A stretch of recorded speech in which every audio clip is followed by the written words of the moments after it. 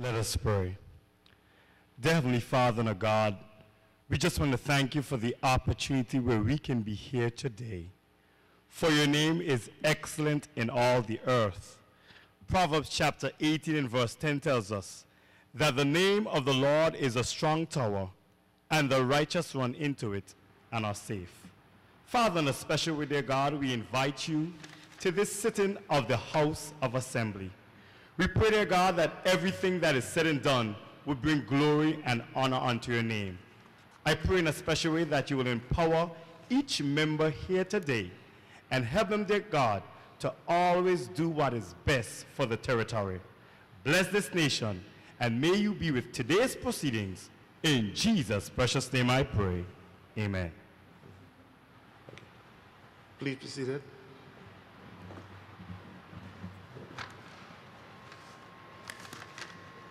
The 11th sitting of the third session of the Fourth House of Assembly is now in session. I call upon the clerk.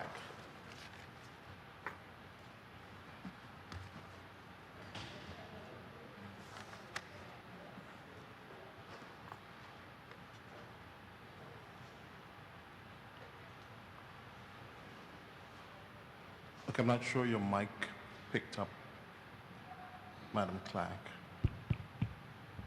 Item number 2, confirmation of minutes. Thank you, honorable members. It is your desire that the minutes of the meeting held on Thursday, 29th July 2021, which has been circulated, be confirmed.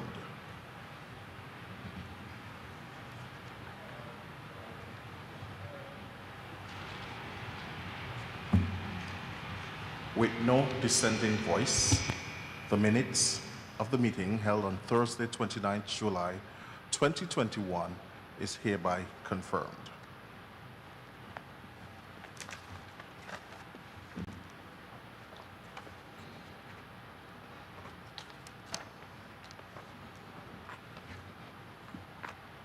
I call upon the clerk. Item number 3, announcements by the Speaker. Good morning and welcome all, including those tuning in on various platforms, to the 11th sitting of the third session of the Fourth House of Assembly.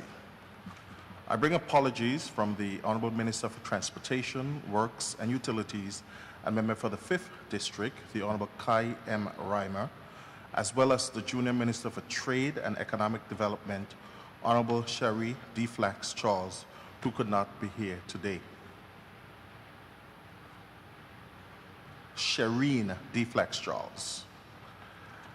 I want to commend the House for making history at our last sitting, which was the 10th sitting, where we had our first virtual sitting. I thank all members for the embracing of technology and also express gratitude to all others who made the virtual sitting possible, including the clerk and her staff, in particular Mr. Linton Leonard and his team, the Department of Information Technology, along with Mr. Andrew Cox and the CBN's crew. Finally, His Excellency the Governor and I are in dialogue on outstanding bills passed by this Honorable House in keeping with Section 71 of the Constitution. I know the Premier continues to do his part as the leader of government's business on bill passed as part of his government's legislative agenda. What is at stake is not only the role of the legislature, but of our young democracy. With that said, I call upon the clerk. Item number 4, statements by ministers. I recognize the Premier and Minister of Finance and member for the 1st District, the Honorable Andrew A. Foy. Thank you, Mr. Speaker. Mr. Speaker, I rise to give a few statements, and I thank you, Mr. Speaker, for allowing me to do so in this august body. Mr. Speaker, and fasting. Mr. Speaker, the Virgin Islands is built on the solid rock Abba our Father. One of the things we know for sure is that our ancestors took refuge only in the hands of God, and they saw victory prevail. That is why your government has always and will continue to keep God in everything that we seek to do on behalf of the people of the Virgin Islands. This is the bedrock of the Virgin Islands family. On August 1st, 2021, as One Virgin Islands, we culminated the 21 days of prayer and fasting in a virtual service held live from the New Life Baptist Church at 4:30 p.m. We would have started this collective journey of prayers and fasting from Sunday, July 11th to July 31st, from 5 a.m. to 5 p.m. daily for 21 consecutive days. Your government thanks all those who join hearts and hands in agreement and in unity for our safety and protection and that of our economy. Several pastors and prayer warriors came forward and contributed prayers and daily scriptures. I saw many instances of churches doing their part to hold prayer and worship sessions, and they too prayed for others, remembering the lives of those affected, whether by death or illness. The church is core in the Virgin Islands history and economy. I thank the Kingdom ambassadors for seeing that this was not a government event, but rather the Virgin Islands' call on God. During the 21 days, persons choose their own time in the day and individually or collectively petition God to continue to keep us all safe and protected during this challenging time. The prayer and fasting was inspired by scriptures of Ezra 8:21 to 23, which states, and I quote, "I proclaimed a fast so that we might humble ourselves before God and ask Him for a safe journey for us and our children with all our possessions. So we fasted and petitioned our God about this, and He answered our prayer." End of quote. Mr. Speaker, our prayers, praise, and worship is important, and I thank God that we continue to set time aside to go to His throne of grace. In 2019, your government started the monthly praise and prayer Thanksgiving service, whether it meant a physical service, call-in radio service, or virtual service. When I announced the need for the ongoing service, I said that it was important for us to open the year and collectively seek God to terminate tragedies as we celebrate triumphs of 2020, seal our faith and our future as we go into the future with God's hand ordering our steps. On January 1st, 2020, at the beginning of that year, we came together as One Virgin Islands at the Queen Elizabeth II. We took an important pause and joined together in one accord to petition God for His favor as we journey through the year 2020. On January 1st, 2021, we started the beginning of this year at the Queen Elizabeth II with a praise and thanksgiving service, offering up waves upon waves of thanksgiving and praise. We will continue as a people to petition God, for He is merciful and faithful.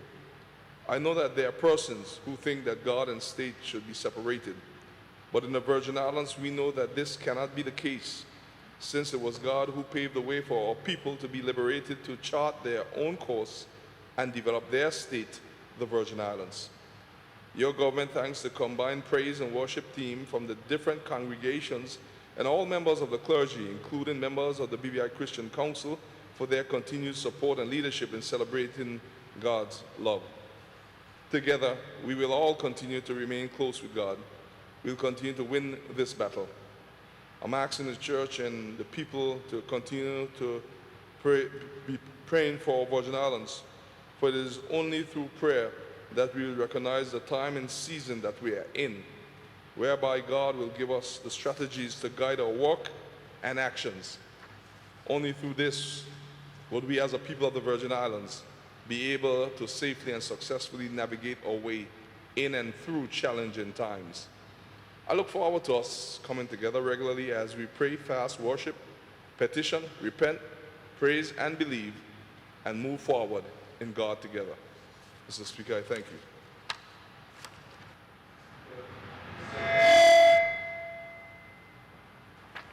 The second statement, Mr. Speaker, I would deliver today in this Honorable House is entitled "The Update on the Tourism Industry." Mr. Speaker, I am pleased to deliver the following report to this Honorable House with regard to the territory's tourism industry and the work that is being done by the BVI Tourist Board, which is an agency under the Premier's office.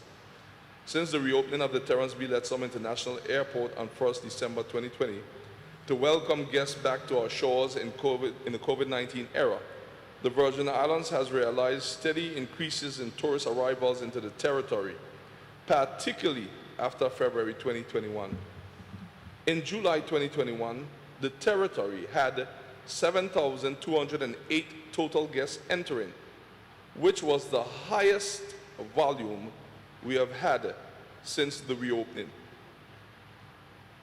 Some 3,766 of those guests entered the Virgin Islands through the Terence B. Letsom International Airport, 2,933 through the Rotown Jetty, and 509 through the West End Ferry Dock, which was designated last month as a fully vaccinated port of entry.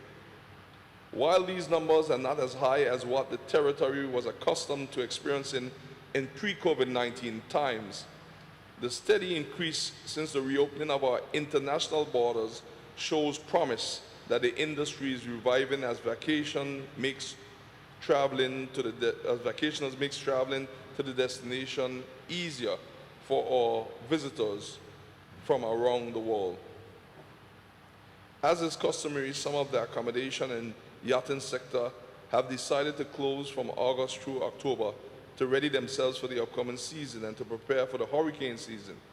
However, many have decided to keep their doors open to take advantage of the annual staycation campaign where locals are encouraged to vacation in the destination and the pent-up demand for travel internationally.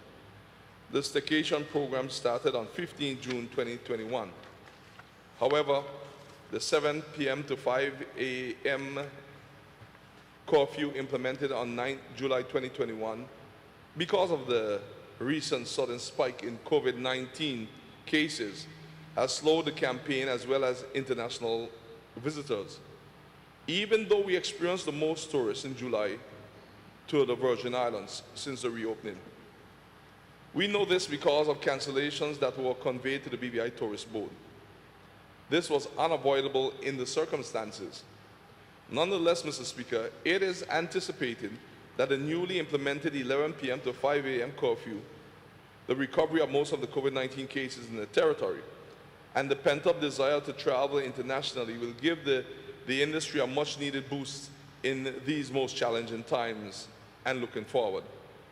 One yacht charter company explained that their bookings through September are reminiscent of 2019 during this time, and that they are thrilled with the bookings for 2022. Another charter company described their bookings at the start of the peak season as phenomenal. This is a testament to the hard work that your government, through the board of directors and the team at the BVI Tourist Board, along with the industry, has done marketing the destination worldwide. This is a testament to the hard work that the BVI Tourist Board, along with all our stakeholders and partners in the industry, have done marketing the destination worldwide. Of note, Mr. Speaker, a North American summer camp through Travel Zoo, which was executed between 24th May to 24th July 2021, is one of the reasons, in addition to the relaxed protocols, for the increase in visitors in July. Travel Zoo is a global media commerce company with more than 30 million members in North America, Europe, and Asia Pacific. It is important to note that June through October is considered the off-peak season when the number of visitors traditionally fall. Some persons have been asking for the number of persons allowed on the ferries to be increased, as this is a popular mode of travel for some categories of visitors. Of course, the number of persons allowed on the international ferries is dependent on local factors as well as factors in the neighboring United States Virgin Islands, and your government is in constant contact and dialogue with our counterparts there to ensure that all that can be done is done and everything that can be accommodated in this COVID-19 era is accommodated. We have seen where prior to the recent increase in positive reported COVID-19 cases on our shores, the number of ferry passengers allowed had been gradually increased since the reopening of the international seaports in mid-June. So as we continue to bring the number of COVID-19 cases back down, members of the public can expect to see the allowed ferry capacities going back up.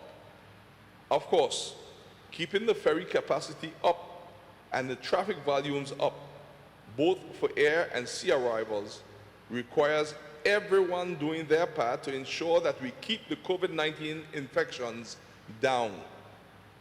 By now, I am sure everyone is aware that this requires wearing our mask, frequent sanitizing and washing of our hands, maintaining social distancing, and adhering to the other protocols and advice. Vaccination is a powerful tool to help us to keep the numbers down, to keep people safe, and to aid in the continuity of business activity and tourist arrivals.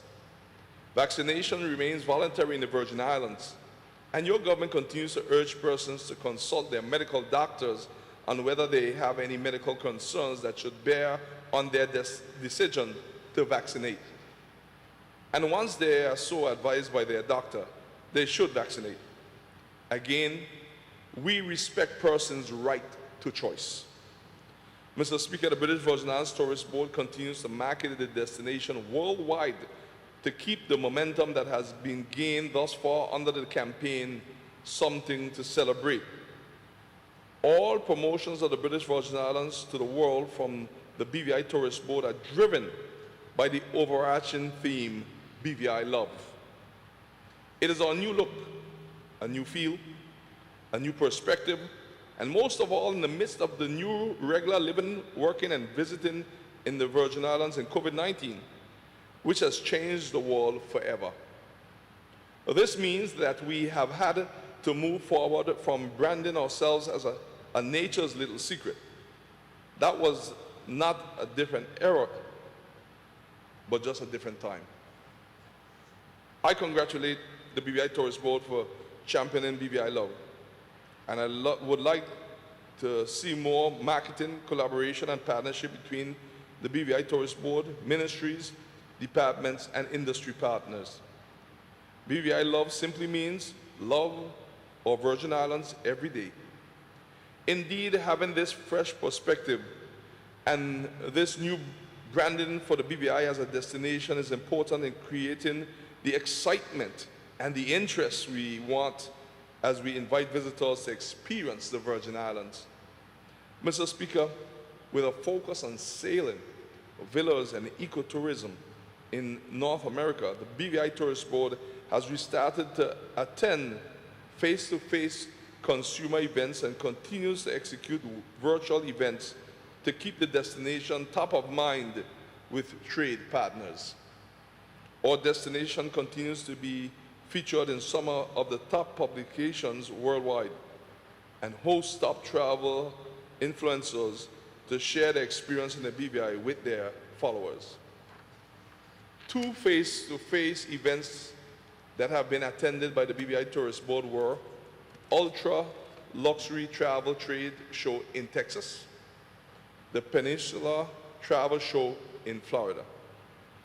Webinars are conducted monthly in conjunction with industry partners. This week, the BVI Tourist Board is attending a very prestigious web-based event called Virtuoso Travel Week. Virtuoso Travel Week allows the team at the BVI Tourist Board to have 300 one-on-one appointments with the top luxury travel advisors in the world.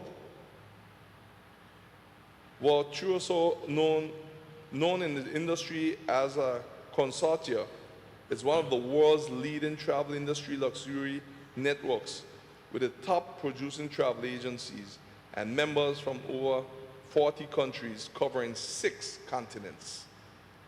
The consortia is made up of stringently vetted travel advisors who specialize in helping to create curated travel itineraries for their very discerning clientele, and also targeted travel partners, hotels, cruise lines, tour operators, destinations, etc. Virtuoso partners and advisors are renowned for their world-class customer service and uniquely curated experiences.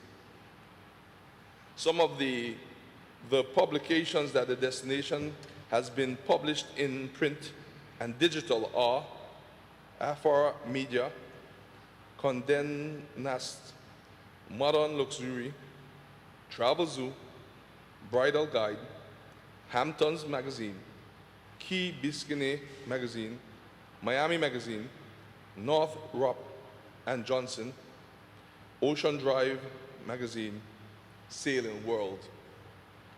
It's important to note that in July, the destination realized 33,491,079 impressions. And for the year, the destination realized 2,746,829,965 impressions thus far. An impression is a metric used to quantify the number of digital views or engagements of a piece of content, usually an advertisement, digital post, or web page. This is as a result of the work executed by the government of the Virgin Islands through the BVI Tourist Board and the industry partners. Additionally, social media influencers are continuously vetted and sent to the BVI to share their experiences. This continues throughout 2021. The BVI Tourist Board also is increasing its activity in Germany, France, Italy, Spain, and Nordic region. While these countries continue to struggle with COVID-19 like the rest of the world, the BVI Tourist Board and its industry partners cannot ignore that these markets represent potential visitors as our travel infrastructure continues to improve. In Germany, plans are being made to attend the AGK Cinema Roadshow in November. A roadshow is an event that allows for industry trade partners like travel agents and traveler influencers to socialize and learn about the destination with the intent of influencing potential travelers to choose the destination. Plans are also afoot to attend the trade fair Interboot in Friedrichshain, Germany, from 18 to 26 September 2021. This event is designed to attract sailing enthusiasts to the territory. Other activations in the other countries are planned to ensure that the destination can realize its share for the upcoming peak season.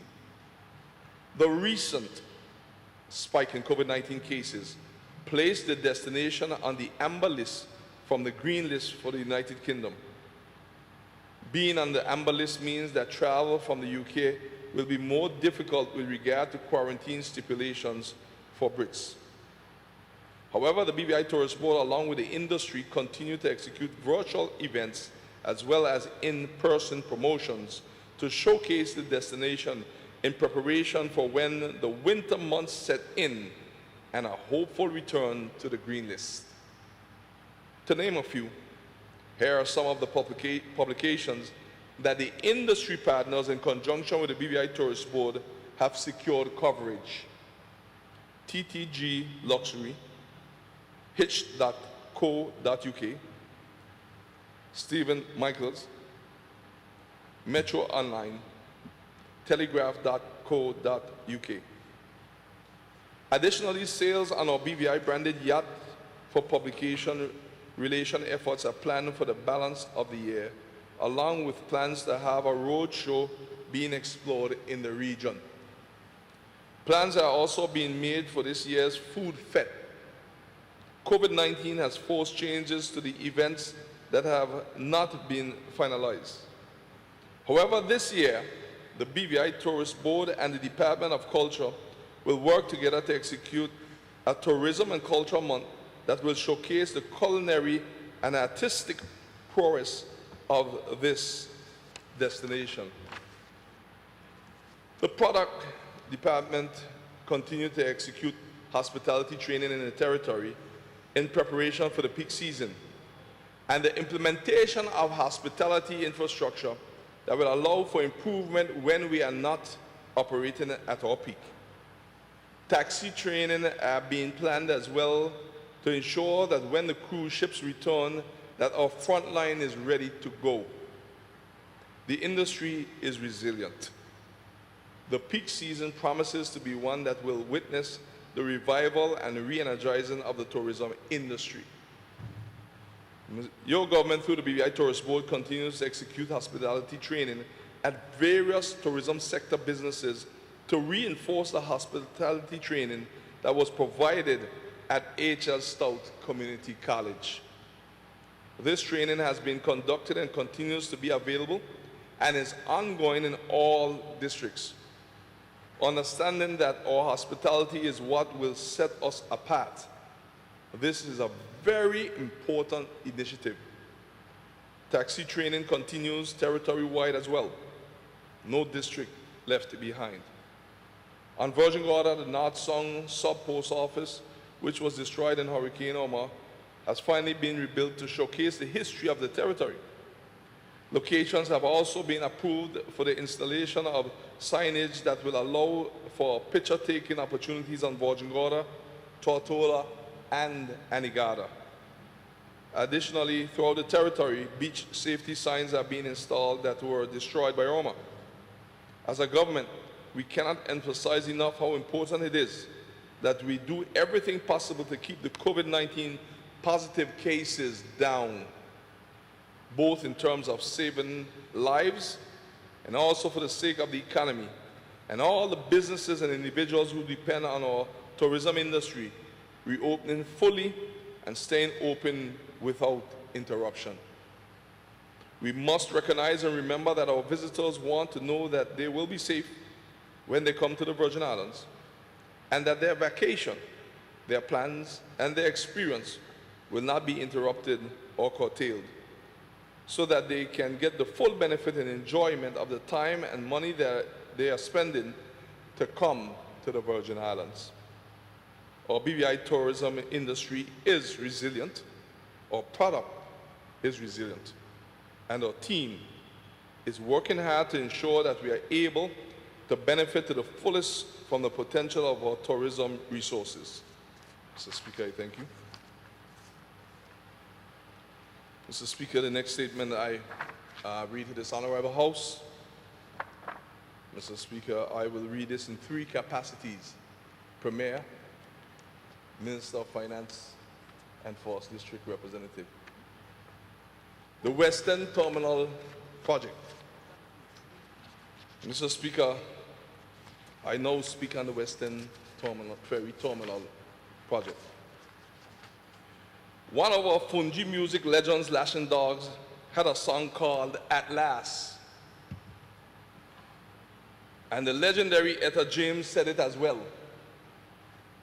The Virgin Islands is finally moving forward to commence actions on the new Western Ferry Terminal. And I repeat, the Virgin Islands is finally moving forward to commence actions on the new Western Ferry Terminal. To God be all the glory. I know that the people of the Virgin Islands have been waiting for it, more specifically the people in the 1st District, and if I can speak for him, I know the 1st District representative is excited for this moment. The Virgin Islands and the people of the Virgin Islands continue our recovery from the devastation caused by Hurricanes Irma and Maria 4 years ago, just shy by 1 month.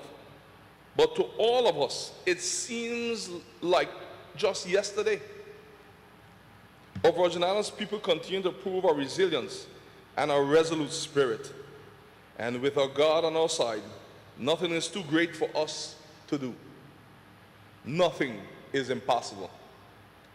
The operation of the human mind is such that often we become so focused on the now and what is in front of us that we forget, or we take for granted, how much things have changed and how much has been done in the past. Those of you who were present in the Virgin Islands in September 2017 and shortly after that would recall the state that these islands were in after being hit by 2 back-to-back Category 5 hurricanes in just the space of a couple of days. You would recall the state of the infrastructure, the homes, the commercial buildings, the public buildings, and so forth. And you would recall that some persons thought that we would never recover soon when they looked at the damage in front of them. And when we look about today, indeed everything has not been restored fully.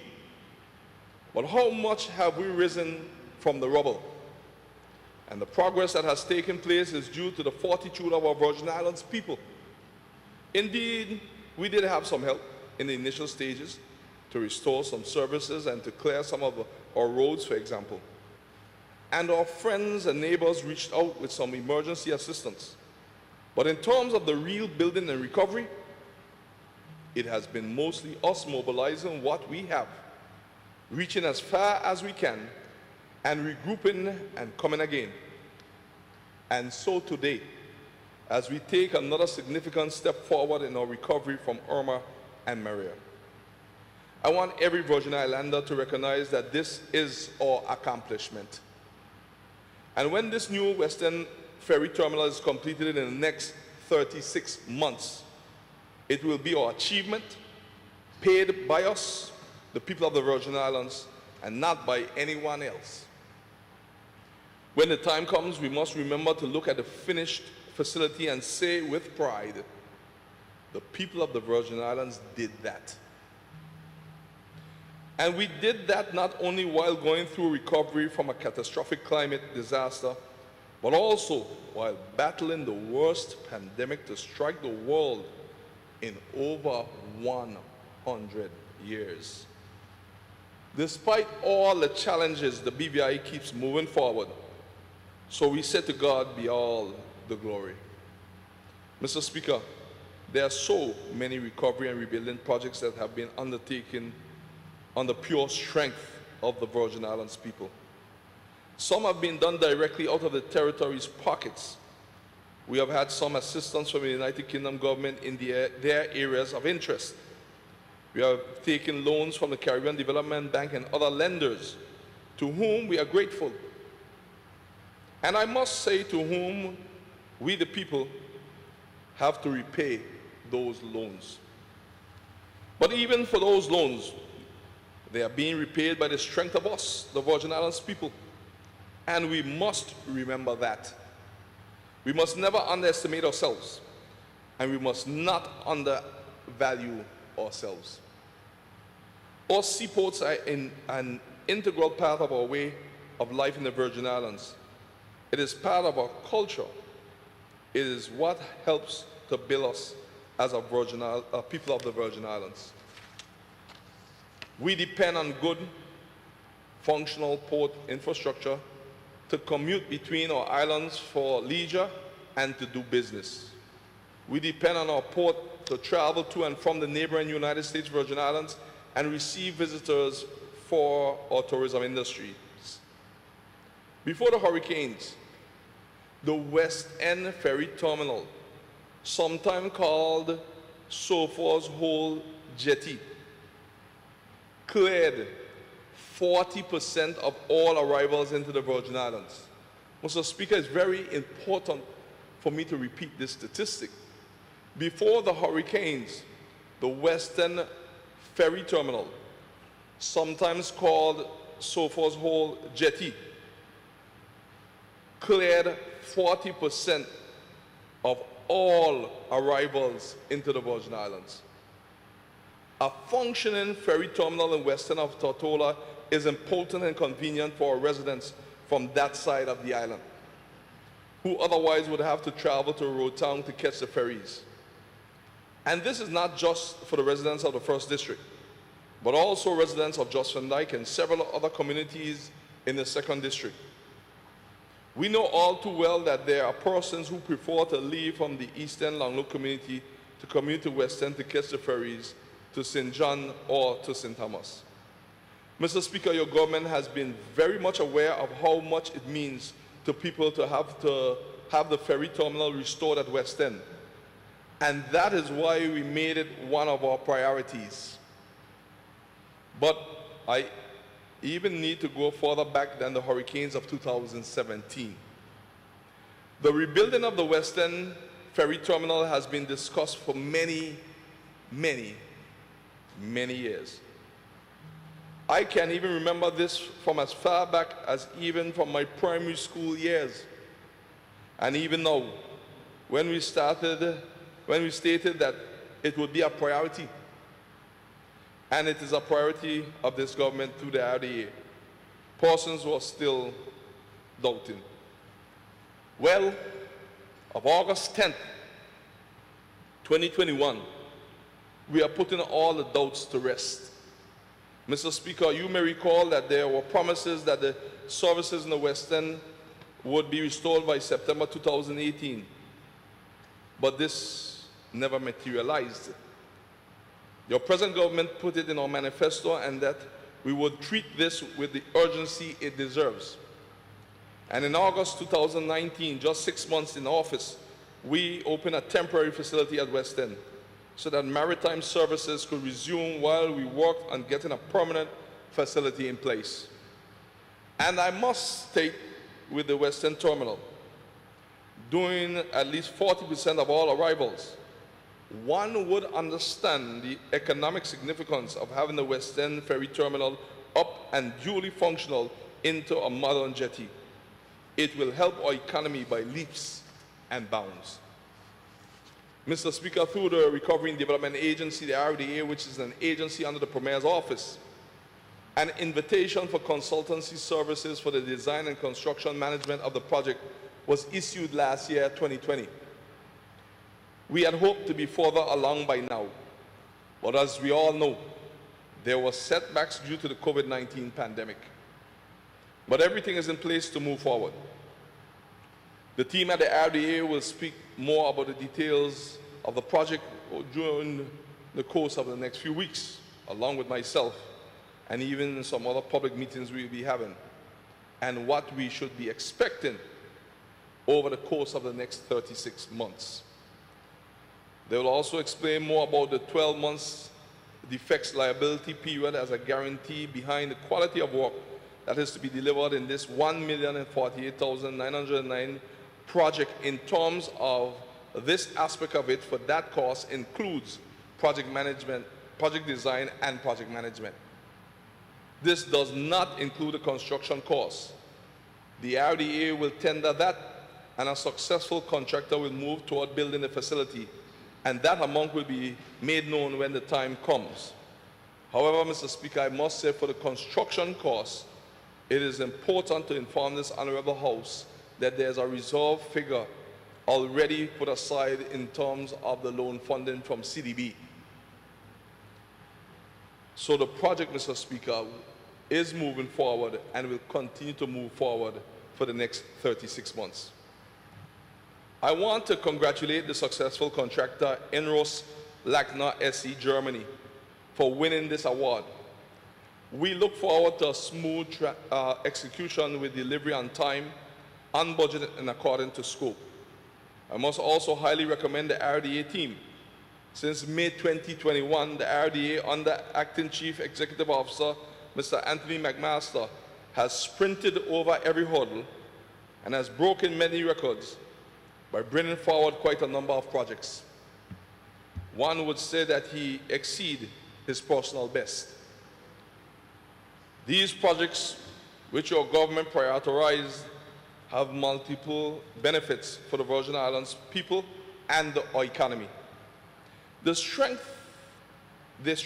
our infrastructure, improve our resilience, economic capacity, and competitiveness, and they continue to job creation and stimulate activity in our economy for the benefit of the wider community. Mr. Speaker, we have confidence in our people. There are some persons who say they cannot see anything happening. They cannot see any work being done by your government. Well, the facts speak for themselves. A lot has been happening, and we have work being completed in spite of all the challenges being experienced during this ongoing COVID-19 pandemic, worldwide pandemic, which is the worst pandemic in the last 100 years. Our gratitude also goes out to all public officers across the various departments in the public service who have kept the wheels of government turning throughout the pandemic. Special thanks must also go to the permanent secretaries who continue to work with Mr. McMaster to push the projects forward, ensuring that the perfect does not become the enemy of the greater good. I also must thank the Ministry of Finance. We thank the Acting Financial Secretary, Mr. Jeremiah Fred, and Dr. Drexel Glasgow for their continued commitment to the RDA. I also want to thank the Attorney General's Office under the leadership of Ms. Attorney Dawn Smith and our team at the Attorney General Chambers. I want to thank my government members for their ongoing and unwavering commitment. I must also say that the RDA's work is on the move. We have work starting shortly on the Elmo South High School to get that completed by the end of April 2022, which will house the senior school that was up by CTL. And you will continue to hear more about these projects, Mr. Speaker, especially from the Minister of Education, even as early as today. Together with our people, we will continue to transform the Virgin Islands into a leading regional economy through entrepreneurship, innovation, and local and foreign investment. Together, we will continue to have all confidence in our Virgin Islands people, especially as we mature in our journey towards self-determination. We are all in this together. We are indeed moving forward in BVI love. This is about supporting our Virgin Islands that we all love and all call home. So let us continue to work together to keep our Virgin Islands on a path of growth and development. May God continue to bless these Virgin Islands and our people. Mr. Speaker, I thank you.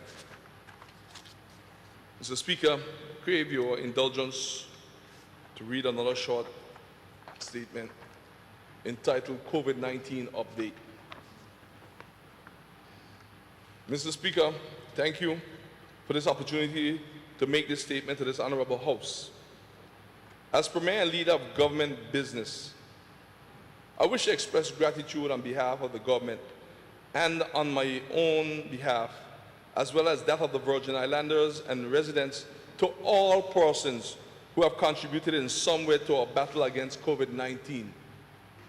Our immediate thoughts go to the health teams, the doctors, nurses, lab technicians, orderlies, and all the other members of our healthcare system. We think about our volunteers who have joined the mission to help those who are willing and able to become vaccinated and to get vaccinated, and those help them to become vaccinated.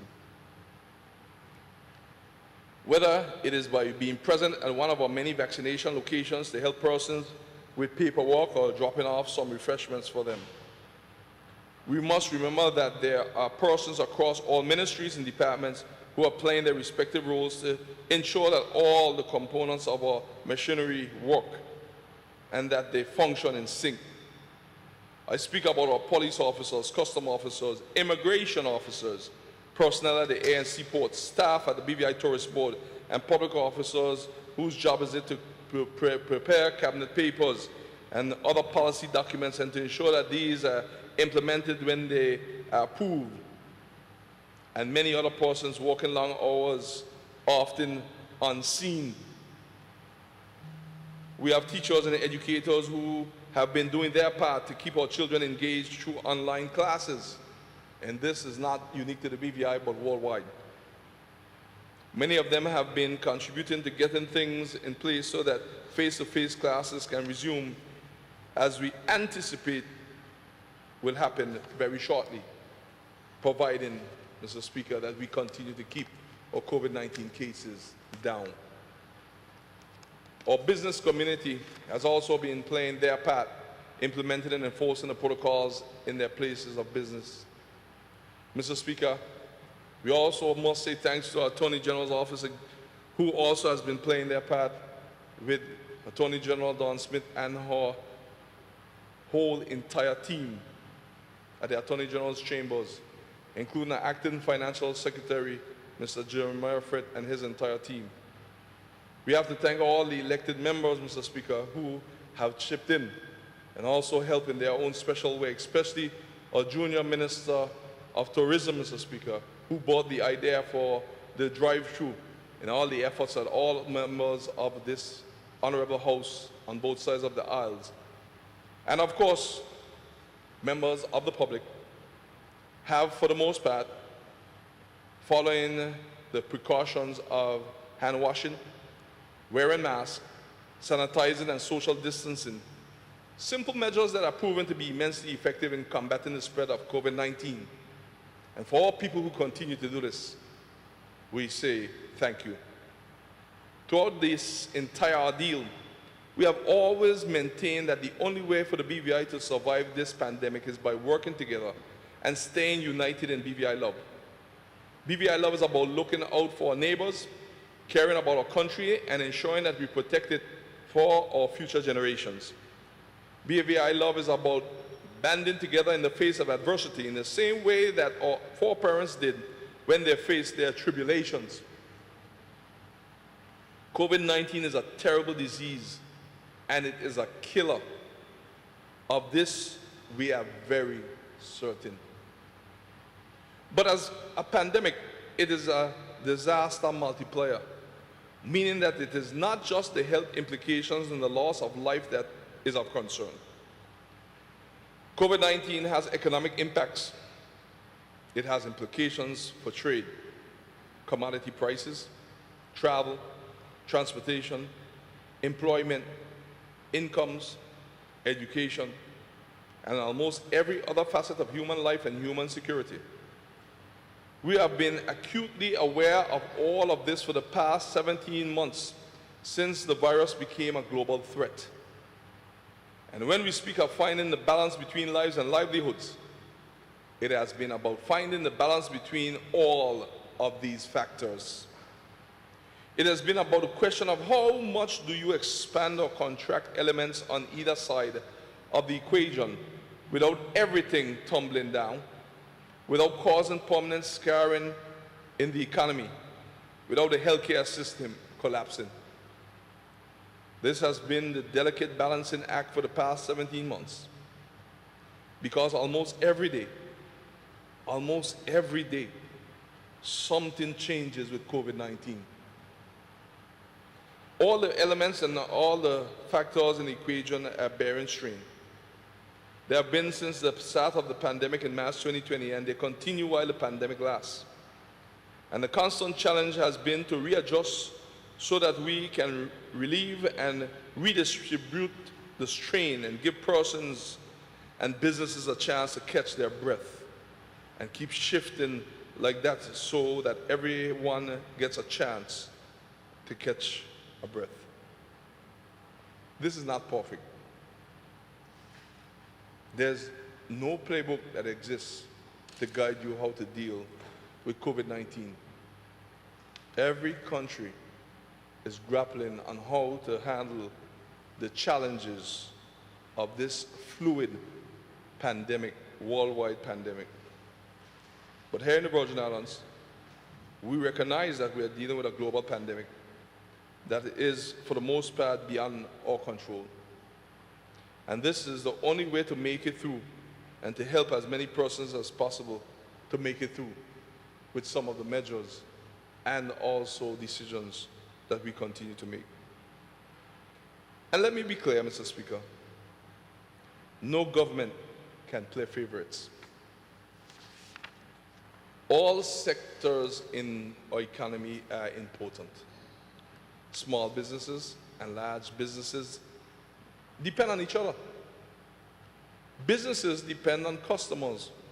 The shoppers depend on having a job to get money to satisfy their needs, which needs are satisfied by other businesses. Everything depends on the stability of the economy. It is a cycle. Everything is interconnected. To survive COVID-19 with no economy left is ruin. And there's no economy if there are no people. And this is why each one of us needs to make sure no one is left behind. Your government understands this. And I know that the majority of our people understand this as well. And this is because of this tightrope walk that since the pandemic began 17 months ago, your government has been implementing various measures to protect and to balance lives and livelihoods. At the start of the pandemic, we implemented measures to close and secure our international air and sea borders. We upgraded our health capabilities. We implemented curfews and restrictions. We implemented protocols to maintain public safety and health safety. These measures were tough on all of us. But with God's help, they work and they continue to work. And we continue to emphasize that the decisions we make are informed by science and what the scientific and technical community, the experts, advise. And our local experts are part of a wider international community where they are exchanging knowledge, experiences, data, analysis. A professional community that is working and collaborating together. Mr. Speaker, the facts are that 15 months into the COVID-19 pandemic, the BVI in mid-June 2021 had only 2 active positive cases of COVID-19, only 1 unfortunate death, which occurred at the start of the pandemic, and a total number of recorded cases of 296. We had no community spread. Cases of COVID-19 were being detected in screening, and the quarantine protocols were keeping the cases contained. By the 3rd week of June, active positive cases had jumped to 13, with 308 total recorded cases. And within 4 days, total active positive cases leaped from 13 to 49, and then almost doubled to 91 active positive cases on 1st July. On 15 July 2021, the positive active cases in the Virgin Islands climbed to 1,602, and the death toll increased to 8 persons. From the following day, 16 July, the number of active positive cases began to fall, and recent figures showed that we were down to 152. Hopefully, it will continue to remain on a downward trend. But those up-to-date figures will be provided by the Minister of Health. Tragically, we have recorded to date 37 COVID-19 related reported deaths. And on behalf of all the members of this Honorable House, I would like to express our deepest sympathy. And Mr. Speaker, with your kind permission, I ask that we have a moment of silence for all our residents that have lost their lives due to COVID-19, all the 37 of them, and even those who have died outside of COVID-19. So, Mr. Speaker, with your kind permission, I'd like for us to stand for a moment of silence.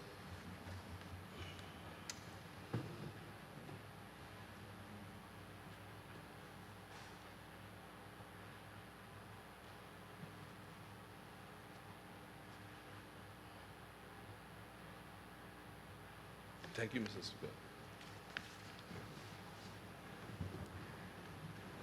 Mr. Speaker, these people were our family, they were our friends, they were our business people.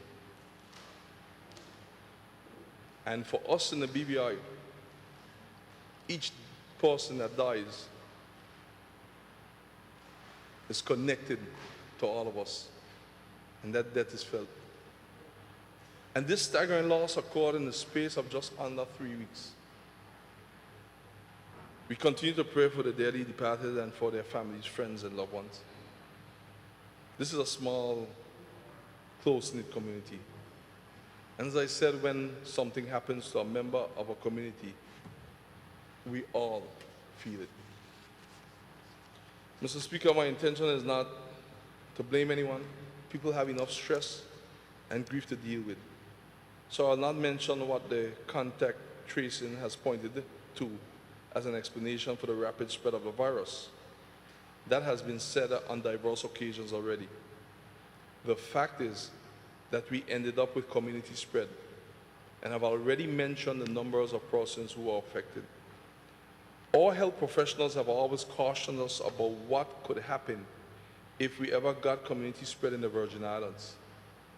In the early stages of the pandemic, we were warned that with community spread, we could have easily seen more than 3,500 positive cases on our shores. And due to the resources available at the time, that could have led to a high fatality rate, Mr. Speaker, especially if no preventative or precautionary measures were put in place. But thank God that we did put them in place. And we never reached to that 3,500 active positive cases on our shores at that time. In the recent spike, we were advised that based on the transmission patterns, if certain urgent actions was not taken, the number of infections could reach as high as 5,000 active positive cases. And of course, the more infections there are, the more persons who are at risk of dying. Cabinet took certain decisions again based on this advice from our professional experts aimed at containing further spreading of the virus among the local population. These measures included from 6 July 2021 nightly curfews, restrictions on the number of persons allowed in gatherings, in businesses and on ferries, limit visits to homes for the elderly and other facilities, closure of certain businesses and restrictions on the operation of others, and other measures. These were revised as the weeks went by and as the situation evolved. This is not a boast, Mr. Speaker, but for us to clamp down on a major wave in such short time and to bring the numbers back down so quickly, it says something about a team that is working for our people. At every step along the way, our team of professionals has been correct in their modeling, assessment, and advice. They were able to map the scenarios based on the science. I know there are those persistent critics who are saying, well, why did they not predict the spike in June? But Mr. Speaker, in all fairness, the advice and the appeals have always been that transmission of COVID-19 would be mitigated if we follow the protocols of mask wearing, sanitizing, and social distancing, among others. The trained experts have emphasized that if the virus sneaks past us and we end up with community spread, that we will be looking at thousands of potential infections. And they have also advised what would happen if we do nothing or if we respond too late, and what would happen with prompt action as prescribed. We have taken the advice of the real experts. We have followed the advice.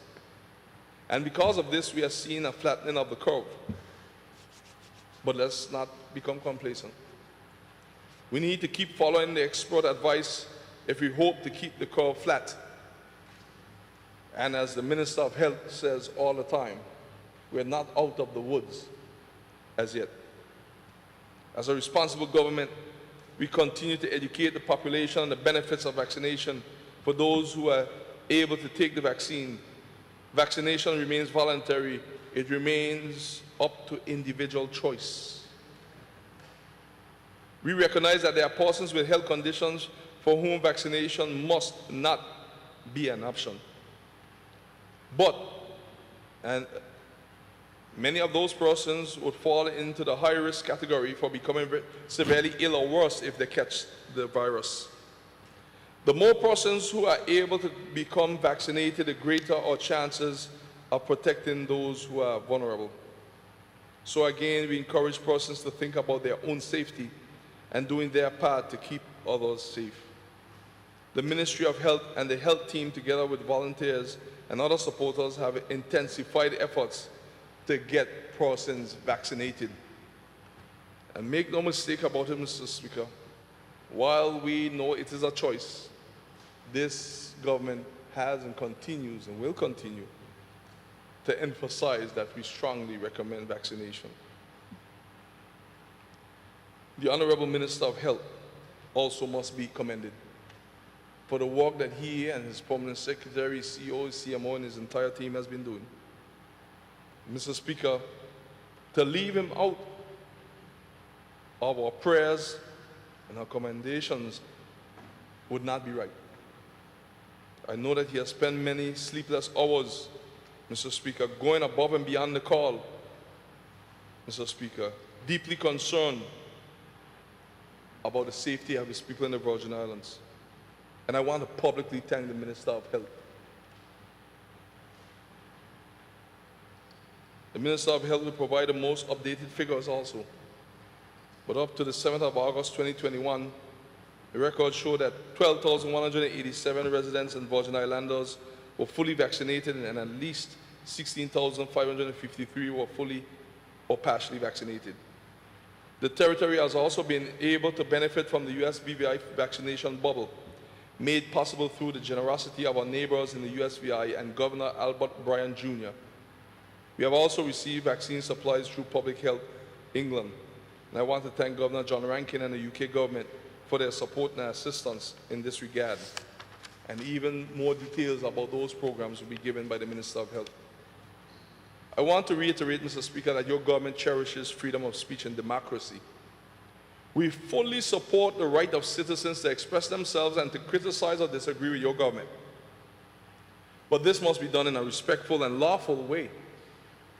Vaccination remains a controversial issue in many countries, and we are seeing persons in other jurisdictions becoming passionate and even out of control to the extent where violence has reared its head in some countries. Violence and violation of the law and the peace is not acceptable in a democratic society. Your government has already expressed our agreement with the statement issued by CARICOM following the recent assault of St. Vincent Prime Minister Dr. Ralph Gonsalves by a protester while the Prime Minister was on his way to Parliament on 5th August 2021. The violence that was displayed against Prime Minister Gonsalves was shocking and reprehensible. I repeat, that has no place in a democratic society. The COVID-19 era is a time for unity and for working together. It is a time for being supportive of each other. There's never a good or right time for violence. Never. The BVI is a community of BVI love. We have been a positive example to the world, and we must take pride in continuing to do that. I also wish to thank all persons who joined with us in the recently concluded 21 days of prayer and fast, because we are spiritual people and we acknowledge the role of our God in protecting us and clearing the obstacles from our path. This is one of the ways that we show support and BVI love for each other and further strengthen our commitment to peace and community spirit. So let us continue working together to keep everyone safe, to protect lives, to protect the economy, and to help us on the path to fully reopening our economy once again. And as we do this, we must bear in mind that even as progress is being made, COVID-19 is something we cannot see, we cannot smell, we cannot touch, we cannot taste, and we cannot hear. And this means that once COVID-19 is still out there, we must be vigilant. I believe in the ability of our Virgin Islands people to unite and to bring the COVID-19 cases back down, to unite to save lives, and to unite for the sake of securing our economy. Working together and with God on our side, we will get through the challenges of COVID-19. Mr. Speaker, I thank you. Mr. Speaker, I just have two more short statements. Mr. Speaker, this statement is called a ministerial political advisor. Mr. Speaker, in Cabinet Decision number 281/2021 of 8 July 2021, a decision was made to create the post of ministerial political advisor to provide specialist support to ministers and junior ministers to assist them in delivering the mandate for which they were elected and sworn in as government to perform. The matter has been tossed around by successive governments for the last 20 years. The history in the Virgin Islands shows that ministers and ministries have always needed expertise that are outside of the resource capabilities of the public service, and for work, the nature of which is outside the limitations of the public service regulations, but necessary to get the job done. And this expertise is most often sourced through the engagement of consultants, for which each ministry has long been allocated a budget annually. Successive governments have long utilized the contract qualified consultants who could provide technical expertise necessary in providing direct support to ministries. Your government saw the need to properly and appropriately regularize the consultancy vote as we continue to strengthen the transparent and accountable processes within ministries.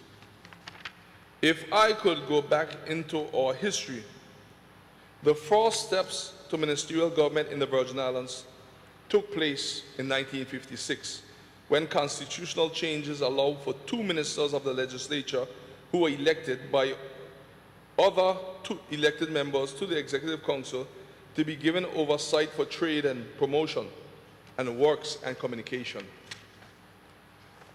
Ministerial government was further expanded following the Proudfoot Report of 1965, which concluded that constitutional advancement to ensure elected members more initiative in the direction of the colony's affairs was justified. This led to, in 1970, the introduction of a ministerial system that provided for 3 ministers, including a chief minister.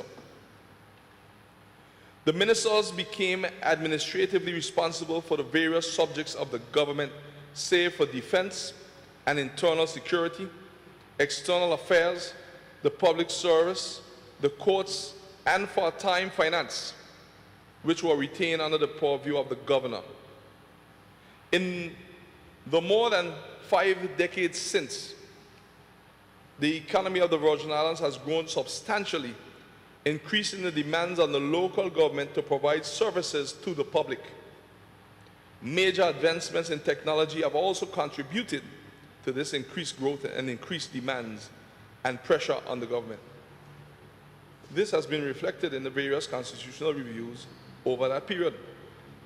For instance, the current Virgin Islands Constitution Order 2007 provides for a team of ministers consisting of the Premier and 4 other ministers, one being appointed the Deputy Premier, who sit in the Cabinet. Through the Virgin Islands Constitution Amendment Order 2015, provision was made for the appointment of 2 junior ministers from among the elected members of the House of Assembly to assist in the performance of ministerial functions relating to economic development. And Mr. Speaker, all governments to date is trying to find the best mold to fit and to operate, to find how to operate the junior ministers, given the ambiguity of how they were stated in the Constitution. But this government will continue until it finds the right fit. The government of the Virgin Islands has set the national vision of transforming the Virgin Islands into a leading regional economy by 2025 through innovation, entrepreneurship, and local and foreign investment. This is deemed key to bolstering the economy and human security and resilience of the Virgin Islands. To achieve this ambitious target in the aggressive deadline, it is necessary to boost the human resource capacity and capabilities in the various ministries, and to provide appropriate support to the ministers so that they can optimally drive the government's work and agenda and generate and sustain momentum. Our people want progress, and we'll make it happen, even in the midst of the challenges of the COVID-19, the worst pandemic in the last 100 years. Mr. Speaker, as a government, we have previously cited the need for strengthening the policy capabilities of the government.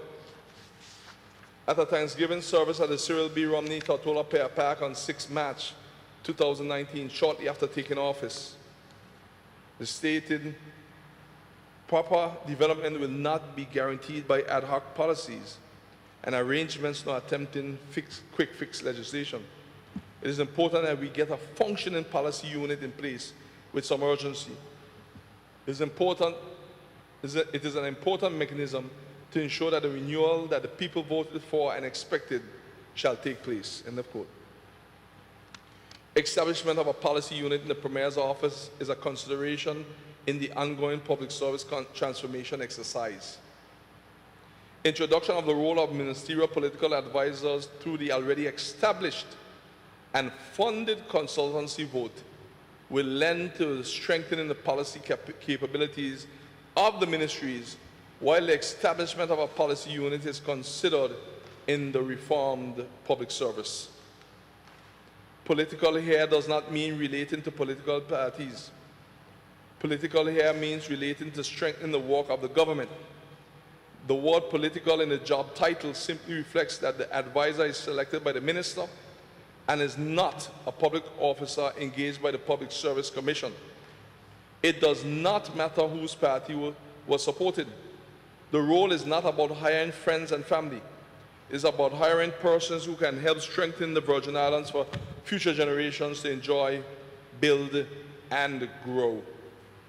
Mr. Speaker, Cabinet considered and approved the consultancy of ministerial political advisors, where the Premier would be assigned no more than 3 ministerial political advisors, and each other Cabinet Minister and Junior Minister would be assigned no more than 1 ministerial political advisor. Ministerial advisors or ministerial aides are not uncommon in government systems around the world, and that also includes the United Kingdom, from where we have sourced a model for the role and adapted it to the needs of the Virgin Islands. We know what may be good for the UK may not be good, appropriate, workable, or the best for the structure of the purposes and procedures of the government of the Virgin Islands. For example, advisors will not work with political parties as done in the UK. Advisors cannot instruct or override public officers. The advisor will not duplicate the job of any public officer. Under the Public Service Regulation, public officers are prevented from considering certain factors when analyzing research and designing policy, but those factors are part of the real-world operating environment. And that is why we sometimes have a disconnect between what the public officer is able to do and what the minister and the government is trying to achieve for the people based on the mandate given by the people. This is where the ministerial advisor role comes in, to incorporate those dimensions that the public officers are not allowed to go into. The terms of reference for the ministerial political advisors include research and analysis, and assisted in speech writing for the minister. Additionally, the advisor will serve as a conduit between minister's political agenda and his or her public service agenda. In doing so, he or she will work with the permanent secretary to ensure that there's a clear distinction between the 2 roles. The areas that the advisor will provide support to the minister include, but are not limited to, coordinating materials for briefings and submissions by reviewing, analyzing, and coordinating briefing materials, notes, background material, speeches, ministerial correspondence, submissions, and other information submitted to the minister, and provide feedback to the minister. Reviewing papers, proposals, and other subject matter going to the minister, drawing attention to any political considerations that the minister should take into consideration in his or her decision making, and liaising and consulting with relevant stakeholders to obtain information, to seek advice, and to assist the minister. Mr. Speaker, the tenure of each ministerial political advisor who will be hired as an independent contractor to be the same as the tenure of the minister to whom they are assigned.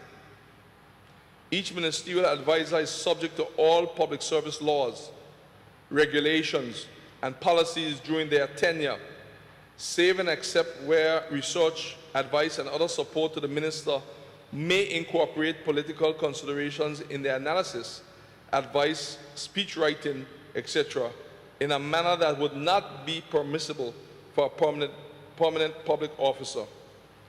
Also, advisors will be required to adhere to the code of conduct for ministerial political advisors. In the conduct of his or her duties, the ministerial political advisor should adhere to the following rules of conduct. 1. The ministerial political advisor shall sign and adhere to the code of conduct for ministerial political advisors and make themselves available to the Integrity Committee for ministerial political advisors when requested by the committee. 2. Ministerial political advisors should not act adversely to any public service laws, regulations, and policies during their tenure. 3. The ministerial political advisor shall declare any private interest that they may hold in any matter that may be deemed relevant to their work upon assumption of duties and periodically as circumstances may require. This disclosure shall be made by letter to the appointing minister and copied to the permanent secretary in the Premier's office and the Premier. 4. The ministerial political advisor should not, 1. Roman numeral 1, decide or unknowingly mislead the House of Assembly or the public. Roman numeral 2, misuse their official position or information acquired in the course of their official duties to further their private interests or the private interests of others. Roman numeral 3, receive benefits of any kind which others might reasonably see as compromising their personal judgment or integrity. Roman numeral 4, disclose without authority official information which has been communicated in confidence in government or received in confidence from others. Roman numeral 5, they cannot use official resources for party political activity.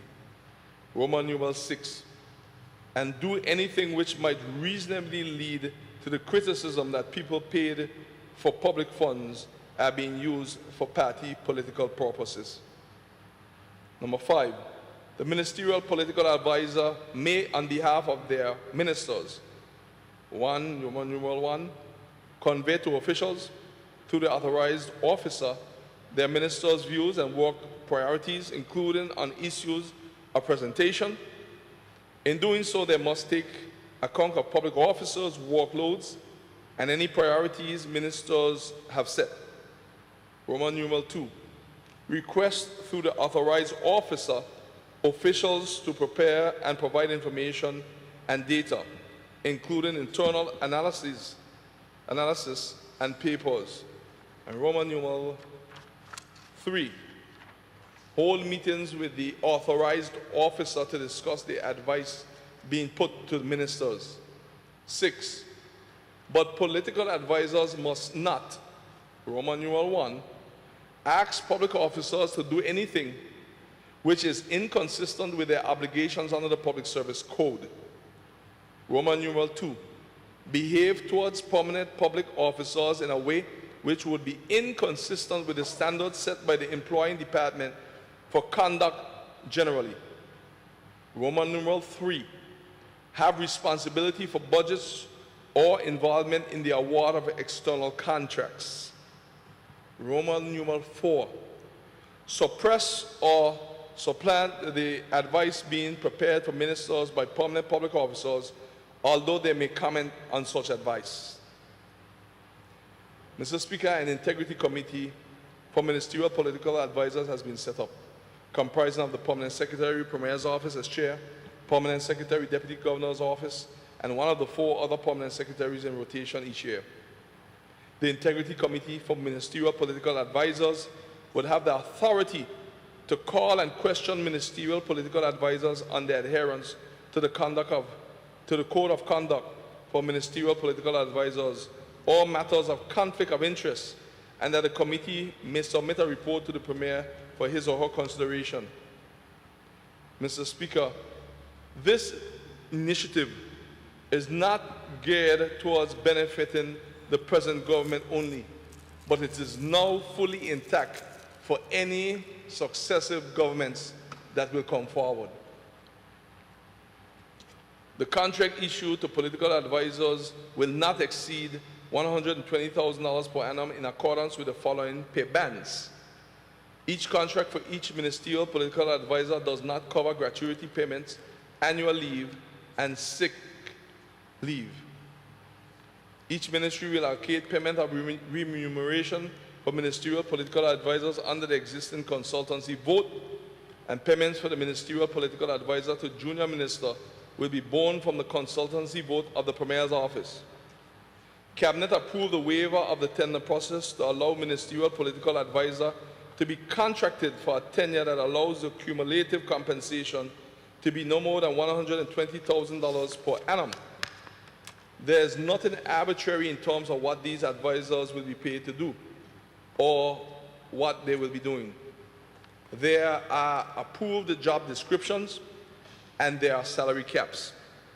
In the first instance, in order for an advisor to be engaged, they must have either a master's level degree with 5 years of experience or a bachelor's degree and 10 years of progressive experience in relevant planning, management, and/or analytic positions, among other professional areas. Mr. Speaker, there's a deliberate attempt by persons to skew the facts to get the public riled up unnecessarily, getting them to think that this is about new posts and new monies. Consultants have long existed in ministries, and successive governments have brought in persons to work under this umbrella. But there were no stipulations, guidance, or policy created for how the consultancy vote would work.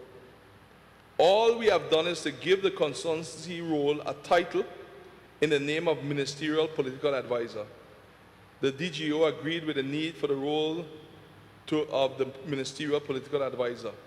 The government of the Virgin Islands thanks the Deputy Governor's Office for the recommendations received, reinforced by correspondence from the Governor as to what they recommend the job title should be and what should be the terms and conditions for the role.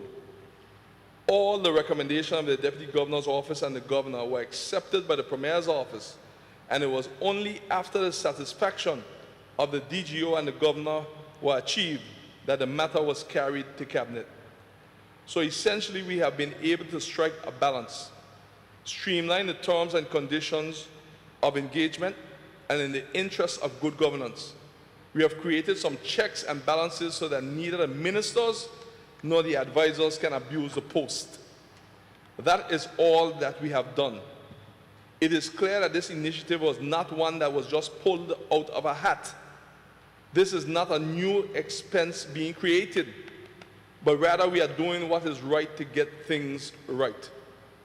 The public wants us to be transparent and accountable, and this means tackling long-standing structures to make them current, even if you take blows in the process, for in the end, I believe that it will all work together for the good of the Virgin Islands. We are not a government that thinks about the next elections, but rather we are a government with guts that thinks about the future of the Virgin Islands, and blows or not, we'll continue to put structure and controls on an age-old practice. For doing what is right is not about favoritism, it's about making things happen. We are doing what is right and responsible. This initiative and policy will benefit all, as I said before, all successive governments to become more efficient and effective in the delivery of the mandate that the people have given them. It will indeed provide a clear framework for the consultant public service engagement in a coordinated and harmonious way as we deliver the pledges and the quality of government that citizens expect and deserve. Rapidly position the Virgin Islands to become a leading regional economy, and ensuring that we create the opportunities for the people of the Virgin Islands and generations to come. Mr. Speaker, in closing, let me reiterate that no new monies were sought for the services of the advisors. Funding is allocated in the yearly budget to ministries under consultancy vote. Yes, some will try to mislead the public intentionally and others will try to make the public think that in these difficult times due to COVID-19, millions of taxpayers' money have been recently approved for consultants while families and businesses suffer. This malicious misleading on the public is unacceptable, for we should not be playing on the vulnerability and emotions of our people to incite reactions. All budgets, when passed by the House of Assembly each year, for decades, approved monies for each ministry to allow for the hiring of consultants. I repeat, Mr. Speaker, all budgets, when passed by this Honorable House of Assembly each year for decades, approved monies for each ministry to allow for the hiring of consultants.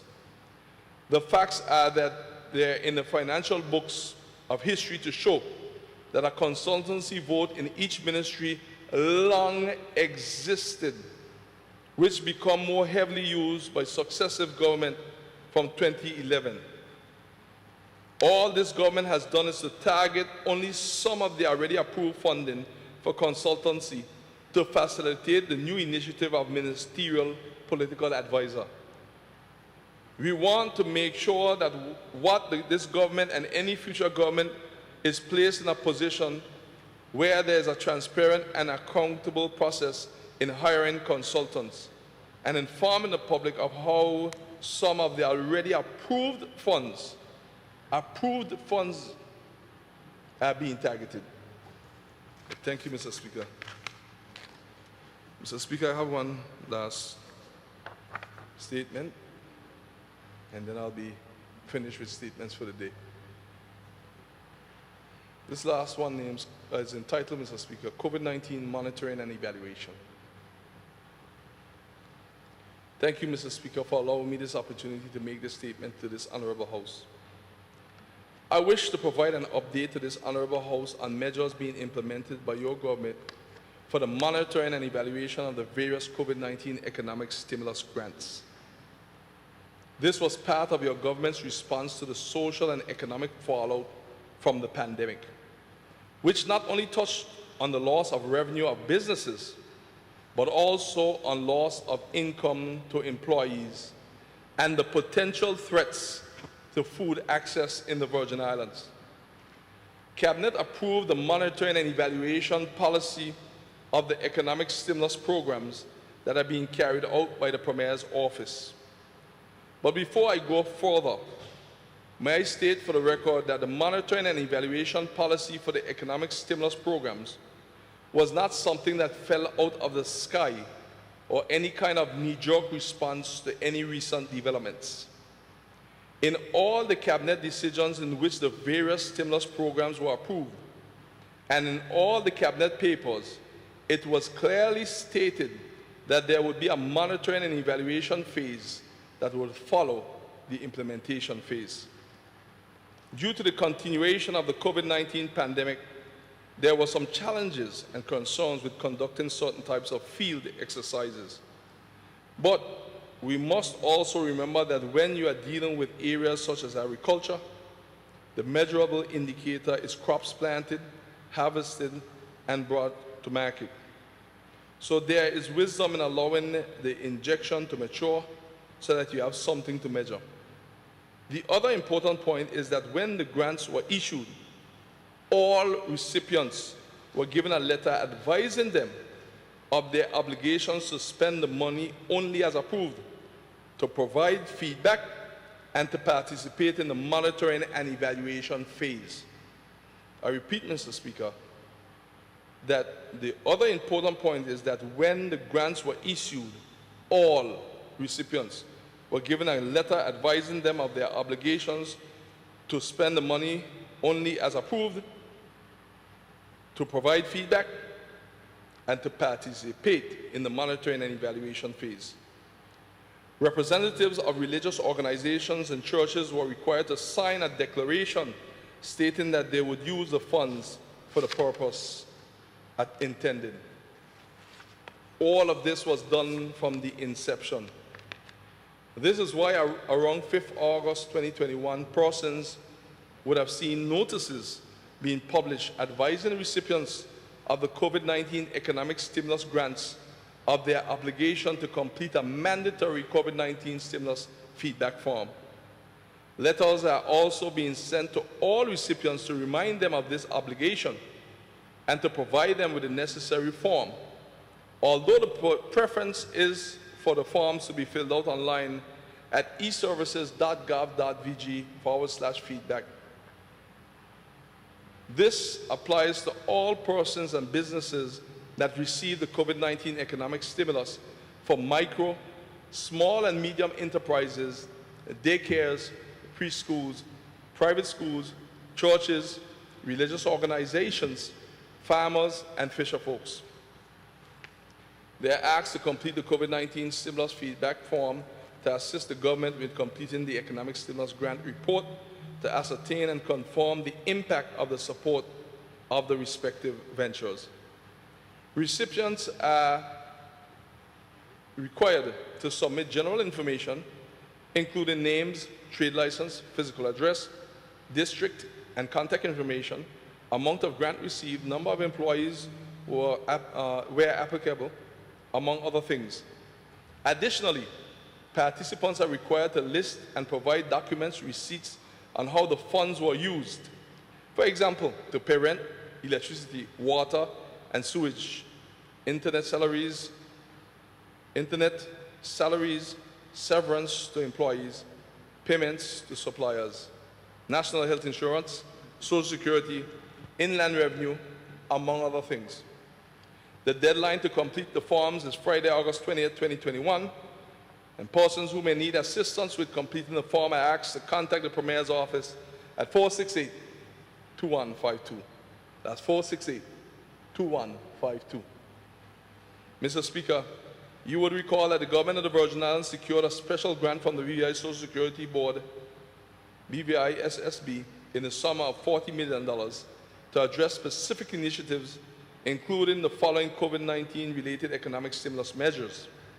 The stimulus packages that were assigned to the Premier's office as follows: COVID-19 economic stimulus, macro, small and medium enterprise MSME business grant $6.5 million, economic stimulus for farmers and fishermen $2 million, COVID-19 economic stimulus, daycares, preschools, private schools, churches and religious organizations $1 million, and COVID-19 transportation stimulus package $1 million.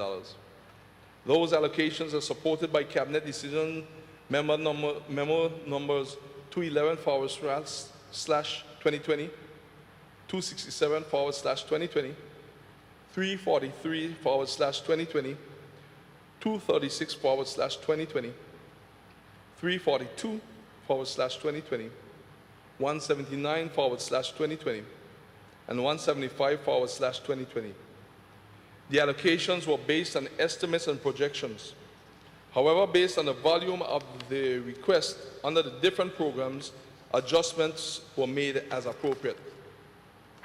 It is important to note that when this stimulus was administered, the economy was projected to be on the verge of collapse, given the economic hardship being experienced by all entities due to the 24-hour lockdown and other measures as a result of COVID-19 and the protracted impact of the pandemic on economic activity.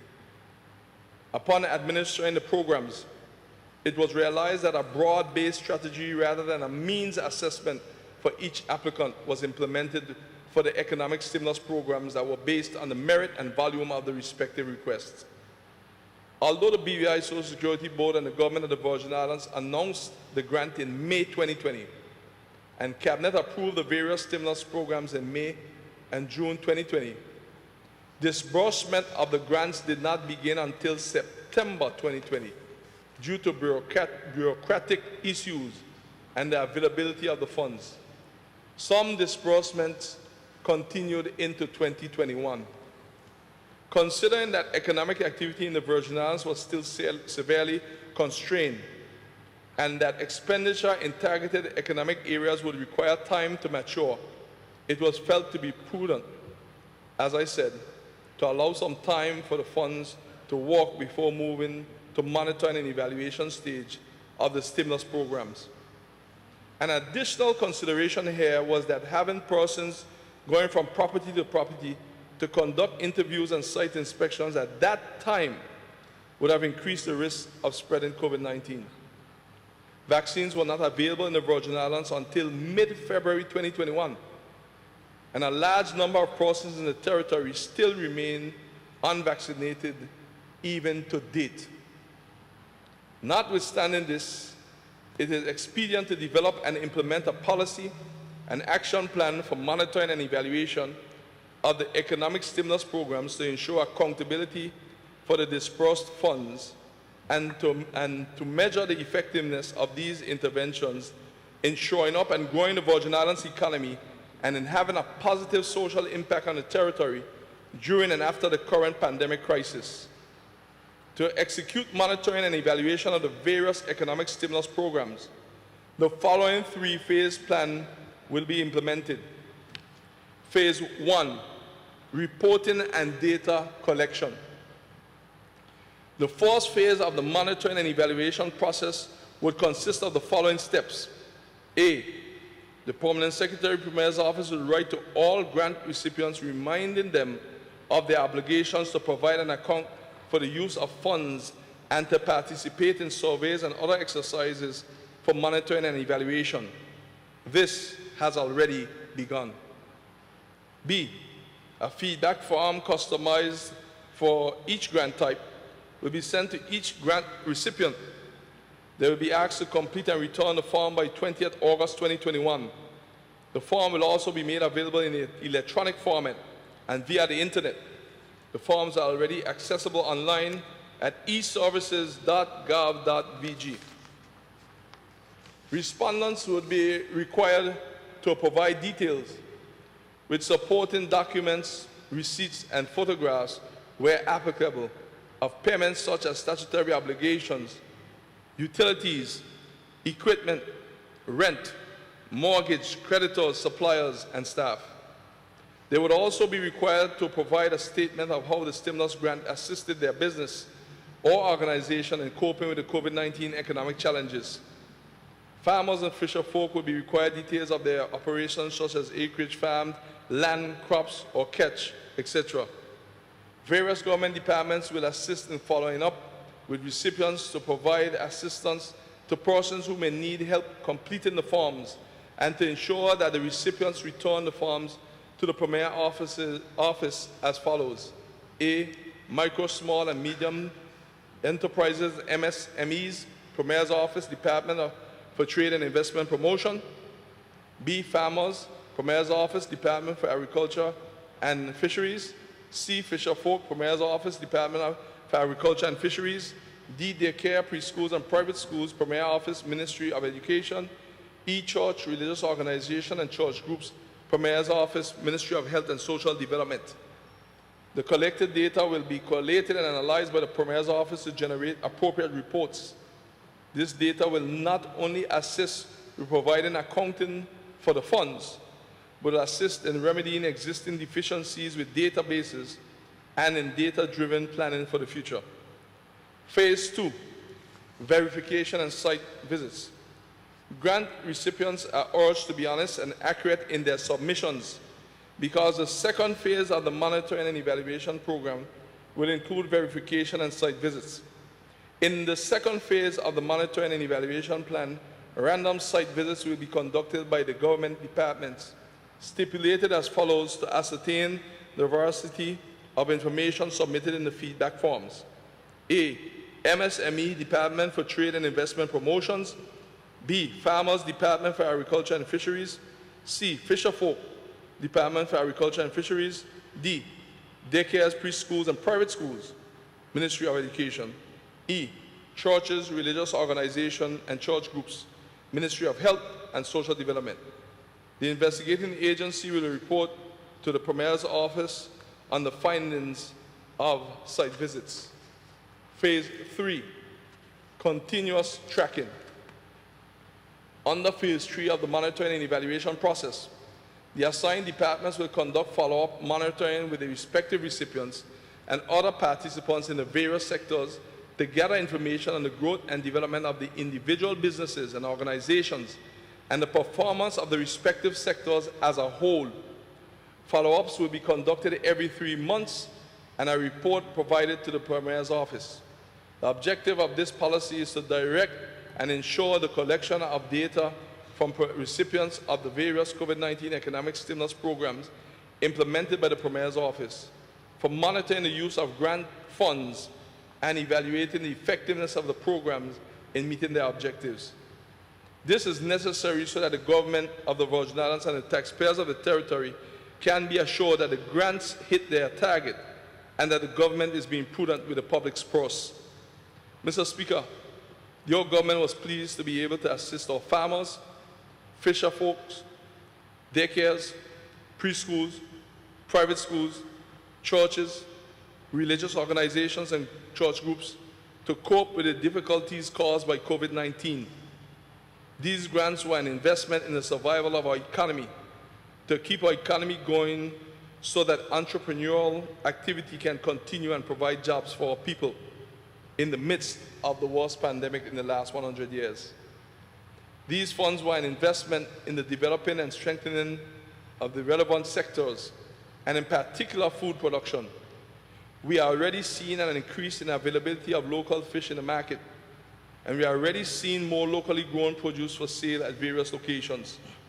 We are also grateful to the BVI Social Security Board for coming to assistance of the territory and our people at a time when help was needed, when government revenues were adversely affected by the pandemic, and when requests to the UK government, through the former governor, for grants to support businesses and persons who were put out of work by COVID-19 were declined on the basis that the Virgin Islands must handle its own needs, while the UK taxpayers' funds are used to support persons in the UK. The then governor said, and I quote, "The government of the British Virgin Islands made a request to the United Kingdom government on Friday, 27 March, for funding to pay at least the minimum wage of persons who have become unemployed as a result of COVID-19. We need to recognize that we are starting from a strong position in the British Virgin Islands. We have healthy reserves, and the Social Security Board is very robust. I'm encouraged that, like the other overseas territories, the BVI government is developing its own plans to respond to those in need.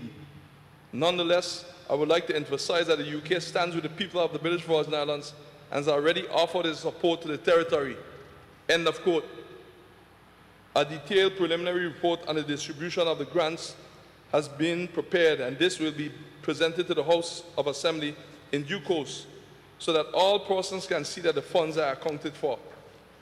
The government has ensured that all grants from the stimulus reached as many persons in the Virgin Islands as possible through different entities. Mr. Speaker, the government has made good on its promise. Now we look forward to all recipients forwarding their information so that we can show the world that in the Virgin Islands, we are more than capable of managing our own affairs, as we have always done together, even from the days of our ancestors and forefathers. Mr. Speaker, I thank you. I thank the Honorable Premier for his statements. I recognize the Deputy Premier and Minister for Education, Culture, Youth Affairs, Fisheries and Agriculture, and Member for the 7th District, Dr. the Honorable Natalia D. Wheatley, for his statements.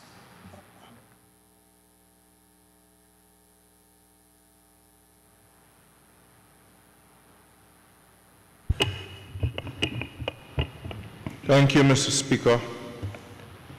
I have 4 statements today. Mr. Speaker, I would have made a statement to the Virgin Islands on Tuesday regarding the opening of school, and I believe it is important that it be read into the records of this Honorable House, so that when future parliamentarians take their spot and look back at history, they know exactly what was done and said in the Honorable House at a specific point in time. Mr. Speaker, it is a difficult time in our history right now. In fact, around the world, for we are all experiencing the threat of COVID-19, which has claimed the lives of hundreds and thousands of people, and 37 here at home. COVID-19 has spread throughout the Virgin Islands and has robbed us of many of those we love. My ministry is no exception. Several of the hardworking and dedicated public officers under the ministry have been affected by this vicious pandemic. I take this opportunity to offer sincere condolences to those within the ministry, the wider education system, and the wider Virgin Islands who are coping with the loss of loved ones. Despite the difficult circumstances we have had to endure, there's so much that we can still continue to praise and give God thanks for. We were able to make it through the entire 2020-2021 school year without one COVID-19 case affecting our school system. Thank God, because the safety of our students, teachers, and administrators is our top priority. We all are well aware that we had a major spike in active COVID-19 cases in the month of July that unfortunately forced a few graduation ceremonies to be held online. COVID-19 also interrupted plans for our summer programs and even canceled our traditional emancipation celebration. However, our emancipation service was held virtually this year to ensure that people continue to remain safe during COVID-19. This year's service reflected on our ancestral history and emancipation story.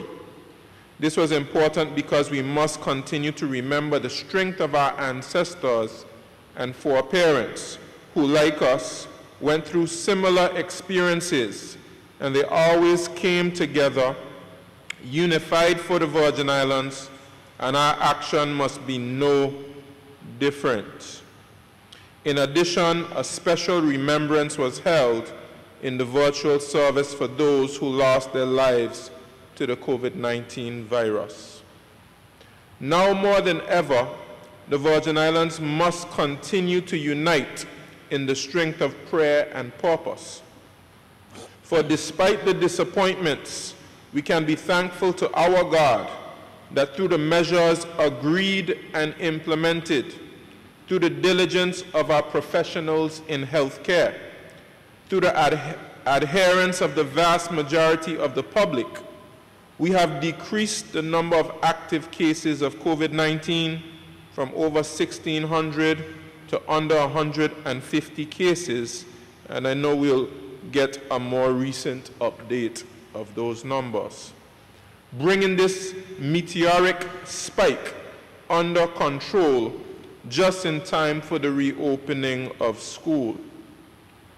As a result of this drastic decrease in cases, the Unified Command Team of the Health Emergency Operations Center was in the position to make recommendations to the Cabinet for amendments to be made to the existing public health order.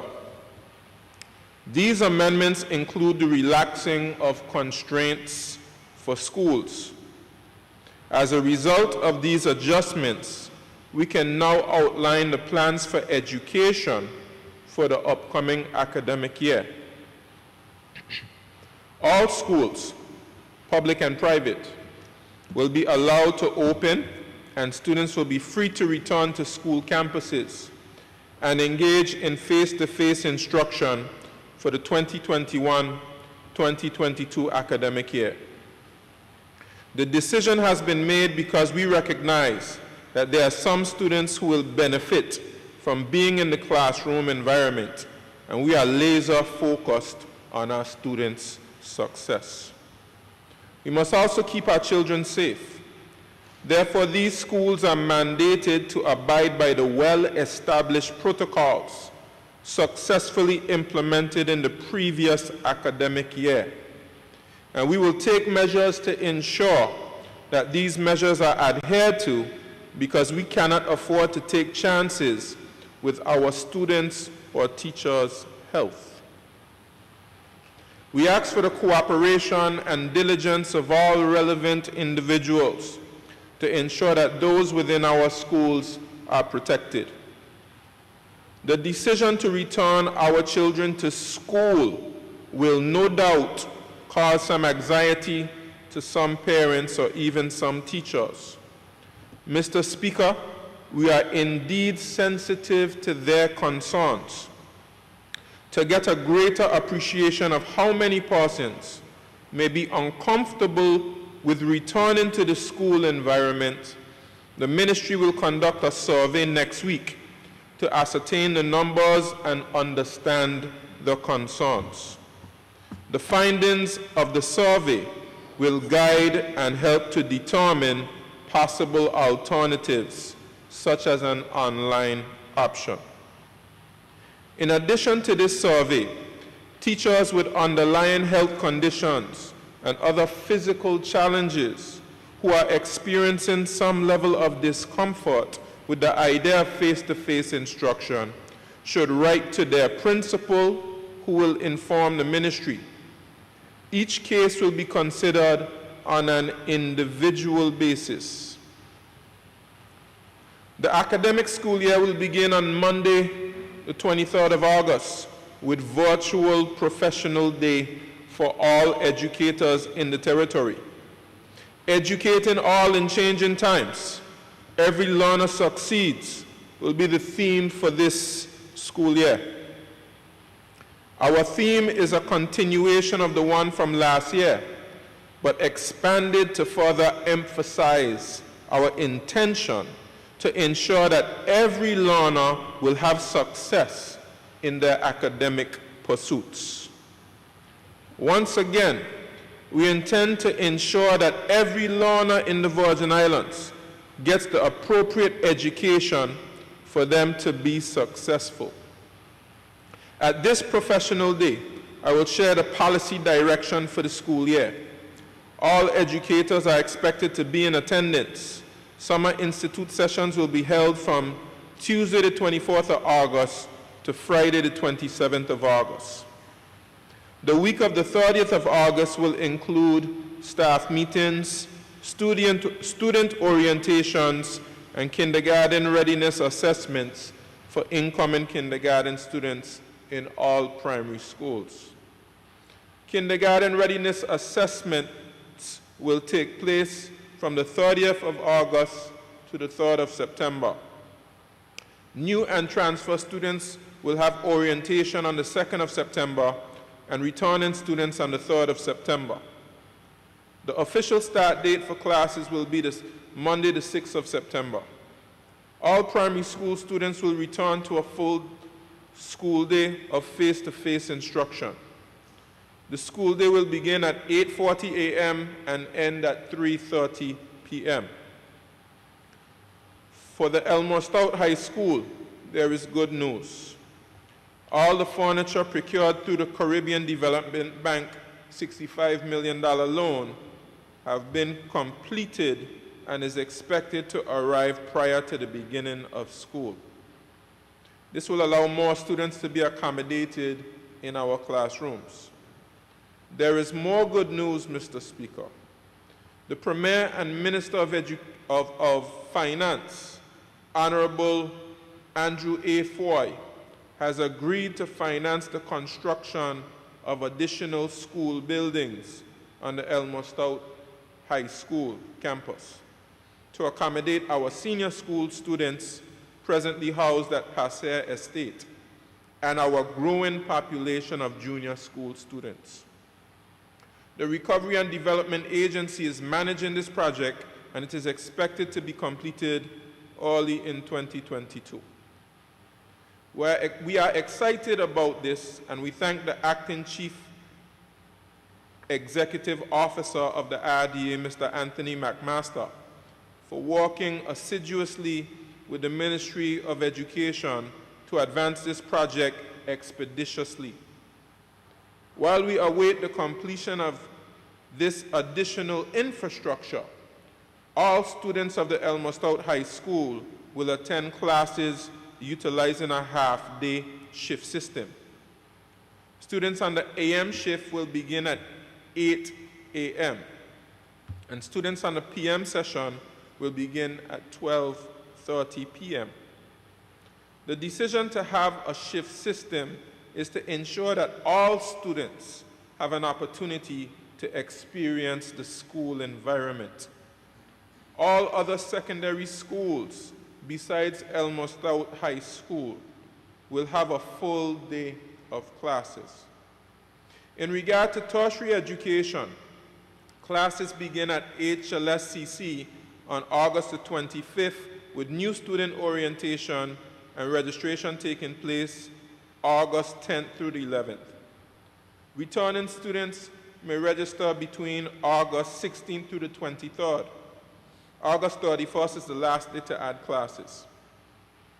All courses which do not require face-to-face delivery will be offered online in the first instance for a period of 4 to 6 weeks, subject to review at the midpoint.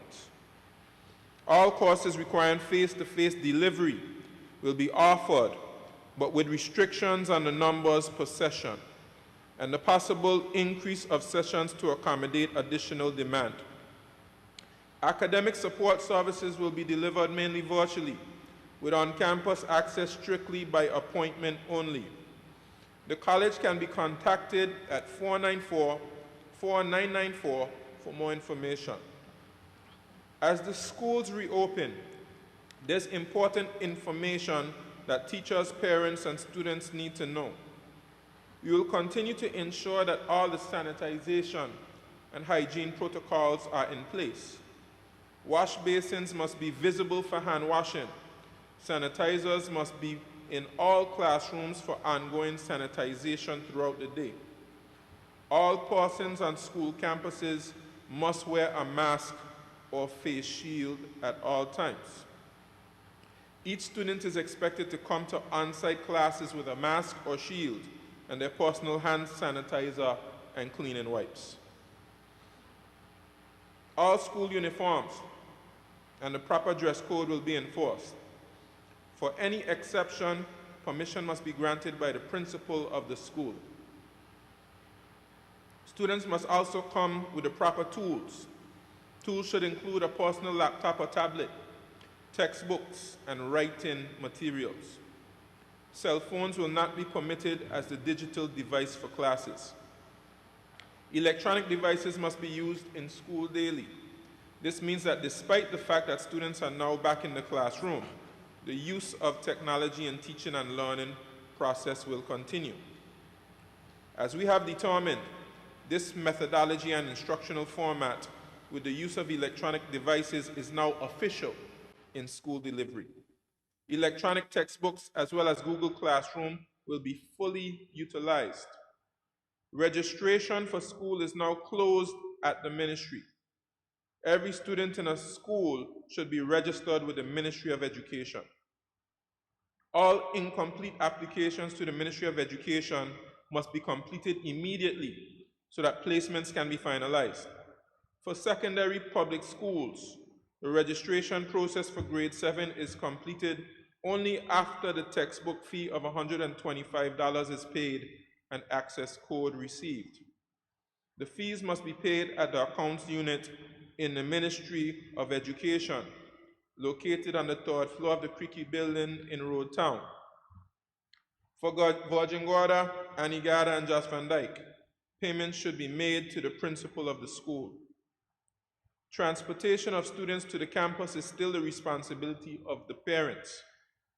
The organized bus system will be put in place for secondary schools, and parents are reminded that early morning drop-offs and after-hours pickups are still prohibited. Parents are expected to make the necessary arrangements to have students on and off campus within 30 to 45 minutes of the start or end of school. Visitors to school campuses will be restricted. Each school decide how visitors will be accommodated with the restricted guidelines. All COVID-19 protocols in schools will be updated and made available to parents and the general community as needed. If a child reports to school having been directly exposed to COVID-19, the public health team will be contacted immediately. Contact tracing will commence, and they will make the appropriate decisions on additional measures based on their findings. If parents suspect that their child has been exposed to COVID-19, they should not send that child to school, but rather contact the public health team immediately. School schedules will outline lunch and break periods in a staggered manner to ensure a control of students gathering in groups. Parents are to secure packed lunches for the children from vendors if they are not able to give them lunch from home. Allow me to give a brief update on the construction of schools, Mr. Speaker. The designs for the Jas Van Dyke Primary School and Eslin Henley Rochelle Learning Center are completed. Next week, the ministry will hold a meeting in Jas Van Dyke on these plans so we can seek approval from Town and Country Planning and commence the procurement process for construction. The conceptual designs for the new junior school for the Elmer Stout High School are complete, and the next phase of the process is the procurement of a contractor for the mechanical, electrical, plumbing, and structural designs. The Isabella Morris Primary School has been deemed structurally unsound and will be demolished, and we will then begin the process for the construction of a junior school on the west. The construction of Brigado Flats has been completed and a handover will be held soon. The Recovery Development Agency is the lead on all these projects. Mr. Speaker, Ivan Dawson Primary School, which was closed to allow repairs to the roof and cleaning of mold, is ready to be reopened. We thank the King Garden Bay Baptist Church for housing the school during that period of time. Mr. Speaker, I will end by acknowledging the cry of our educators. This past Monday, I met with the executive of the Teachers Union. I expressed clearly to them and to all teachers that I am their biggest supporter and advocate. The long-standing challenges in our education system must be addressed. For those who have wrongly asserted that this is just lip service, I point to consistent efforts to address teachers' concerns. Mr. Speaker, in regard to walking in better conditions, your government has expended around $4 million just after taking office on refurbishing the now Ella Dorothy Turnbull building. Your government spent $250,000 on improving the Passear campus, $134,000 to repair the 10th and Virgin Gorda, $1.7 million to redevelop Brigado Flats, and well over $400,000 in school repairs and mold mitigation. These are just some examples. Your government has also committed to many more millions for additional school buildings on ESHS campus to take our children off of the Passear campus. Cabinet also agreed to a salary review in January of 2021. During this cabinet meeting, I asked for special consideration to be given to teachers. The last salary review was conducted in 2002, coincidentally under a VIP administration. The cabinet also decided in 2019 to pay outstanding increments for 2016 and 2017. The first of these payments has already been made, and the second was interrupted by the pandemic. Mr. Speaker, I ask that members of the opposition not exploit the working conditions of our teachers for political gain. The education system should not be a political football to be kicked between political parties.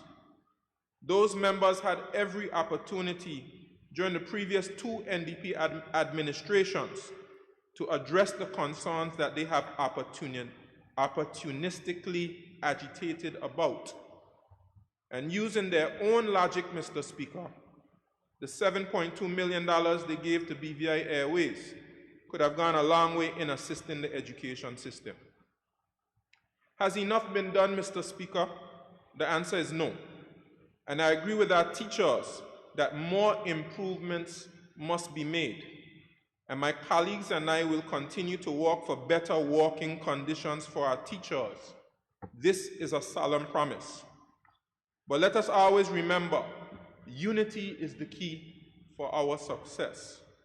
Students, parents, teachers, principals, the community, and the ministry all have major roles to play in the success of this or any school year. We must have an open mind, be flexible and positive. I appeal to employers to assist us by allowing some flexibility to employees who have school-aged children. We now have the capabilities to switch to online, hybrid, or blended learning as the need may arise. With the blended learning approach, on-site learning will be combined with some online learning, and students at home may require parental supervision. I crave their support, Mr. Speaker. I know we can all work together as a team to make this a successful school year and get through this difficult COVID period. Unity is indeed strength, and together we can do it. If anyone has any suggestions on how we can continue to strengthen education, I encourage them to please do not hesitate to make contact, as my ministry and I, as minister, would like to hear from them as we continue to navigate this period. Education belongs to all of us. Mr. Speaker, I look forward to a successful school year, and God bless our efforts to build an educational system that will allow us to accomplish our God-given purpose and potential as a prosperous Virgin Islands for generations to come. I thank you, Mr. Speaker. My next statement is on agriculture and fisheries. Thank you, Mr. Speaker. Today I rise to update this Honorable House on the Ministry's ongoing work to support the agriculture and fisheries sector. Restore, increase, sustain, and educate, abbreviated as RISE, was a theme of a successful Farmers and Fishers Week 2021. As it captures so simply our approach to revitalizing the farming and fishing sectors. We have decided to continue using this theme as we move forward to build these industries. Mr. Speaker, we know that farming on the Paraquita Bay estate has not been at an optimal level. Farming activity on the estate has been in decline mostly due to years of neglect of the sector. To this end, my ministry is assembling an agricultural management committee who will be tasked with the mandate of reviewing existing agricultural uses at Paraquita Bay and recommending the way forward. We are also working closely with the Town and Country Planning Department and the H. Laverty Stout Community College, the Lands and Survey Department, and the Ministry of Natural Resources, Labor and Immigration to ensure that the estate is properly planned out and developed in an orderly manner, taking all the key stakeholders into consideration as we move forward. In order for our work on the estate to yield results that we can all be proud of, we recognize that it must be done right, and so we are taking all the necessary steps to ensure that we have a solid foundation moving forward. For many years, there have been challenges with the supply of water to the farms at Paraquita Bay. Thanks to the hard-working team at the Water and Sewage Department, earlier this year, they were able to make additional water available from Sabbath Hill Reservoir through Spring Gut. In spite of their efforts, farmers are still not receiving a consistent supply of water at adequate water pressure levels to their farms.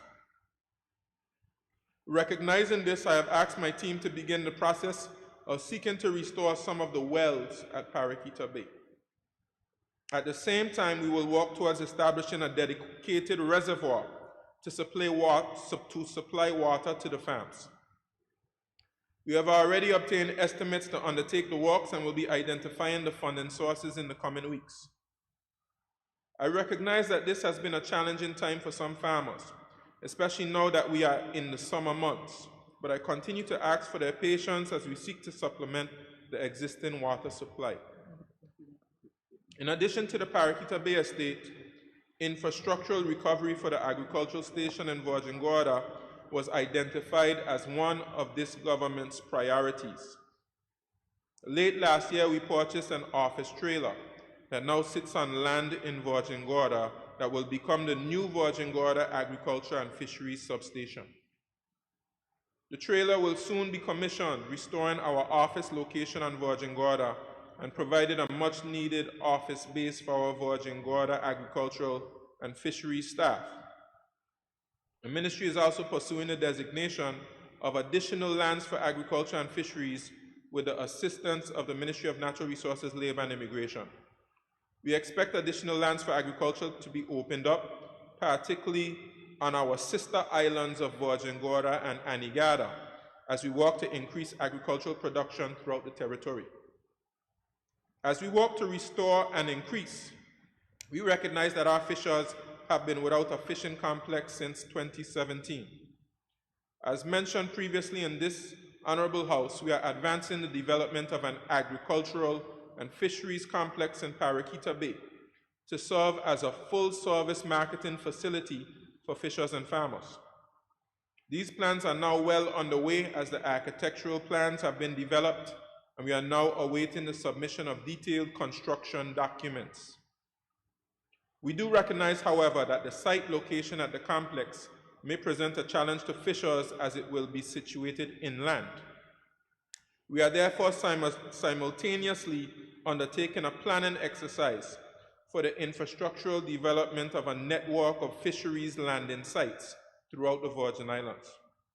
There are a number of traditional sites already in existence, but they are in dire need of infrastructure that can support the activities of the fishing sector. We envision fishers being able to comfortably land their fish for collection in these locations, and where appropriate, access ice, refrigeration, water, and other amenities. The first location slated for infrastructural improvement is the Omahaj Fishermen's Wharf. I will update our fishers and this Honorable House as plans progress in this area.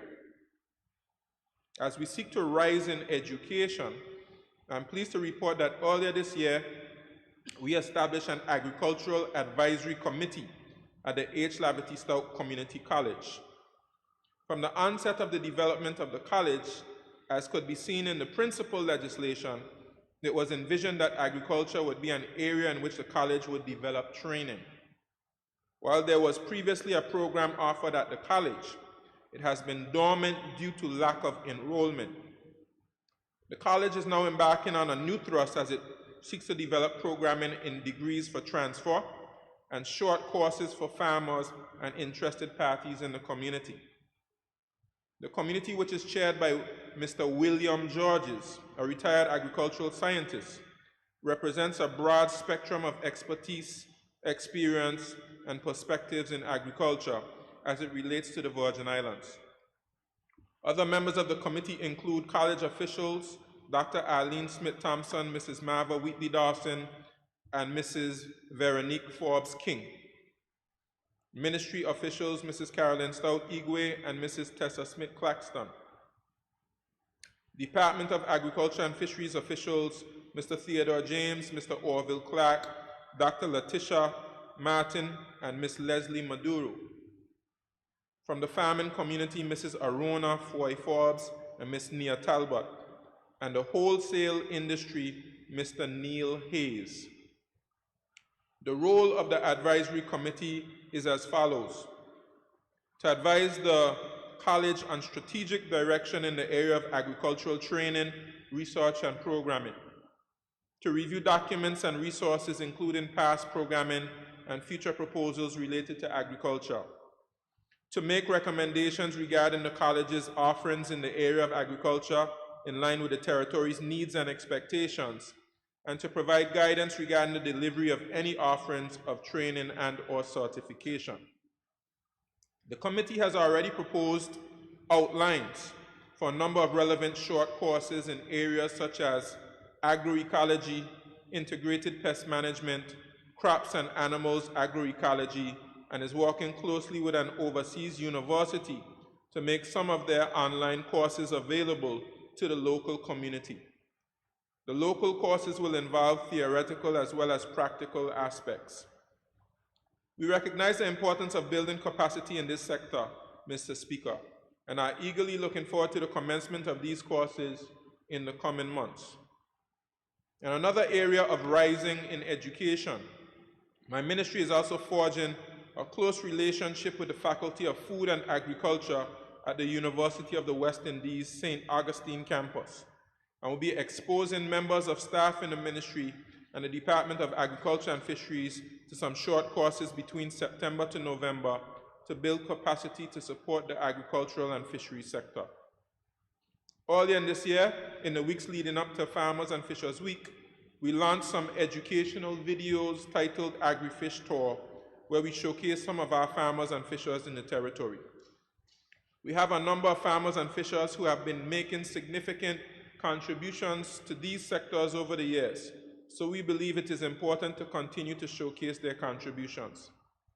Therefore, beginning next week, we'll continue our Agri-Fish Tours as we continue to highlight some of the territory stalwarts and educate the public about the agriculture and fisheries sectors. The government embraces the statement from the 1996 World Food Summit Plan of Action that food security exists when all people at all times have physical and economic access to sufficient, safe, and nutritious food to meet their dietary needs and food preferences for an active and healthy lifestyle. That is why one of our priorities is the drafting of a national food production policy. This requires analyzing the types and levels of food production, harvest, and importation, and will include an inventory registration drive for farmers, farms, and fishermen to determine their numbers and the level and types of food/fish being produced and harvested.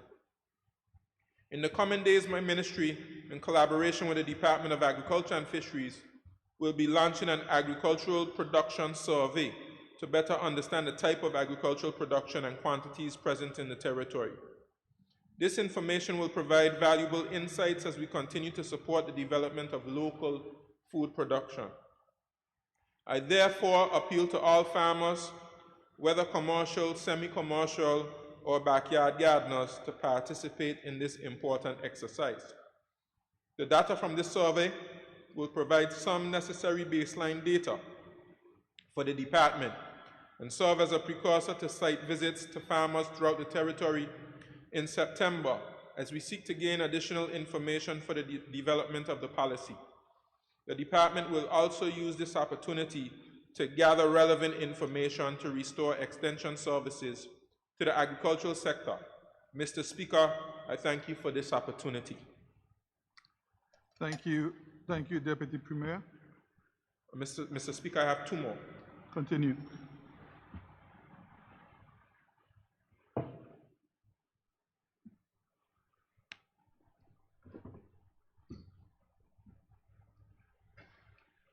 Mr. Speaker, my next statement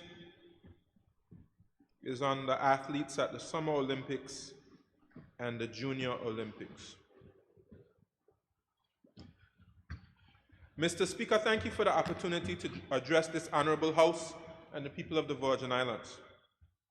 On August the 2nd, I had the opportunity to travel to Tokyo to support our awesome Virgin Islands Olympians and witness history in the making. I will never forget this experience, as Little BVI made a big impact in the world and has left an indelible footprint in the world of sports. Kyron McMaster has gone down in the history books of the Virgin Islands as the BVI's first Olympic 400-meter hurdles finalist. He now ranks as the 4th fastest man in the world in the 400-meter hurdles. Kyron was the only person from the Caribbean region in his race. He surpassed his personal best, running a time of .08 and establishing a new personal best and a national record. This is an incredible and remarkable accomplishment. Chantel Malone has gone down in the history books of the Virgin Islands as the BVI's first Olympic long jump finalist. Chantel has taken a tremendous leap forward in her career, and we expect even more great things to come. Elena Phillips has gone down in the history books of the Virgin Islands as the BVI's first Olympic swimmer of the 50-meter freestyle. She successfully set a new national record and personal best of 25.74 seconds in her heat as a swimmer who was top of all the swimmers in the Caribbean. She ranked 34th out of 81. This is an awesome accomplishment. I want to use this forum, Mr. Speaker, to once again publicly congratulate our Olympians. Although they did not stand on the podium to receive medals, they have made phenomenal strides and placed the Virgin Islands in a place of great pride. They made history, Mr. Speaker. Every Virgin Islander, and I believe every Caribbean person, was cheering them on as they went out to perform at every heat, semifinal, and finals. For Kyron and Chantel to have advanced to the finals to compete with the world's best in their events was a feat in itself. Not many believe that little BVI, with its small population, would have achieved what we did. We can definitely see that we are in contention for the podium in future games. Mr. Speaker, I also want to pay tribute to young Adeja Hodge, who performed outstandingly and had significant wins at the USA Track and Field Junior Olympics, which took place at the University of North Florida, Jacksonville. Adeja won the 15 to 16 girls 400-meter race. Hodge also won the 200, and this versatile athlete also placed third in the long jump event. Her awesome performance made us proud, and we see another Olympian in the making. Mr. Speaker, it takes serious preparation to get where they are. I'm grateful to these athletes, their families, for investing in their success. I once again commend the many coaches, sports federations, associations, and clubs who continue to develop our athletes to compete locally and regionally and internationally. I thank Dean the Sportsman Greenaway for reporting on our athletes' success and other reporters. I also acknowledge the BVI Olympic Committee, which has an elite training program and which is also a partner in helping develop sports in the Virgin Islands. I thank the business community that supported them as well. I also thank the Minister of Finance, who provided a grant of $100,000 collectively for our Olympic athletes to help in their preparation. Mr. Speaker, my ministry will continue to support sports development and will continue to report on our athletes as they continue to promote the territory through their outstanding performances. This government stands firm in its belief that sports is vital to the individual, social, and economic well-being of the people of the Virgin Islands. Additionally, this government stands committed to supporting and promoting sports as part of our national development. We believe that sports should be accessible to all, and this administration continues to provide financial support to our athletes. As Minister for Sports, I pledge to continue to support our athletes in their endeavors as they develop, and I encourage all our residents to give them our full support as they represent the BVI on the world stage and make us proud. This is an investment we will continue to make. We thank the public for coming out to a territory-wide motorcade parade on Tuesday, August 3rd, celebrating our Olympians. We must continue to recognize and celebrate the many accomplishments of our star athletes. BVI love is our athletes. Mr. Speaker, the motorcade was held on the 4 main islands in the Virgin Islands. The festival, starting from the festival grounds on Tortola, Gun Creek in Virgin Gorda, the settlement in Anegada, and Great Harbour in Jos Van Dyke.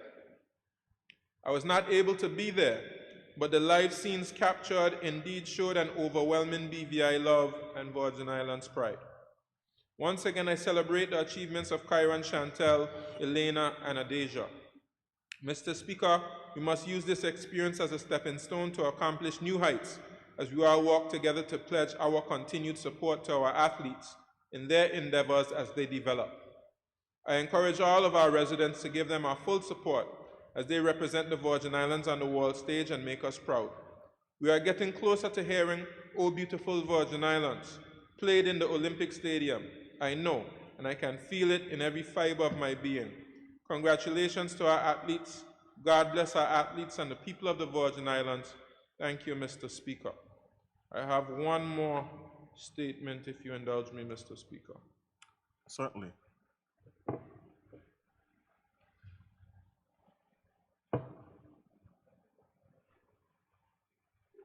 Mr. Speaker, this statement is on our first international pageant crown.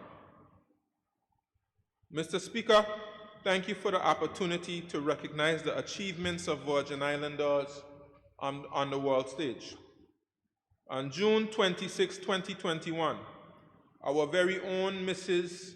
Sophia Rubain, aka Sophie B., was crowned Mrs. Corvée Globe 2021.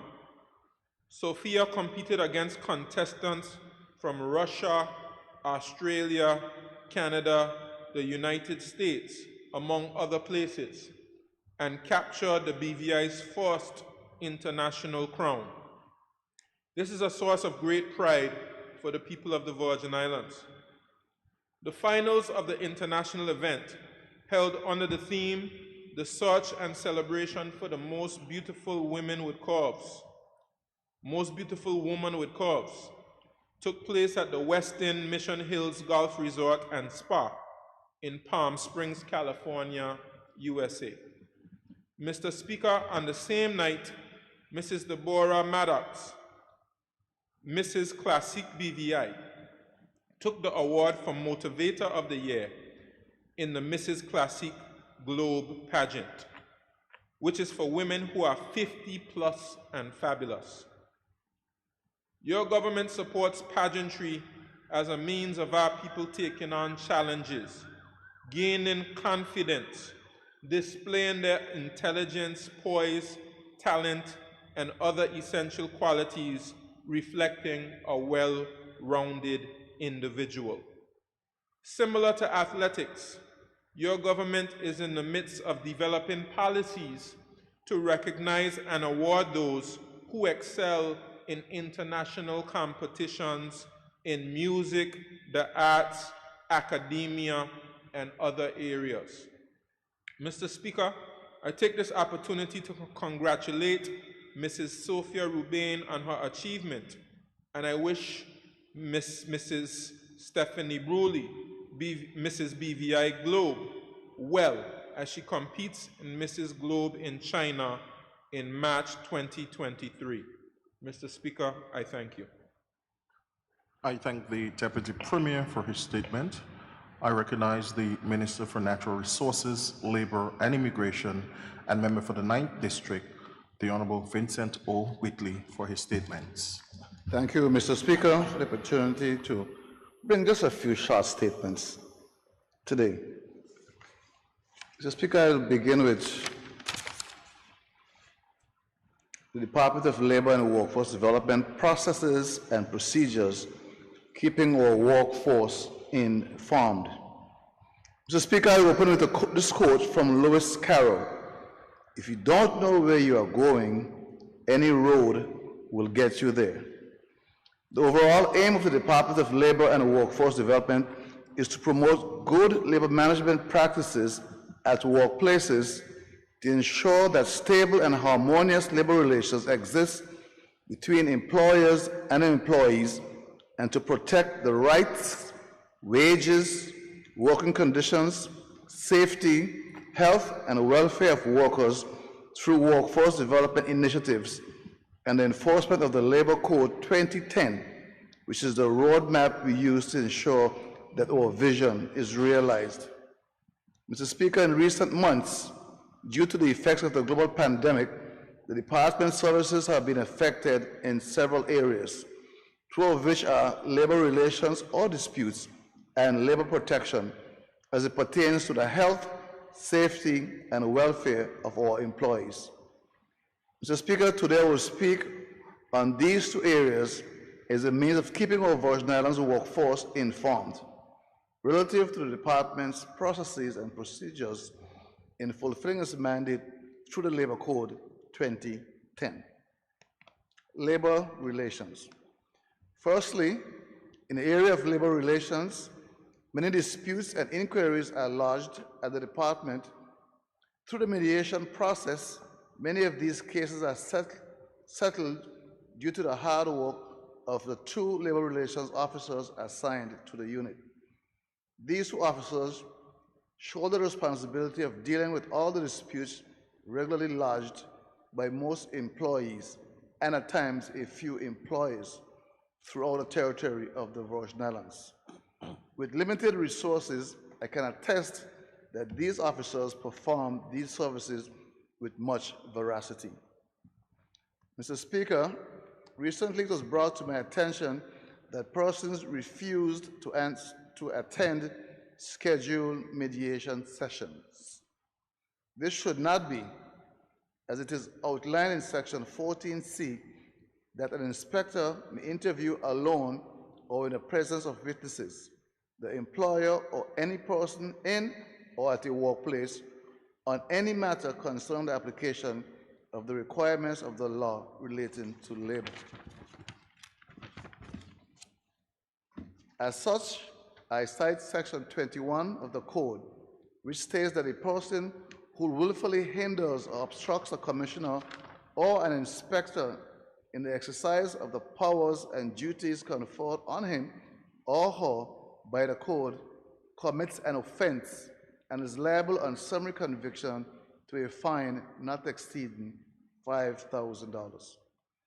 Mr. Speaker, the plan is to enforce this penalty, as we cannot be like Cheshire's cat in Alice in Wonderland, believing that there is no established path that can be pursued to ensure that the mandate of the department is being developed and fulfilled. Through the Code, the department's vision in this regard has been made plain. We must therefore start enforcing the Code to achieve desired results. In fulfillment of our mandate, we also plan to embrace monthly territory-wide initiatives as a means of improving employer and employee, not only work permit holders, knowledge of the Code through visiting hours and holding online sessions. Labor protection. Mr. Speaker, labor inspections are conducted regularly with special emphasis on new companies, particularly those with recent work permit submissions or businesses that may have been in operation for a few years, but an inspection has never taken place, or where there is reasonable cause as noted in Section 14A.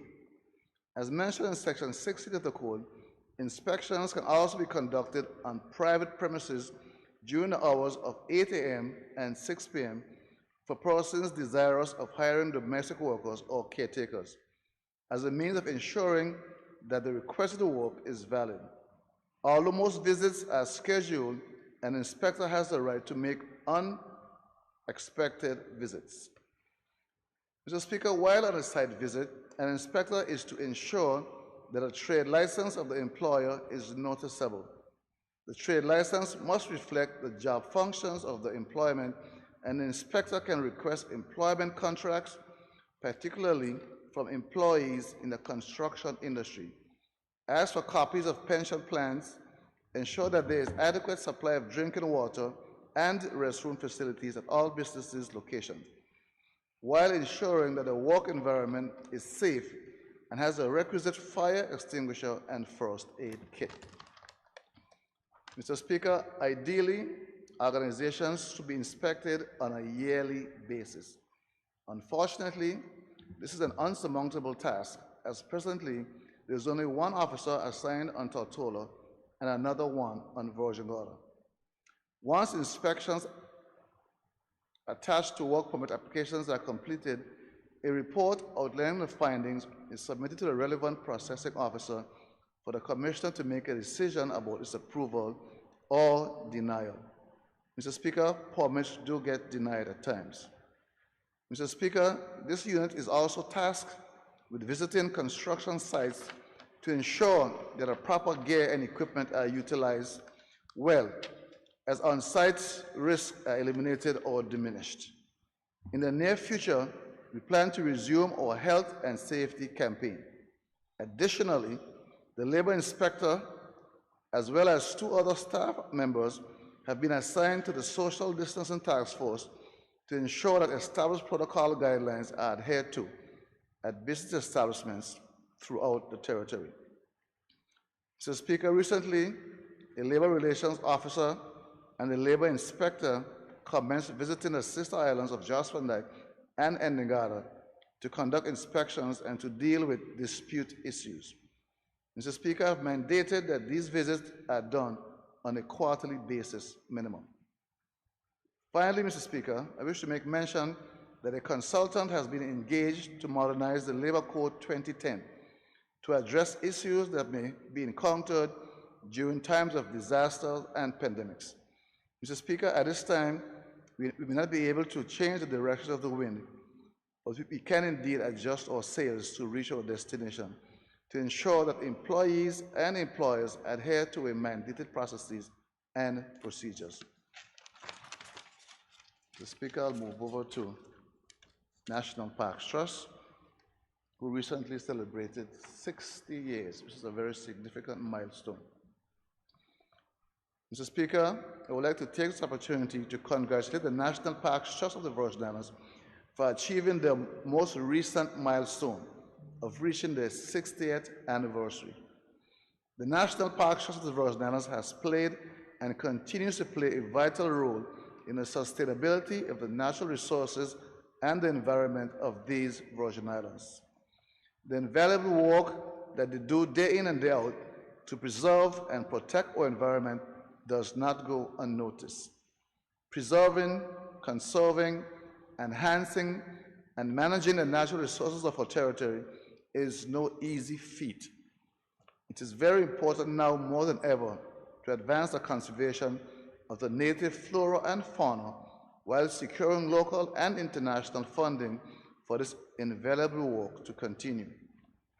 Mr. Speaker, government has increased the subvention afforded to the Trust to conduct its work in 2021 as a recognition of the importance of the vital services rendered.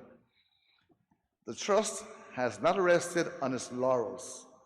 In the midst of the pandemic, the Trust has had its fair share of financial hardships, yet it continues to find innovative ways to remain viable by applying and securing grants and donations from persons and institutions that share the love for our precious environment. The National Parks Trust of the Virgin Islands is the second oldest trust in the Caribbean region. It also boasts of a long-term partnership with dive operators and charter companies through the Marine Conservation Program. Mr. Speaker, since 1992, the Trust has installed mooring balls that serve to prevent anchor damage at dive sites. Without the network of balls, coral reefs and other marine areas that are essential to our biodiversity would be destroyed.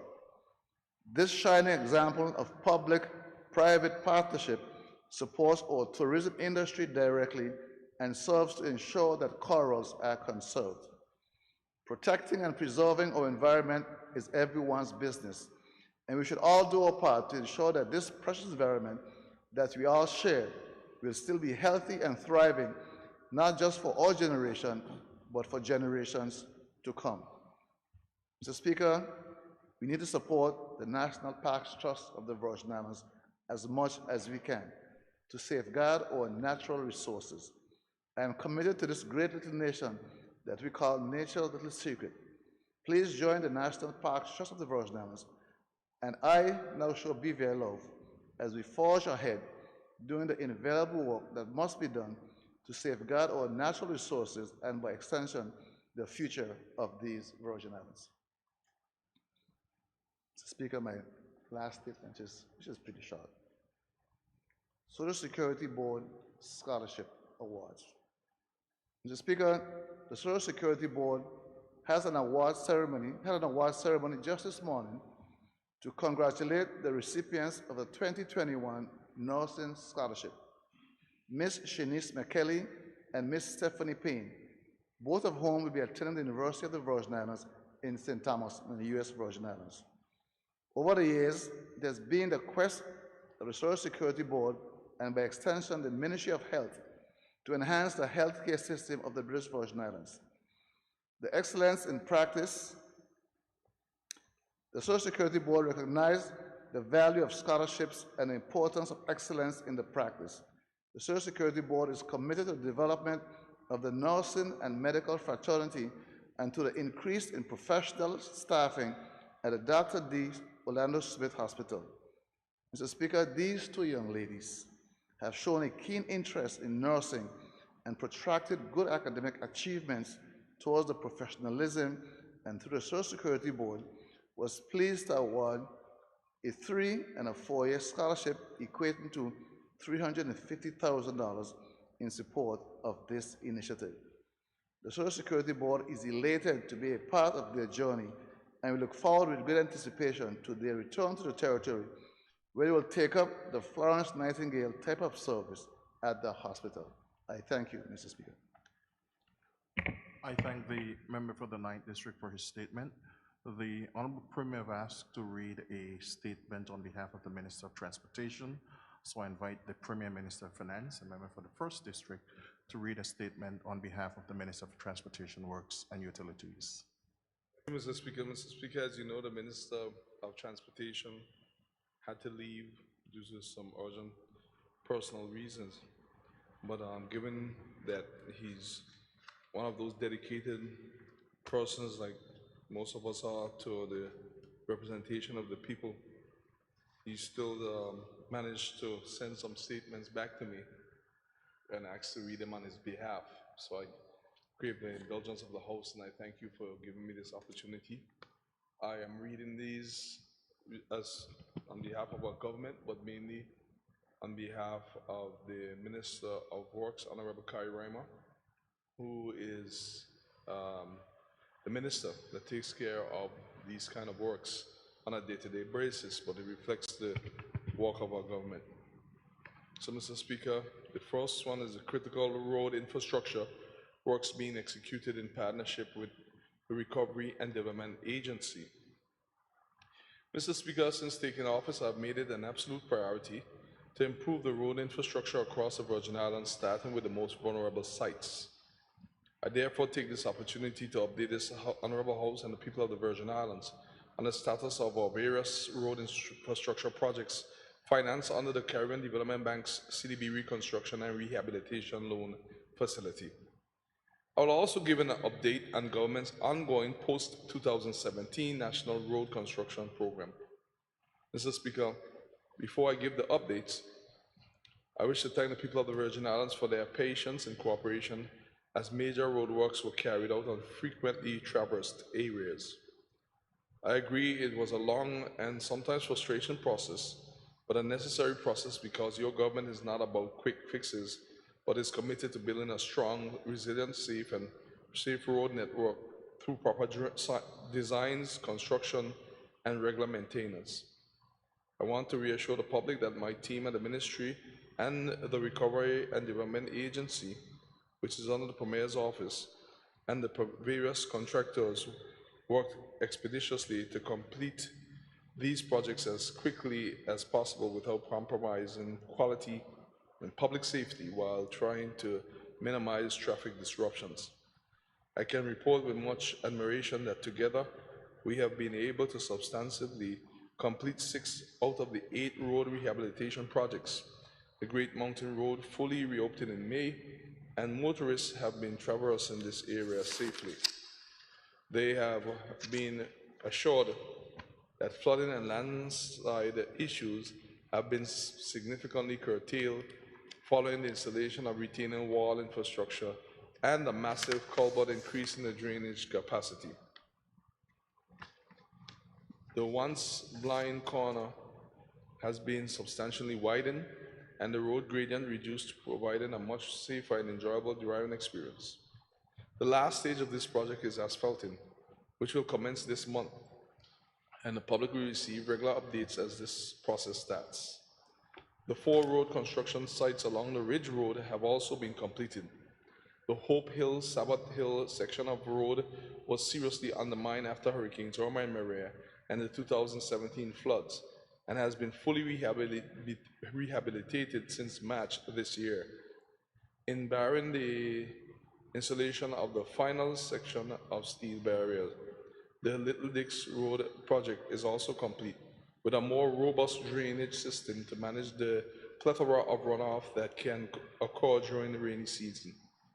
This area will also be fully asphalted this month, creating a seamless transition between the old road surfaces and the recently repaired ones. The retaining wall structure and drainage works have been completed for the Bob's Gas Station Road in the 6th District.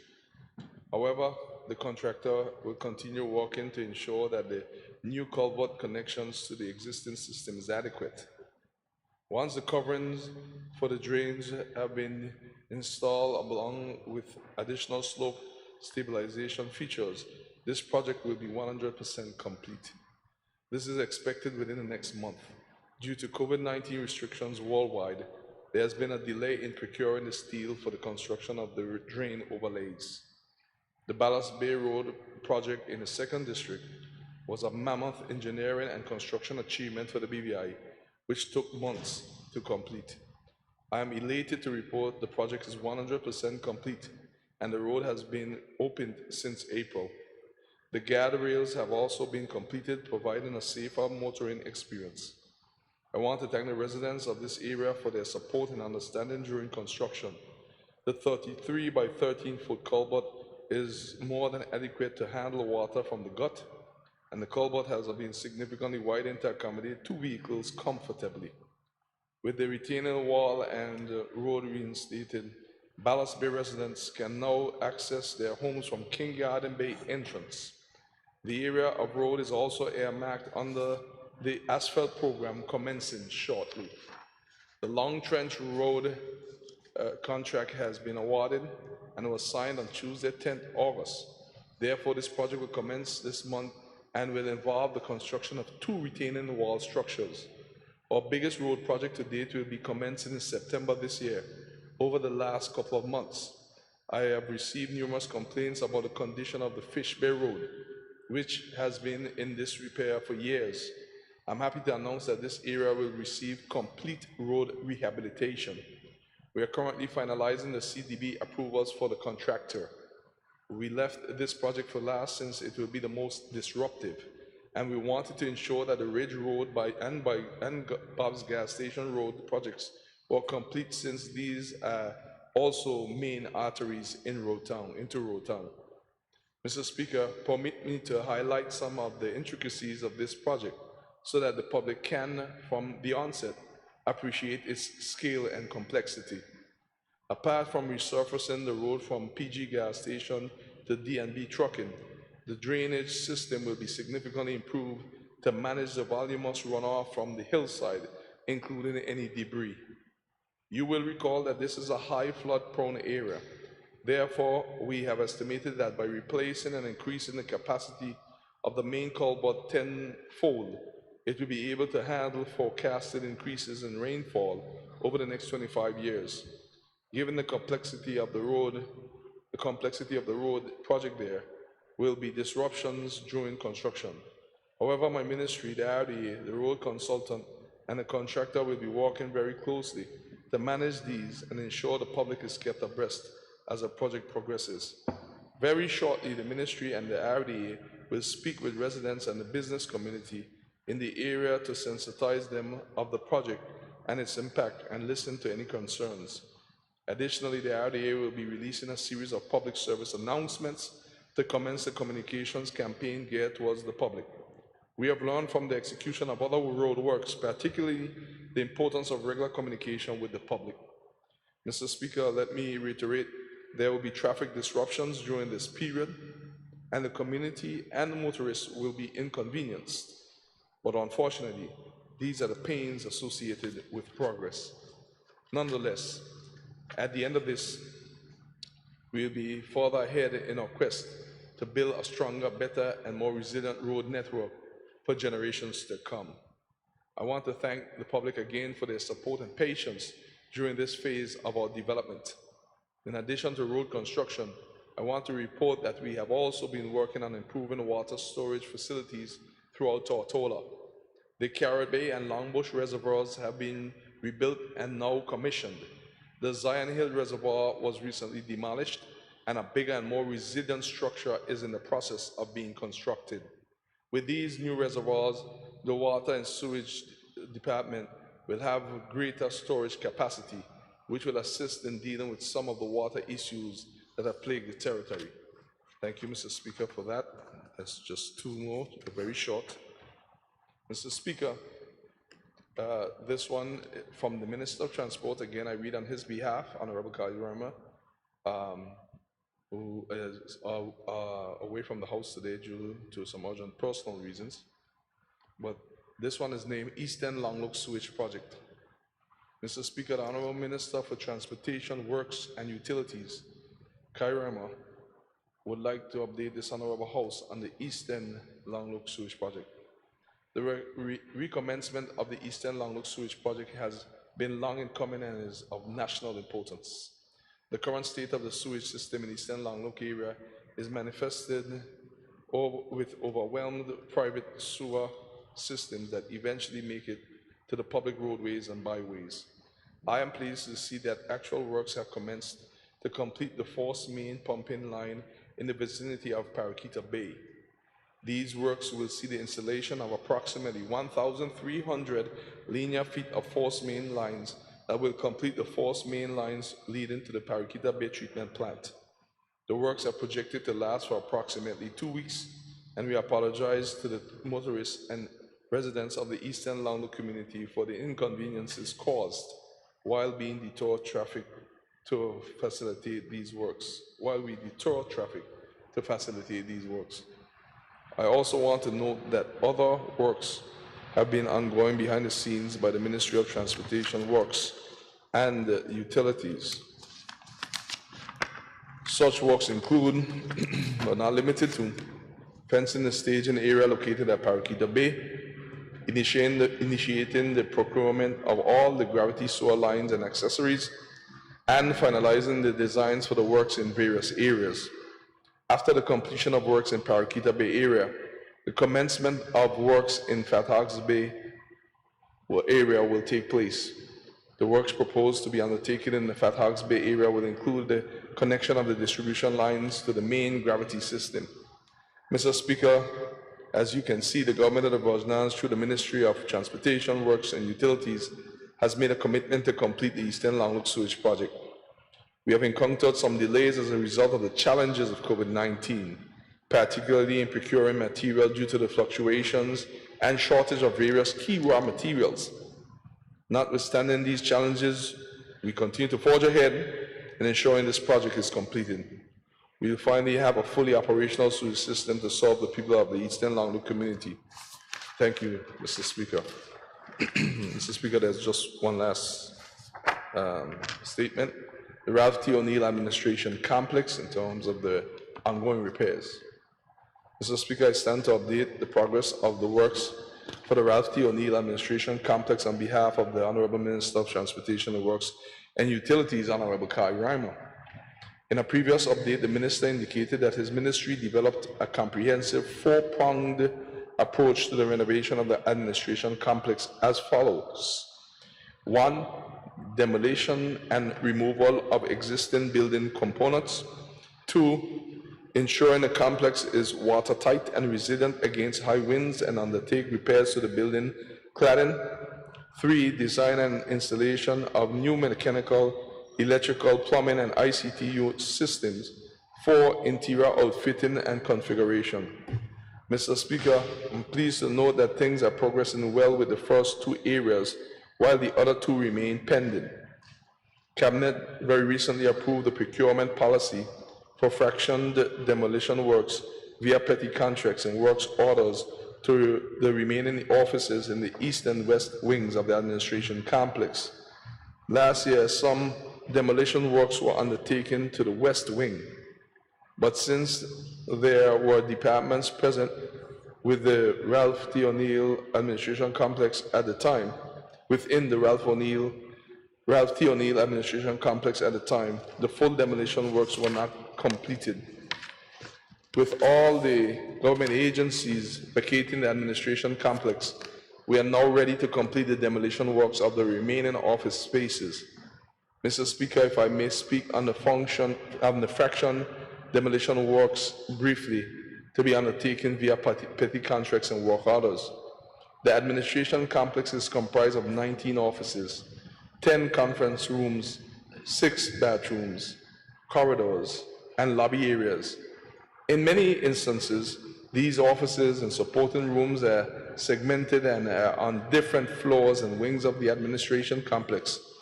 The demolition works will see the complete and full removal of floor tiles, sheetrocks, walls, ceilings, air conditioning ducts, and any other remaining items and furnishings based on these factors. It was held best to use the petty contract and work order system to serve as an economic stimulant due to the challenges imposed by the COVID-19 pandemic.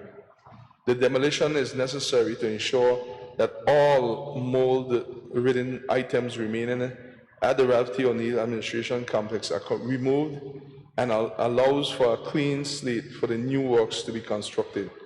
Mr. Speaker, the demolition works mentioned does not include demolition works to the basement at this time. The basement houses the archives, files, and documents of the various ministries and departments. Honorable members of this House would recall that the basement of the administration complex was flooded in 2017, and a majority of the files have been water-soaked and impacted by mold. We have to continue to pause any works in addressing the basement as a result of the ongoing Commission of Inquiry. We have been advised that these files should be secured in place until the Commission of Inquiry has concluded.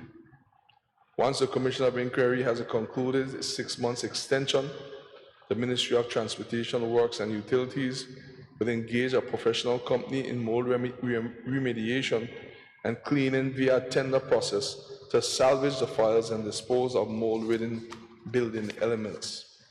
Mr. Speaker, I will now speak on the second component of the four-pronged approach, which involves sealing the building envelope against water infiltration and making the building more resilient. At present, Design BVI Limited, the company responsible for removing the existing damaged glass, windows and doors and installing new impact-resistant glass windows and doors, has continued to make steady progress. The majority of the preparatory works necessary for installing the aluminum frames and impact glass have been completed. These preparatory works include removing the existing damaged frames and glasses. They also include constructing concrete curbs and other masonry works to ensure added resilience and increased prevention against water infiltration. Mr. Speaker, by the end of this month, the first shipment of aluminum frames will be on the island. This will be followed by the shipment of the impact glass, readying for the installation works of the new aluminum frames and impact glasses. The Ministry of Transportation, Works and Utilities, via the Ministry of Finance, has issued a tender for the restoration of the basement parking doors on the east wing, the construction of a driveway and other components to access the basement parking on the west wing, and drainage enhancement to various areas on the compound of the administration complex. The works for which the tender is issued is to ensure the drain system around the administration complex is enhanced to make the compound more resilient against flooding. Mr. Speaker, the tender will also realize a new basement parking on the west wing. In the design and construction of the administration complex, there was a provision made for basement parking on the west wing, but the driveway access was never established.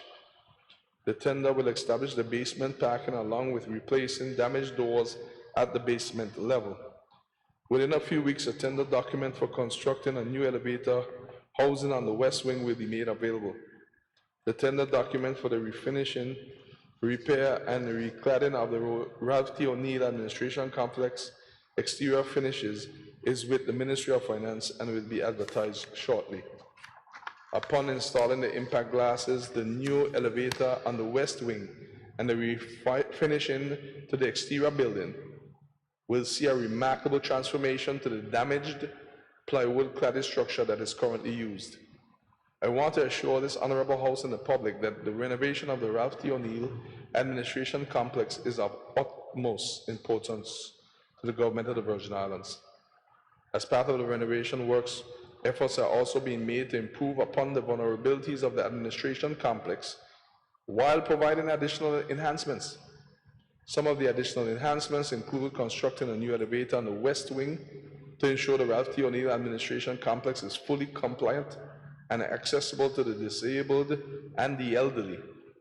Mr. Speaker, other enhancements include upgrading the atriums and breezeway spaces to provide additional services to serve the public better. The completion of the renovation and enhancement works will ensure that the Ralph T. O'Neill Administration Complex is a building that can serve and meet the needs of the government and the public in the 21st century. Mr. Speaker, I want to thank you for the opportunity to speak on the progress of the Ralph T. O'Neill Administration renovation project. I thank the Premier for reading statements on behalf of the Honorable Minister for Transportation, Honorable Kai M. Reimer. And now we will invite the Minister for Health and Social Development and Territorial Member for his statement, the Honorable Carvin Malone.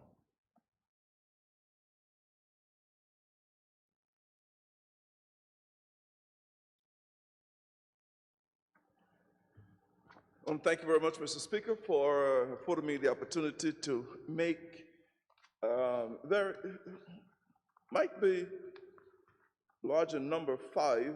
I'm used to just 2, but I think pertinent given the time. The first will be on the COVID-19 update, which is entitled Navigating Uncharted Waters. The second will be the BVI, USVI Vaccination Bubble Initiative. The third, an update on the repairs of the territory's community centers. The fourth, update on waste management in the territory. And the last, the income relief support program. Mr. Speaker, I stand before this honorable House today to share what I think would be some good news relating to our current COVID-19 situation here in the Virgin Islands. Over the last month, the BVI has been sailing some very rough and challenging waters with the impact of a literal COVID-19 wave and surge in this territory. We have lost loved ones. We have grieved and continue to grieve the loss of our friends, our co-workers, our family, those dear to our hearts.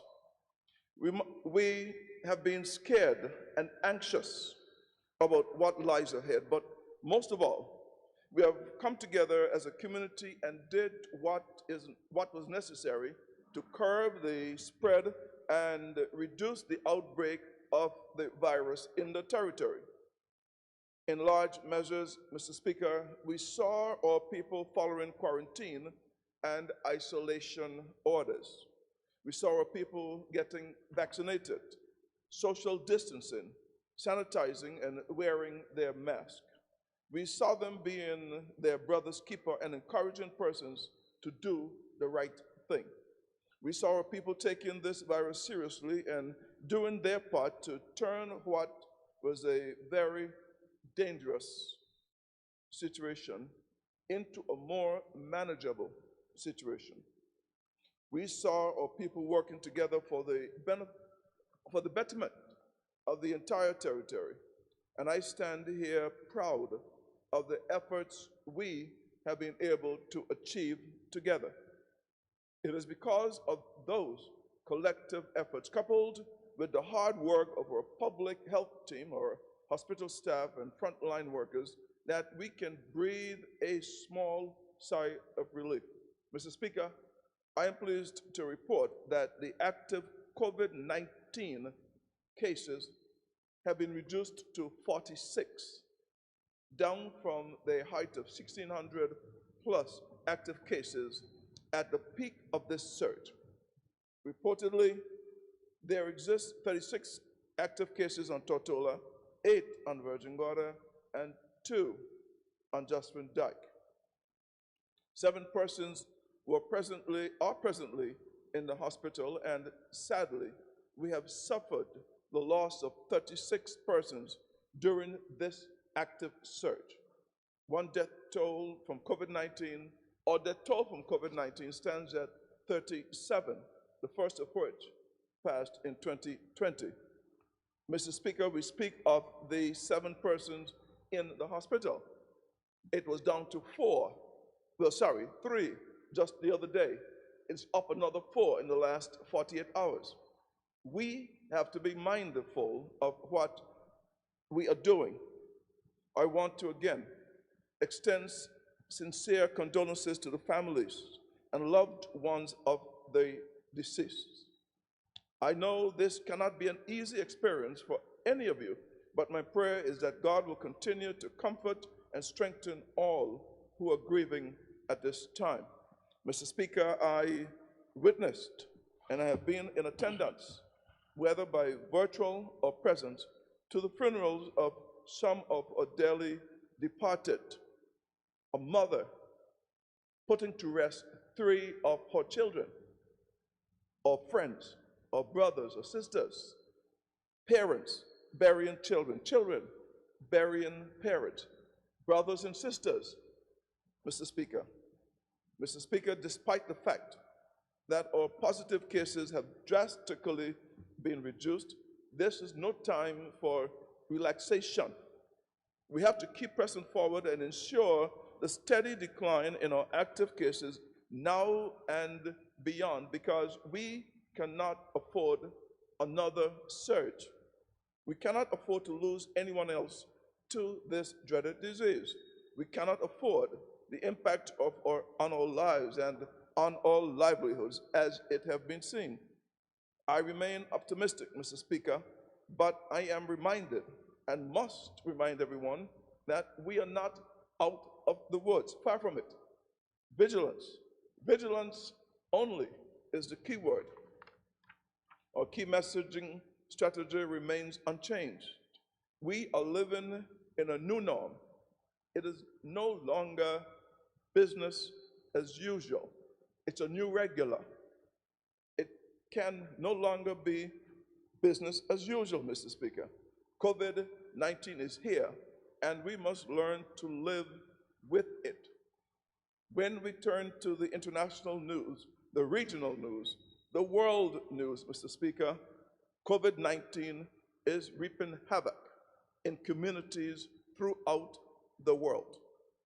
As a community, as a BVI community, we need to continue to police ourselves. We have to stop and curtail the undesirable behaviors that make us vulnerable to this virus.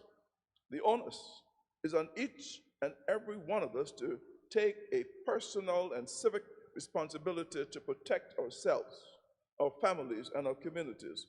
We must continue to be our brother's keeper. If we see each other slipping, we need to give gentle reminders and words of encouragement, because we have all seen what this virus can do. Mr. Speaker, I want to speak a little about this Delta variant that is reaping havoc all over the world and throughout the region. We are praying that it never visit our shore, Mr. Speaker, but the Delta variant has accelerated the pandemic. It is responsible for more than 80% of the new COVID-19 cases in the United States, according to CDC estimates. The CDC has also labeled Delta as a variant of concern, very high concern. It is more contagious than the other virus strains, and persons who have not been fully vaccinated against COVID are most at risk. The Delta variant could lead to hyper-local outbreaks. This Delta variant, I repeat, could lead to hypervariant outbreaks.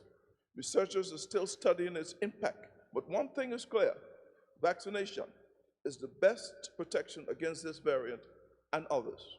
Mr. Speaker, I cannot overemphasize enough the most important thing that all people can do to protect themselves is to get vaccinated.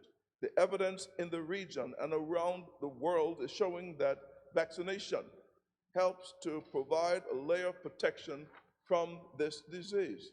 To date, we have 12,433 fully vaccinated persons in the BVI and 4,306 partially vaccinated persons. Our goal is to get to herd immunity and beyond by fully vaccinating at least 22,500 persons. We want to achieve herd immunity to feel more comfortable that our community on a whole will be protected no matter what variant comes our way. Mr. Speaker, while we are encouraging the community to do their civic duty to keep this virus at bay, government continues to work behind the scenes and in front of our folks to keep our people safe. We continue to encourage persons to get vaccinated today to save their lives tomorrow of what may be possible.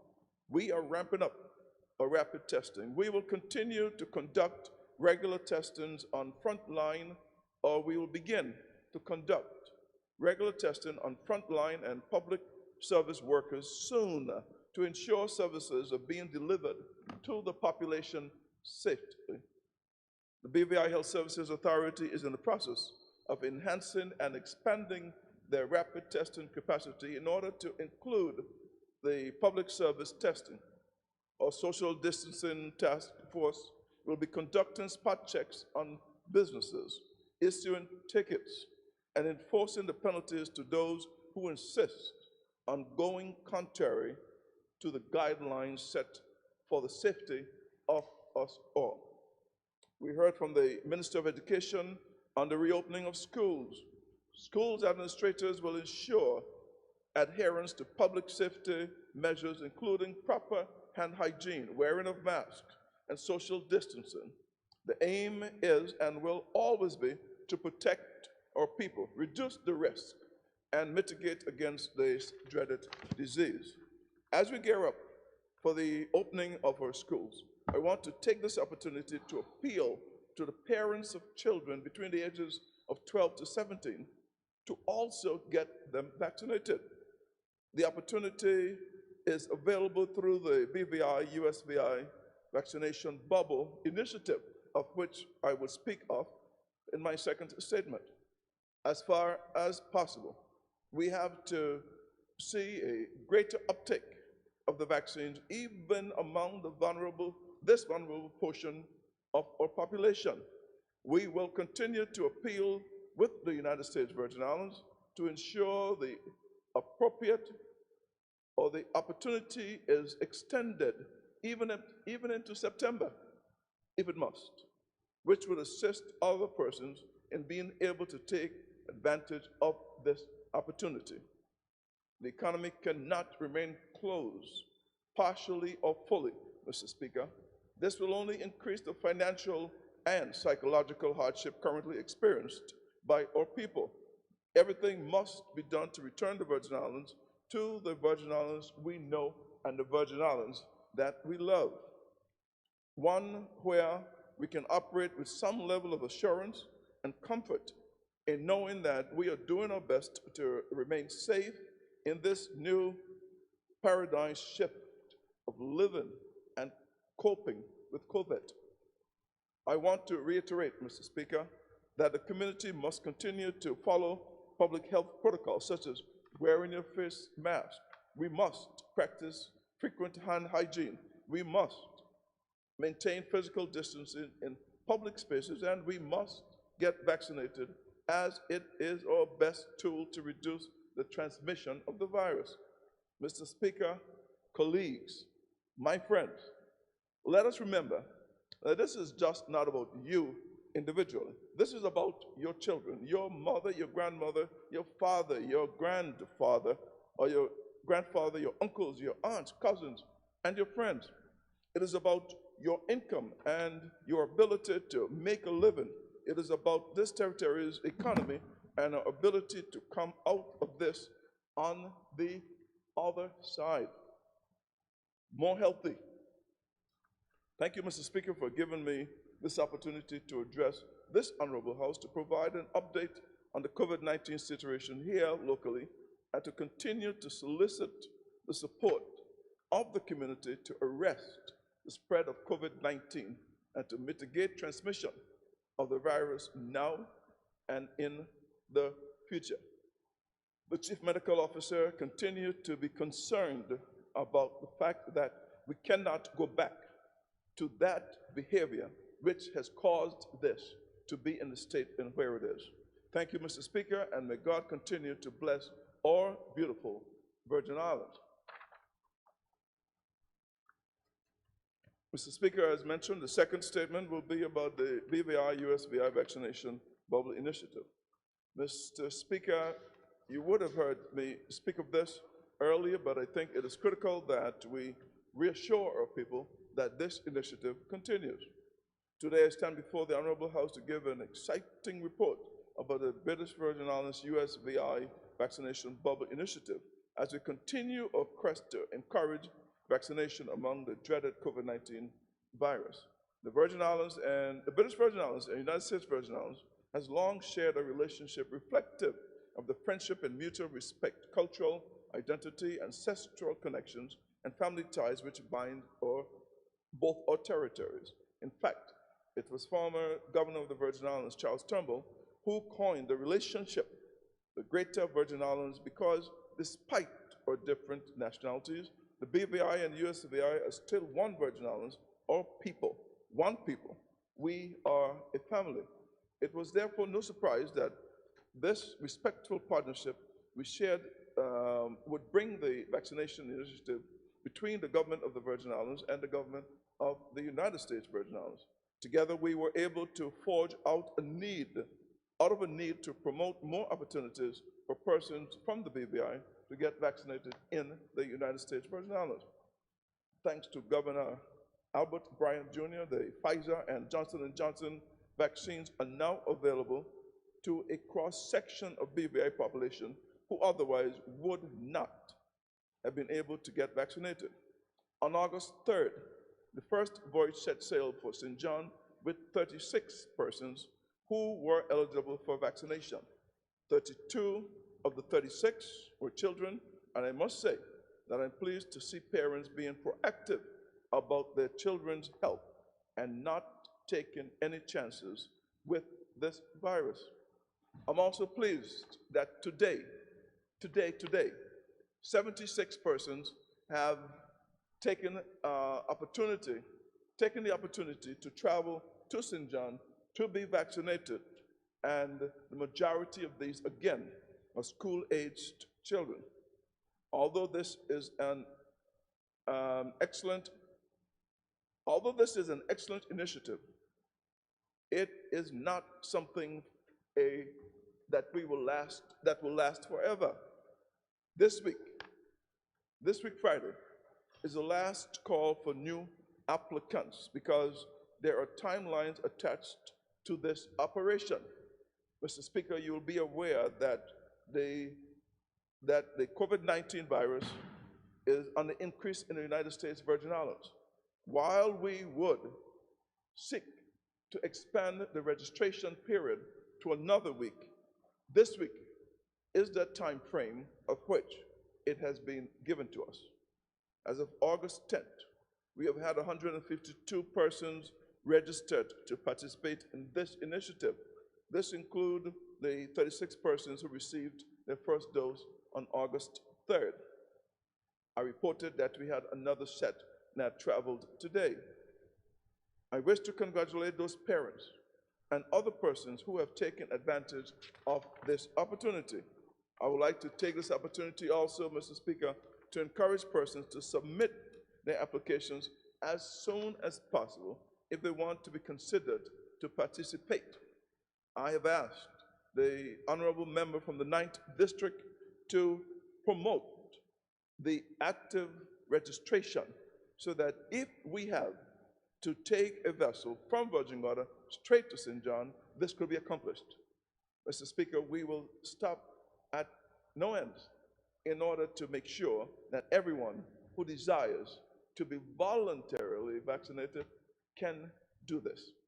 Persons can complete the vaccination bubble registration form, which can be found on the government's website, and submit it along with the listed documents through email to the Ministry of Health at gov.vg. That is, you can submit your application, or you can go online and you can submit your application to Ministry of Health at gov.vg. Persons can also register by calling 852-7525, Monday through Friday, between the hours of 10 a.m. and 3 p.m. In recognizing that travel has become a somewhat daunting task, to say the least, we have adjusted the entry requirements for persons wishing to participate in this initiative as a form of an incentive. As a result, Cabinet has made additional amendments to the COVID-19 Control and Suppression Measure Entry of Persons Amendment to the Regulations 2021 to facilitate the process and to make it easier for persons who wish to participate. These decisions are as follows. Persons going to and from the United States Virgin Islands specifically to receive vaccinations or to accommodate minors for that purpose under the agreed protocols with the United States Virgin Islands authorities would be exempt from the applicable quarantine requirement for the partially vaccinated persons. That means they would not have to quarantine for 4 days on return. They are also exempt from registering on the entry portal and from payment of the associated fees, including fees to exit the territory. So you see, Mr. Speaker, this government is doing our best to make this process as affordable and comfortable as we can for all participants. However, there are stipulations that prospective applicants must and should note. First and foremost, 12 to 17-year-olds will be given priority, as I have mentioned. Individuals under the age of 18 must have a parent or legal guardian accompanying them. If the parent or legal guardian is not traveling with the minor, a notarized letter by the parent allowing the person to accompany the child must be presented. An official birth certificate must be presented at the time of vaccination to the United States Virgin Islands Department of Health for each child. Person must be given a valid passport, a valid passport, and ordinarily meet immigration requirements to enter the United States Virgin Islands, and individuals must be able to fund all costs associated with getting the vaccine, including transportation and logistical cost. I think it adds up to about $85 to $90 per person. During the application intake process, persons will be asked a series of questions.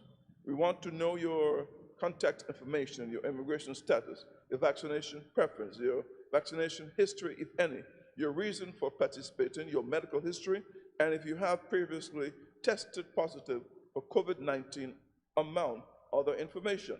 Participants will also have to sign their application and a declaration exempting the government of the Virgin Islands from any and all liabilities associated with the vaccine. Mr. Speaker, individuals successful at this stage will be added to the bubble list. Persons on the bubble list will be given a date and time to check in at the Western Ferry Dock. Persons will have to check in at least 1 hour and a half before the departure time of the ferry to allow the mandatory rapid antigen test before boarding and leaving the territory. In light of the present limitation at the Western Dock, persons will be required to pay for the rapid antigen test at the Dr. D. Orlando Smith Hospital prior to checking in, or when they call, they can have it done electronically. The cost associated with the test is $35 per person participating in the bubble. The cost associated with the test is $35 per person participating in the bubble. They will also be required to pre-book with the relevant ferry before the day of departure. The cost of the ferry is $55 per person, which includes $45 for the boat and $10 for the USVI departure tax. No BVI tax will be collected. No $35 registration on the portal will be collected. No 4-day quarantine will be required. Mr. Speaker, only persons with a negative test result will be allowed to board the vessel. Upon arrival at Cruise Bay, St. John, the vessel will be inspected by the Customs and the Border Protection Agency.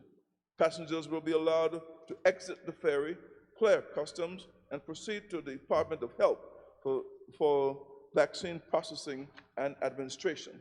When finished, the vaccinated persons or passenger will return to the ferry to wait until the observation period is over, and the ferry will depart to return to Western Tortola. I'm pleased to announce that the trip today left at 12:05, and within 2 hours, it was on its way back to the BVI. Mr. Speaker, that was a little overview of the process. It is a quick and easy process. We have done all that we can to make it as affordable as possible. But like I said earlier, this initiative has a time stamp that is about to expire at the closure of business on Friday the 13th. While we will seek to extend it, this is the date that we have. This is the date that we're working with. While we are presently in discussion with the USVI government to extend this offering further into September, as it is presently, persons with an interest must apply at the latest by this Friday, August 13th. That's about 4 times I repeated that, Mr. Speaker. It is for a reason. On Monday, people will be calling. Mr. Speaker, so far, we have 6 trips scheduled. Voyage number 2 was supposed to set sail on Tuesday, August 10th. However, storm conditions made us have to reschedule that voyage for today. As I speak, persons are presently being boarded at West End. I mentioned that earlier. At this point, I have to express my gratitude to the government of the United States Virgin Islands and all their team players here, and all of our team players here in the Virgin Islands, and to the USVI, along with the participants, for making this initiative successful. We do not know what the future holds as it relates to COVID-19, but we do know that we must vaccinate today to safeguard our lives tomorrow. I urge our Virgin Islands community to continue to follow all public health protocols, such as wearing your mask correctly. Be sure it covers your nose and your mouth. Continue to practice frequent hand hygiene. Continue to maintain physical distance in public spaces, and continue to use every opportunity that is presented to you to get vaccinated, as it saves lives. It is our best tool to reduce the transmission of the virus and save the lives of our people. Mr. Speaker, I want to thank you again for giving me this opportunity to update this Honorable House about this initiative, as well as to share vital information with the public regarding this vaccine operation. I think I have to clarify one thing. I said 6 trips because we have the first 3 taking people down, and when the time for the second dose, we'll have 3 additional trips to take them down again. That's where the 6 trips come in. So it's 3 on the first shot, 3 on the second shot, 6 trips. That's what we have. We'll try to make it 8, but right now we have 6 trips. We will get through this together, Mr. Speaker. Stay safe, and may God continue to bless our beautiful Virgin Islands, the United States Virgin Islands, all our people, better yet, the greater Virgin Islands. Thank you very much, Mr. Speaker, for that second message. I think it's timely in what we have said. This one is timely again as it relates to the territory's community centers. Mr. Speaker, in May of 2021, I provided an update on the repairs and upgrades to the territory's 9 community centers to this honorable House. I will now provide new information on the progress that has been made since that time, and especially in light of the hurricane season that is now in effect. Let me begin with repairs and upgrades to the West End Community Center. This project was funded by the European Union and was completed earlier this year.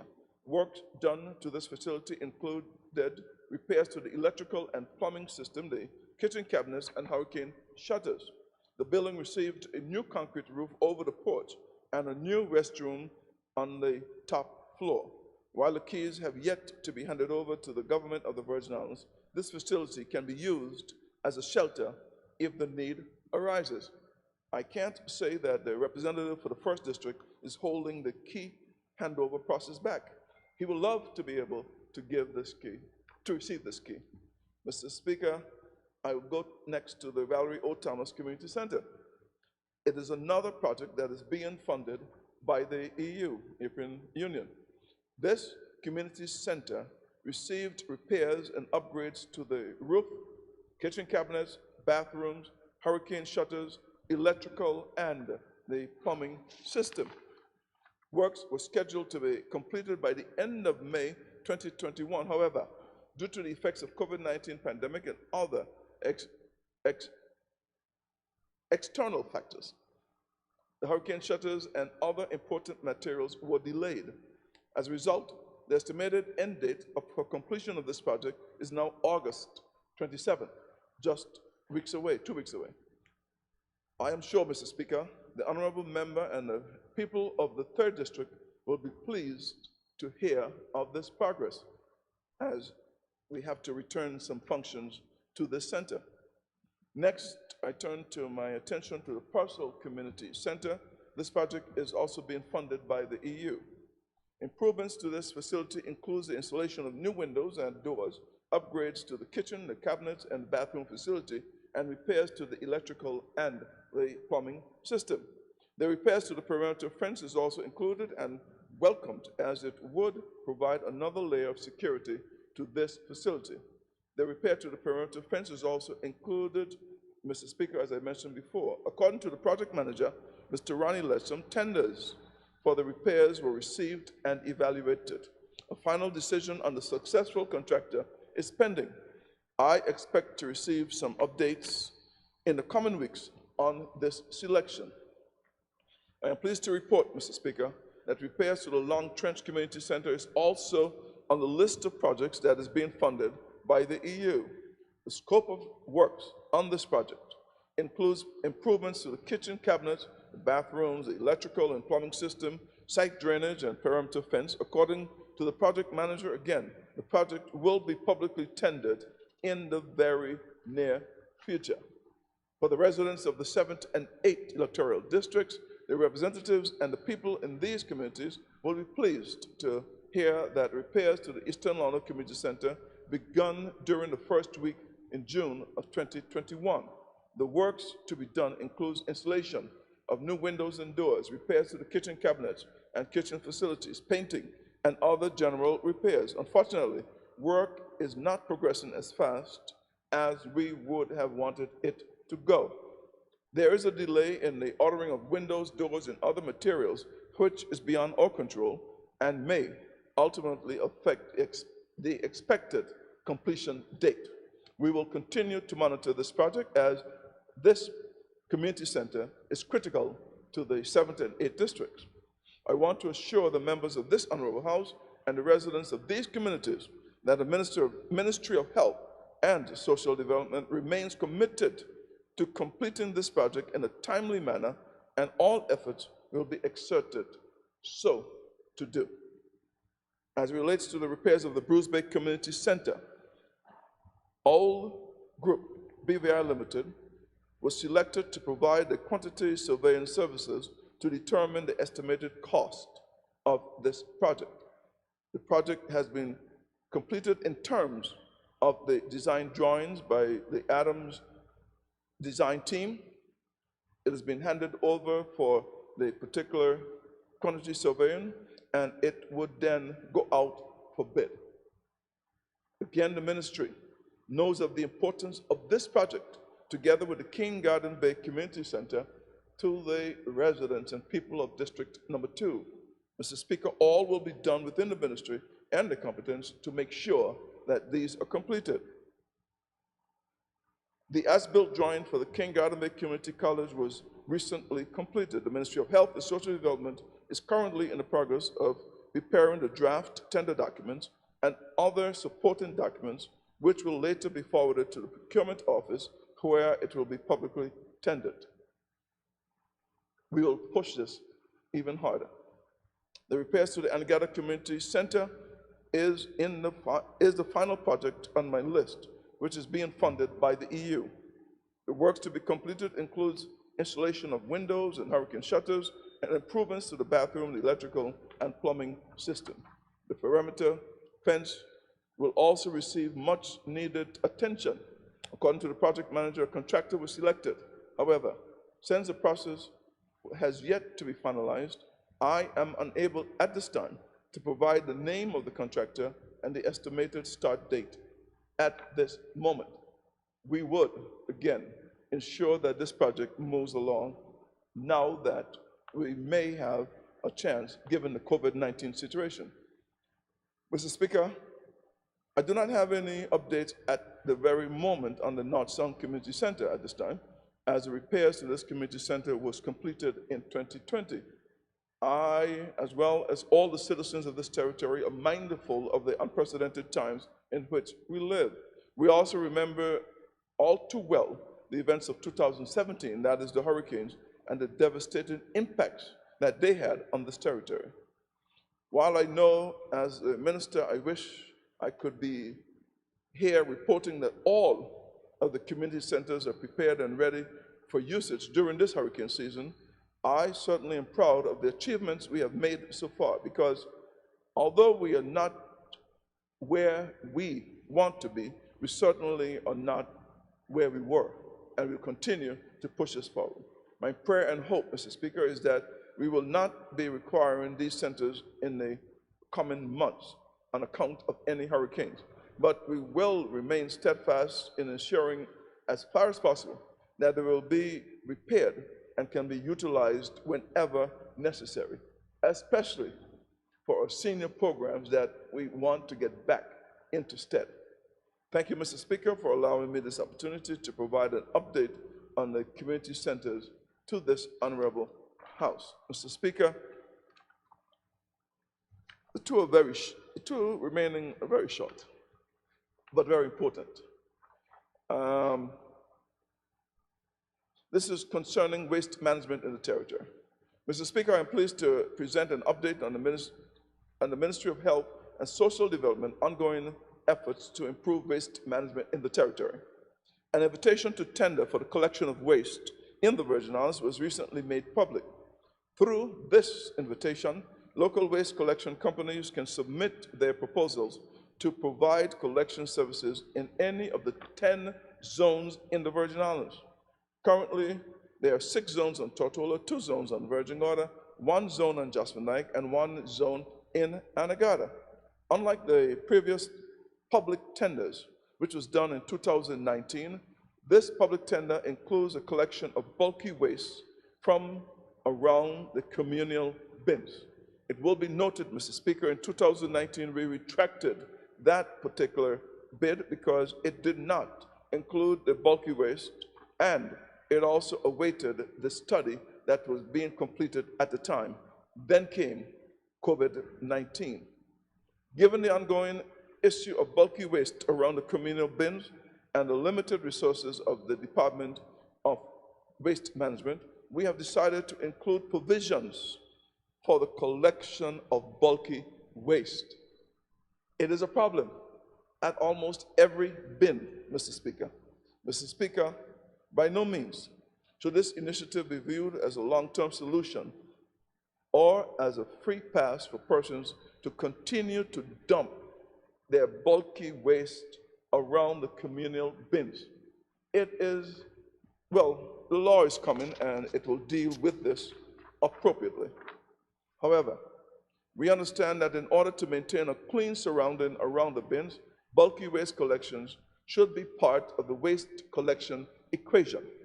The indiscriminate dumping of construction and bulky waste remains forbidden and persons should refrain from this criminal act. I must emphasize, this must stop. When one looks at the items that are placed at these communal bins, it is clearly evident that this waste could have not been brought on the inside, in trucks, or on the roof of any car. I repeat, when one looks at the items that are placed at these communal bins, it is clearly evident that this waste could not have been brought on the inside, in trucks, or on the roof of any car. They must have been brought and dropped off by a truck. They must. Why this must continue? Why must this continue, Mr. Speaker, when these truck drivers need to take a few more minutes and drive directly to the incinerator at Parkwood Pond? We have to take pride in our surroundings, and the onus is on each of us to do our part in keeping this territory clean. Mr. Speaker, the Ministry of Health and Social Development's long-term solution for waste management collection will be achieved through a 7R waste management strategy. We must rethink, we must restrict, we must reduce, we must reuse, we must recycle, we must return, and we must reform. This strategy has been voiced before and will be voiced again. With this strategy, we have incorporated drop-off points for bulky waste and recyclables, stiffer penalties for persons who contravenes the law, and most important, law enforcement. As it relates to the completion of the waste management strategy, the draft document was presented to the public during the month of May 2021, and the team is currently in the process of compiling all written and verbal feedback that has been given during the public consultation. Once this process is completed, the document itself will be, Mr. Speaker, once this process is completed, the document will be sent to the Cabinet of the Virgin Islands and then to the House of Assembly for approval. Mr. Speaker, as part of our commitment to improve the waste management strategy in the Virgin Islands, the Ministry of Health and Development partnered with the Recovery and Development Agency to develop a waste management proposal which is aimed at solving a long-standing issue of proper waste disposal. The terms of reference of this project are expected to meet the following objectives. 1, assess the current landfill at Parkwood Pond, and before I continue, and may I insert, the developers in this area will be pleased with this, especially the new developments. That is not for the speech. This is just, I reiterate, the terms of reference of this project are expected to meet the following objectives. I would add in, and it's not part of this, but I'll have it inserted. Next week, we'll be signing a $404,000 contract with Wood Group UK Limited, an 18-month contract for the scope of works of which I'm about to describe. And within a 6-week period, which is dated for next week, we will be signing this contract for these works I'm about to describe. Assess the current landfill at Parkwood Pond using the Ministry of Health and Social Development waste management strategy as a focal point. 2, investigate options for the establishment of a sanitary landfill that will be able to meet the needs of the territory for the next 20 years based on the waste management strategy. Develop the selected option into detailed designs so that it can house all the waste management operations, such as the tertiary treatment of waste, recycling, waste diversion, processing of derelict vehicles, and other auxiliary services. The goal of this project is to develop an overall disposal system which is consistent to our newly developed waste management strategy and will not have an adverse effect on the environment and will eventually put an end to the unsustainable practice which is currently taking place at the dump site in Pocket Pond. Mr. Speaker, honorable members will recall the Ministry of Health and Social Development, through the Department of Waste Management, was successful in exporting over 1,800 derelict vehicles and a large portion of derelict vehicles out of the territory during the first quarter of 2021. The metal was transported to Colombia, where it will be further processed and eventually transformed into new recycled products. The public can rest assured that despite that success, the war on derelict vehicles will continue. When we sought to clean, Mr. Speaker, the areas of Anagata, Virgin Gorda, Jocelyn Dyke, the volume of derelict vehicles far exceeded our wildest guesstimate. And so we had to go back to the table, Mr. Speaker, and renegotiate in terms of the rates for removal of these vehicles. That was successful. The team at the Department of Waste Management has been vigilantly identifying, tagging, and collecting derelict vehicles throughout the territory during the past few months, with the hopes of exporting the vehicles before the end of the year. Mr. Speaker, the topic of waste management is a worldwide issue, which becomes more challenging as the population grows. However, my team remains committed and will continue to strive to improve our waste management system here in these beautiful British Virgin Islands. Thank you, Mr. Speaker. And in that, lunchtime is very close. The shortest statement will now be read. The last and final statement, Mr. Speaker. The COVID-19 Income Relief Support Program. Mr. Speaker, we are facing critical times as a people, but it goes without saying that COVID-19 has impacted the entire world. The people of the Virgin Islands, through resilience, though resilient, Mr. Speaker, have also been subject to the socio-economic impacts of this pandemic. We have all witnessed firsthand how it has caused a considerable slowdown in business activity, particularly our tourism sector, which accounts for roughly 1/3 of our gross domestic product. The Premier would have just given you an update in this Honorable House, where our government is exploring several tourism initiatives through the BVI Tourist Board in collaboration with industry partners to keep visitors coming as we continue to expand our BVI brand. Some businesses are currently operating at special hours, while some have temporarily closed down until business itself picks up. Mr. Speaker, these special business conditions have left some persons unemployed or underemployed.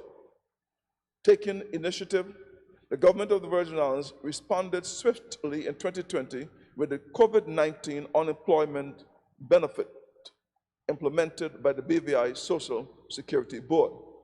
In addition, the government provided a number of grants to small businesses to further stimulate the economy.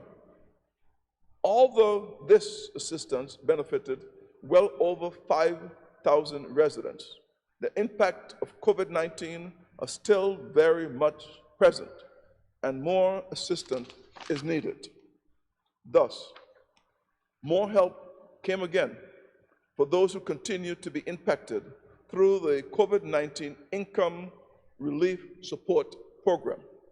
This program is designed to support the most vulnerable individuals and families who have experienced a loss reduction, or termination of employment due to the pandemic.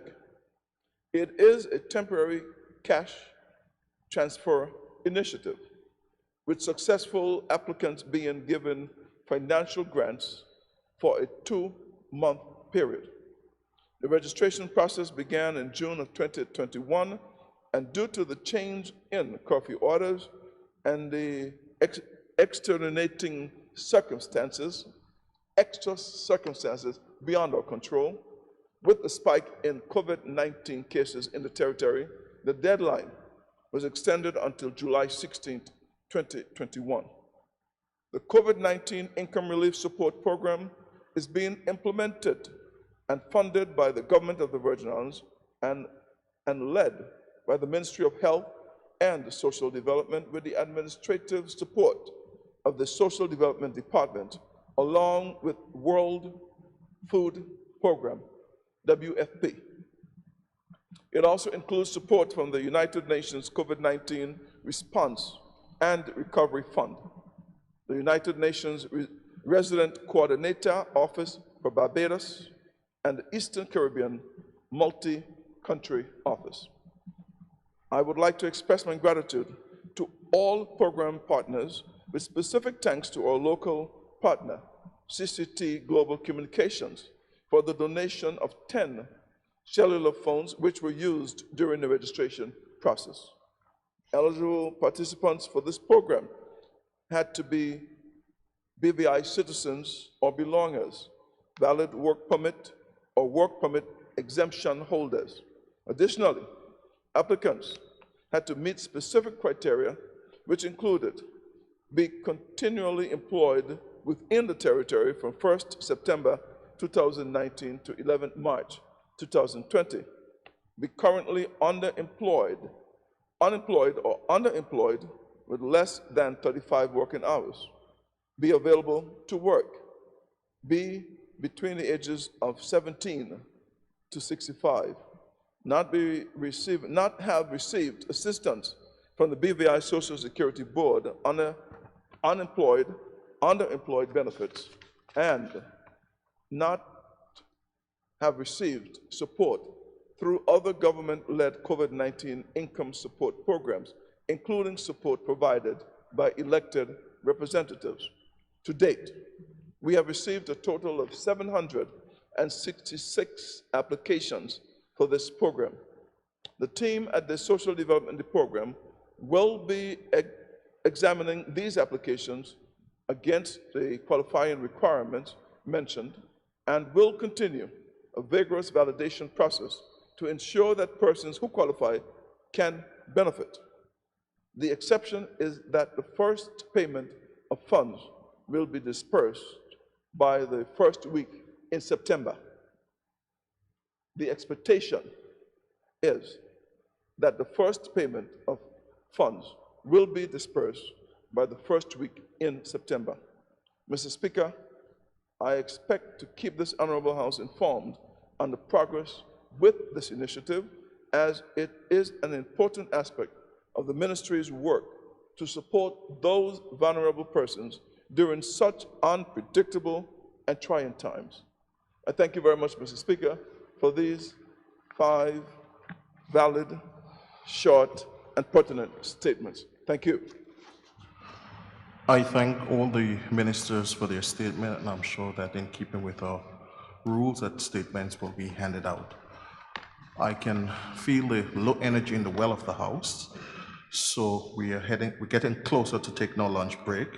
I'm going to invite the minister to lay his documents on the table, after which we'll break. I call upon the clerk.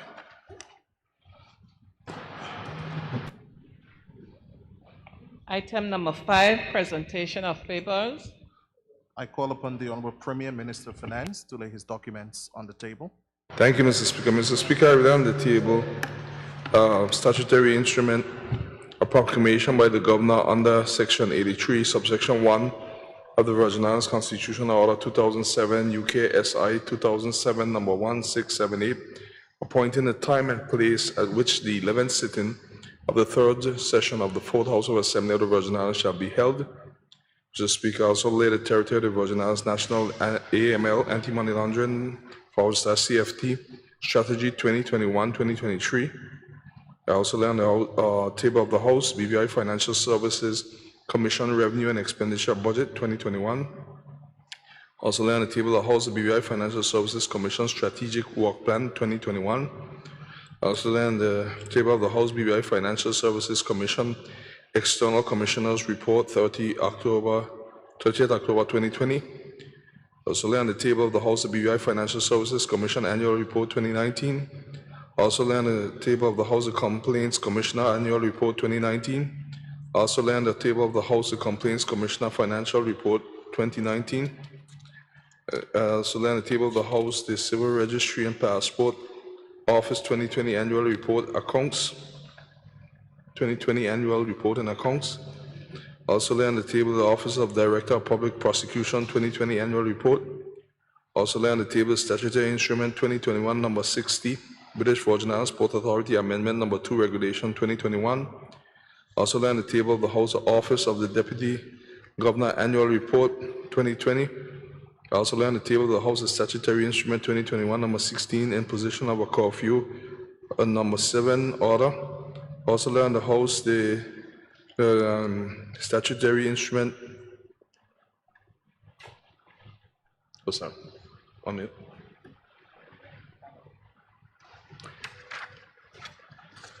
Or the updated one? Pass up. Yeah. 2020. Also lay on the table Office of the Auditor General Auditor Report, COVID-19 stimulus grants to religious institutions, civic groups, private schools, and daycares. Also lay on the table of the House Office of the Auditor General Audit Report, COVID-19 stimulus grants to farmers and fisher folks. Also lay on the table of the House Statutory Instruments 2021 number 103, Customs Management and Duties Amendment of Schedule 4, Order 2021. Also lay on the table of the House's Statutory Instrument number 2021 number 66, Imposition of a Curfew Order number 7, Order 2021. Also lay on the table of the House Statutory Instrument 2021 number 69, Imposition of a Curfew number 8, Order 2021. Also lay on the table of the House's Statutory Instrument 2021 number 94, Imposition of a Curfew number 9, Order 2021. Also lay on the table of the House's Statutory Instrument 2021 number 97, Imposition of a Curfew number 10, Order 2021. And also lay on the table of the House Statutory Instrument 2021 number 101, Imposition of a Curfew number 11, Order 2021. Thank you, Mr. Speaker. Thank you. Honorable members, pursuant to the Curfew Act of 2017, Section 3.2, the floor is now open for debate on instruments 66, 69, 94, 97, and 104. Correction, that's 101.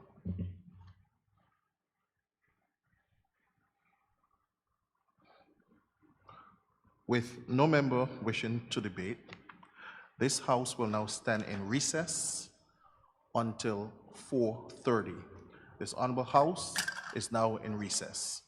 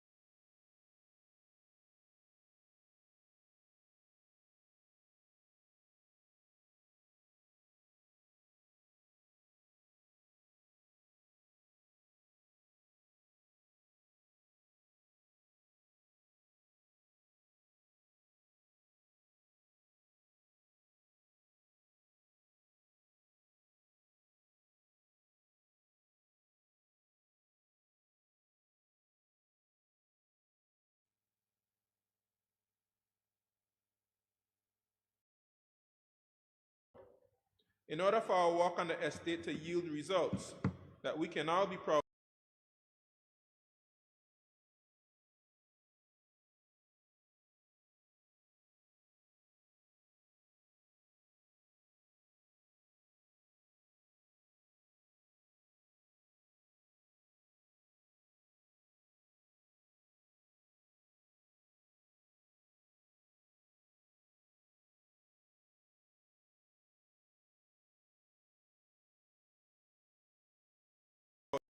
of, we recognize that it must be done right. And so you are taking all the necessary steps to ensure that we have a solid foundation moving forward. For many years, there have been challenges with the supply of water to the farms at Paraquita Bay. Thanks to the hard-working team at the Water and Sewage Department,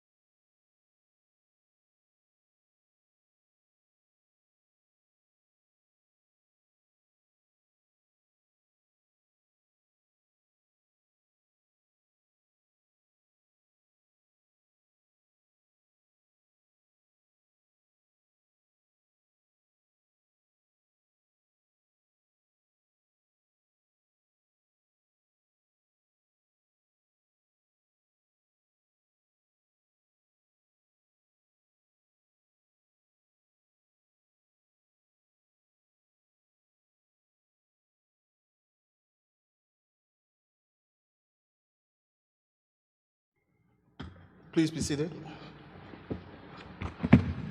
This Honorable House now resumes its sitting. I call now on the Honorable Minister for Natural Resources, Labor and Immigration to lay his documents on the table.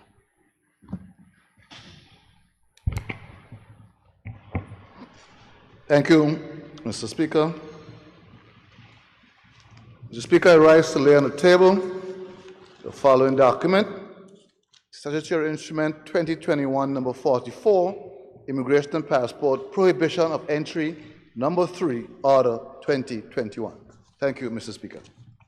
Thank you. I call on the Honorable Minister for Health and Social Development to lay his documents on the table.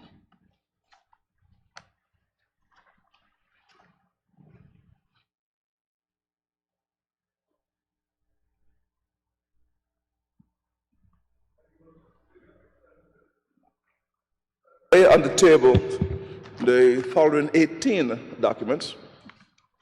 Statutory Instrument 2021, number 42, Public Health COVID-19 Control Suppression Measures, number 3, Amendment Order 2021. Statutory Instrument 2021, number 43, COVID-19 Control and Suppression Entry of Persons, number 2, Regulations 2021. Statutory Instrument 2021, number 45, Public Health COVID-19 Control and Suppression Measures, number 3, Amendment number 2, Order 2021.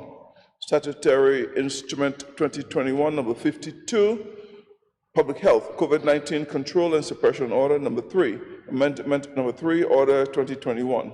Statutory Instrument number 21, Statutory Instrument 2021, number 56, Public Health COVID-19 Control and Suppression Order, number 3, Amendment number 4. Minister, I think you missed 45. Number 4. 55. Number 5. 50, yeah, number 5. Number 5, okay, sorry. Number 5, Roman numeral number 5, Statutory Instrument 2021, number 55, COVID-19 Control and Suppression Entry of Persons, number 3, Regulations 2021.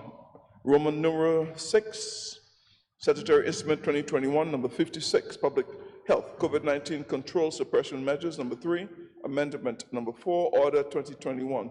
Roman numeral 7, Statutory Instrument 2021, number 61, Public Health Control, number COVID-19 Control and Suppression Measures, number 3, Amendment number 5, Order 2021. Roman numeral 8, Statutory Instrument 2021, number 64, Public Health COVID-19 Control and Suppression Measures, number 4, Order 2021. Roman numeral number 9, Statutory Instrument 2021, number 65, Prisons, Amendment Rules 2021. Statutory Instrument Roman numeral number 10, Statutory Instrument 2021, number 67, COVID-19 Control and Suppression Entry of Persons, number 3, Amendment Regulations 2021. Roman numeral number 11, Statutory Instrument 2021, number 77, Public Health COVID-19 Control Suppression Measures, number 4, Amendment Order 2021. Roman numeral number 12, Statutory Instrument number 21, number 89, Public Health COVID-19 Control and Suppression Measures, number 4, Amendment 2, Order 2021. Statutory Instrument number Roman numeral 13, Statutory Instrument 2021, number 90, Prison, Amendment number 2, Rules 2021. Roman numeral number 14, Statutory Instrument 2021, number 91, Public Health COVID-19 Control and Suppression Measures, number 4, Amendment number 3, Order 2021. Roman numeral number 15, Statutory Instrument 2021, number 95, COVID-19 Control and Suppression Entry of Persons, number 3, Amendment number 2, Regulations 2021. Roman numeral number 16, Statutory Instrument 2021, number 96, Public Health COVID-19 Control Suppression Measures, number 4, Amendment number 4, Order 2021. Roman numeral number 17, Statutory Instrument 2021, number 98, Prison Amendment number 3, Rules 2021, and Roman numeral number 18, Statutory Instrument 2021, number 100, Public Health COVID-19 Control and Suppression Measures, number 4, Amendment number 5, Order 2021. Thank you very much, Mr. Speaker. I thank the minister. I call upon the clerk.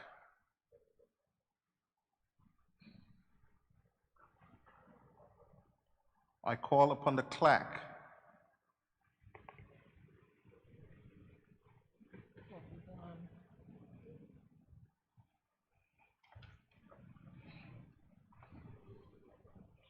Item number 6, notices of motions given orally.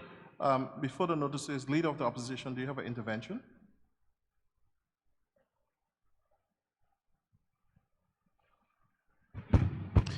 Thank you, Mr. Speaker. Mr. Speaker, I know it's based on the curfew orders. I think that you should ask for a debate of the curfew orders that were laid on the table as well. Okay, I think you're mixing that up with the imposition of a curfew, which the Premier laid, and He laid them earlier? Okay. Yes, and I asked him pursuant of the Curfew Act. Okay, So that's different from what the Minister for Health has laid. I'm sorry, Madam Clerk again? Item number 6, notices of motions given orally. Thank you. I call on the Honorable Premier and Minister of Finance to give notice. Thank you, Mr. Speaker. Mr. Speaker, I rise in this honorable House to give notice that at a later stage in the proceedings, I would seek leave to move the motion standing in my name under items 8.1 Roman numeral 1 through Roman numeral 3, Roman numeral 5, Roman numeral 6, and Roman numeral 8 on the order of the day. I call upon the Minister for Natural Resources, Labor, and Immigration to give notice. Thank you, Mr. Speaker. Mr. Speaker, I too rise in this honorable House to give notice that at this later stage in the proceedings, I will seek leave to move the motion standing in my name under item 8.1, Roman numerals 7, 9, and 10 on the order of the day. Thank you, Mr. Speaker. Thank you. I call upon the Honorable Minister for Health and Social Development to give notice. Mr. Speaker, I have to give notice that at a later stage in the proceedings, I would seek leave to move the motion standing in my name under item number 8.1, Roman numeral 4 on the order of the day.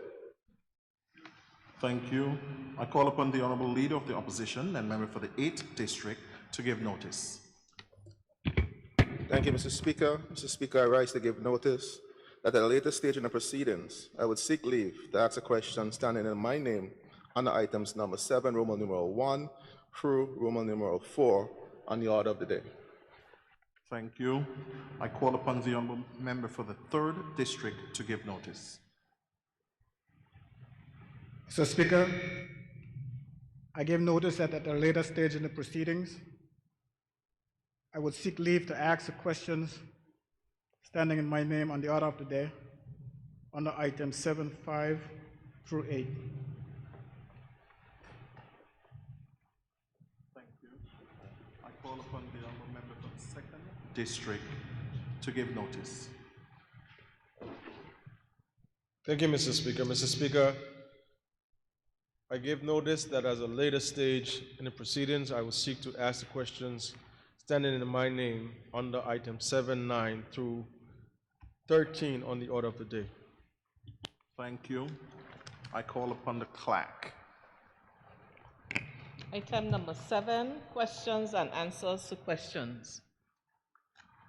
Okay, honorable members, I will just humbly remind members of Standing Order 15, 16, and 17 in terms of the procedure for questions, and to also humbly suggest that questions are to be asked and answered, and then a supplementary question. The convention is 2 supplementary. Therefore, we'll not take the session to be the pretext of debates and statements and editorials. With that said, I invite the Honorable Leader of the Opposition and member for the 8th District to pose his questions to the Honorable Premier and Minister of Finance. Thank you, Mr. Speaker, and thank you for the opportunity to ask my questions. Just for a matter of of disclosure and clarity, these questions were on other paper, Mr. Speaker, from the 27th of May. So some of the information might be a bit dated now, considering the length of time that the questions have been on other paper. So I just wanted to make sure that it's on the record. Very well. Mr. Speaker, could the Honorable Premier and Minister of Finance please provide this Honorable House the list of all Cabinet decisions for all Cabinet meetings held between the 1st of March 2020 through 31st December 2020.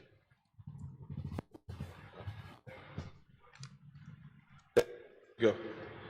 Mr. Speaker, I think it's important just for the record also that the delay with the sitting from in May was large in part due to COVID-19, so that the House won't get the public won't get the impression that it was that we didn't want to meet or even answer the questions. So I think that's very important for the record to reflect.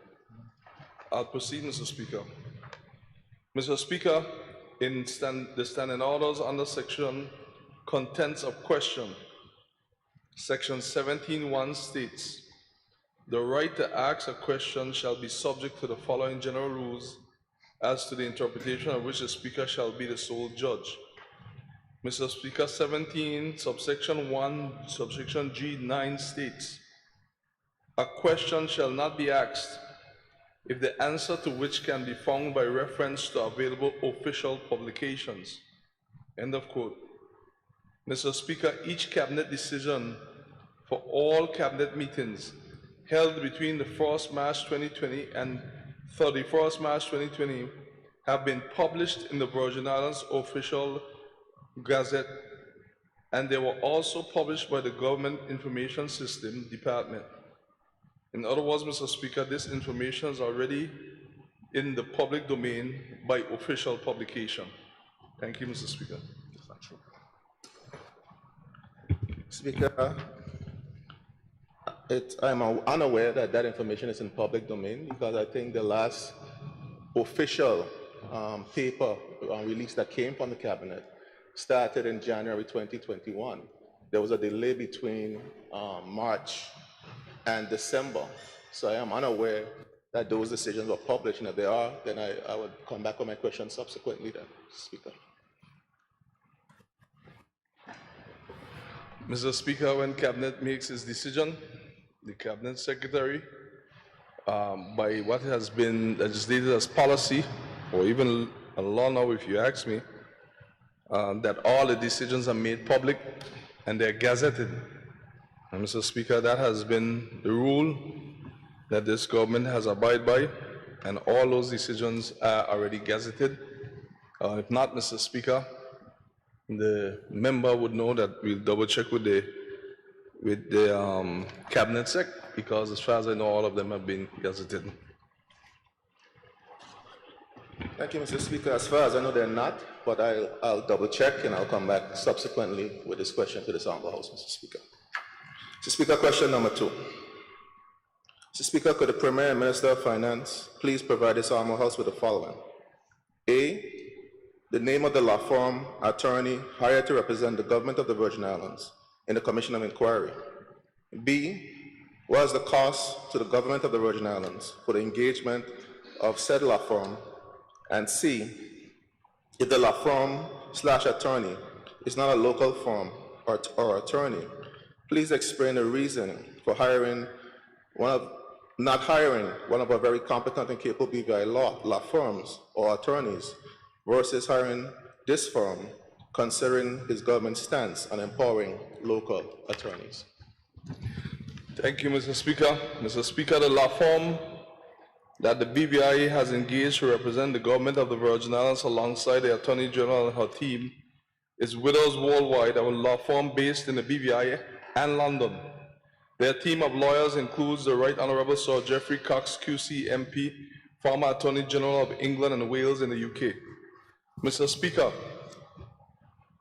the allegations levied against the territory in the public domain of the world are very serious and can have irrevocable reputational damage, even when the allegations are proven not to be valid. The BVI's economy is heavily hinged on our name and good reputation. All the trade that is done by the BVI is based on our good name and reputation. Over the years, the BVI built a reputation as a reputable financial center. Hence, this course of action is to protect the legacy that our forefathers have built, especially over the last 71 years of our legislative history. This course of action is in an effort to preserve who we are as a people and to ensure that we defend the good name of not only the past and present generations, but also our future generation. Clearly, the country is under attack, and we must move forward with all that we have in our hands while being fully prayed up to defend our reputation that took us years to build. In the areas where we may need improvement, we must exhaust all efforts to do so forthwith. But we have more good than the weak areas that seems to be exploited by the COI. For the record, we do support a transparent COI that yield a just outcome. If so, then one may ask why the international lawyers? Because no one does what is expected, but rather what is inspected. Mr. Speaker, the Cabinet has approved that the cost of legal representation in this inquiry be paid based on the services rendered, but those costs are not to exceed $5 million US. As the representation is ongoing, the cost of representation is not yet known. However, this cost is pale in comparison to what it will cost the BVI if we do not successfully defend our good name and reputation worldwide.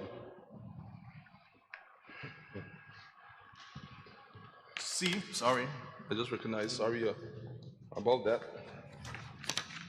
Mr. Speaker, it may appear to many persons that the COI is a local matter for the Virgin Islands. It is important to know that the COI was imposed upon us without any prior consultation by the then Governor Augustus Jasper. The COI was also launched on the international stage by the Foreign Secretary of the United Kingdom, Mr. Dominic Raab, in his statement to the United Kingdom's Parliament and the Westminster dated 18 January 2021, where he informed, and I quote, "The UK is extremely concerned about the state of good governance in the British Virgin Islands, BVI. A consistent and deeply troubling array of concerns have been put to the Governor by local institutions and the community. The Governor has set out these concerns to me. They include, but are not limited to, allegations of political interference and coercion in relation to appointments in the public service and statutory boards, the criminal justice system, and individual criminal cases. Claims that people in public service, media, and community leaders have been intimidated to such a degree that they describe living in a climate of fear. Allegations that funds set aside for struggling families during the pandemic may have been reallocated to political allies. Concerns around spending on government contracts without any proper procurement processes, misuse of taxpayers' money on infrastructure and transport projects. Against this backdrop, we were also concerned about the potential vulnerability of the islands to serious organized crime. The scale of this was made clear in November 2020 with the seizure of more than 2 tons of cocaine worth just under £190 million. Successive attempts have been made to address these concerns through local institutions, many of which have done commendable work to bring them to light. However, the scope and seriousness of the concerns are now beyond local capacity to address. The UK government are responsible for ensuring the security and good governance of BVI. We have a constitutional and moral duty to protect the interests of the people of the BVI. We cannot ignore such serious allegations. With this in mind, on 18 January, the Governor of BVI, supported by the UK government, announced an independent commission of inquiry. The commission will inquire into whether there is information to substantiate claims that corruption, abuse of position, and serious impropriety has taken place in public office in recent years, and it will make recommendations. The commission will be led by the Right Honourable Sir Gary Hickenbottom, who will have the powers of a High Court judge within the territory with respect to gathering evidence. The BVI Commission of Inquiry Ordinance makes provisions for the scope of the inquiry to be adjusted or extended should it prove necessary. The government expects the Commissioner to deliver his report to the Governor within 6 months. At this point, we hope that the UK and BVI will be able to consider the recommendations together in a constructive manner that best serves the people of the BVI. This government's aim is to build stronger governance for the people of BVI and uphold our commitment to our overseas territories and their people. End of quote. The Virgin Islands has an international personality and is recognized worldwide as premier jurisdiction for financial services with several cutting-edge products which sets us apart. Our exotic islands and seascapes has more than 50 years delivered unforgettable experiences to numerous visitors as our tourist product is world-renowned, and this territory is today highly regarded. Our territory trades on our reputation, and it was the duty of this government to ensure that the interests of the territory are well presented in this inquiry. The government of the Virgin Islands was forced to respond to the aggressive launch of the COI with legal representation, which was well experienced with COIs and the dynamics of small island developing states, the overseas territories, and the workings of the United Kingdom government.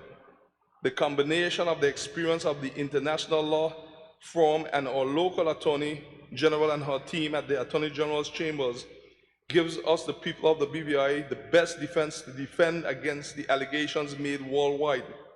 A person's reputation is all that one has, and one must exhaust all efforts and resources to ensure that his innocence and good name and reputation remains intact.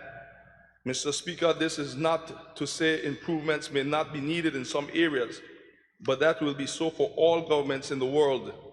While persons in the BVI and worldwide have interpreted his statement in terms of the Foreign Secretary of State statement to mean that the findings of the CO have concluded before the process actually have been completed, the government of the Virgin Islands still maintains that we support a transparent COI that will yield a just outcome.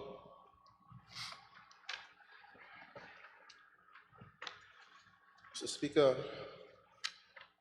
for the most part, we sat through 4 hours of statements. We're on statements again.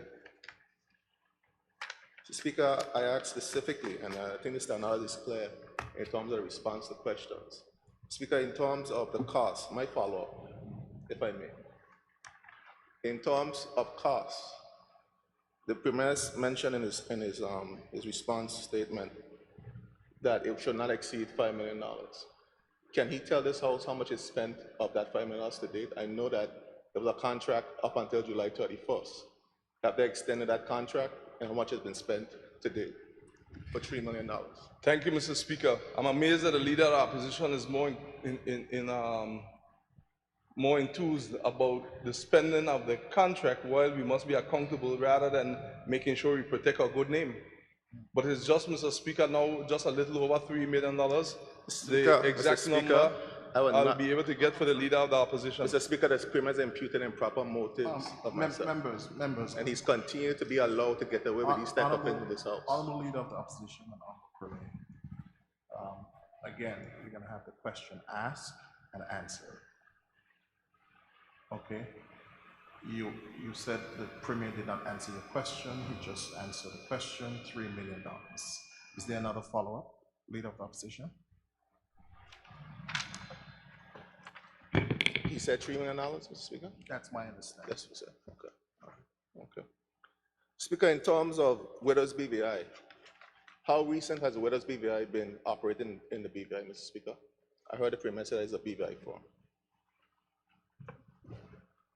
Mr. Speaker, I didn't check how long Widows operating. I know they didn't just start, but they have enough experience to help us both on the local front, working with the Attorney General, and internationally to protect our good name, because that seems to be getting lost.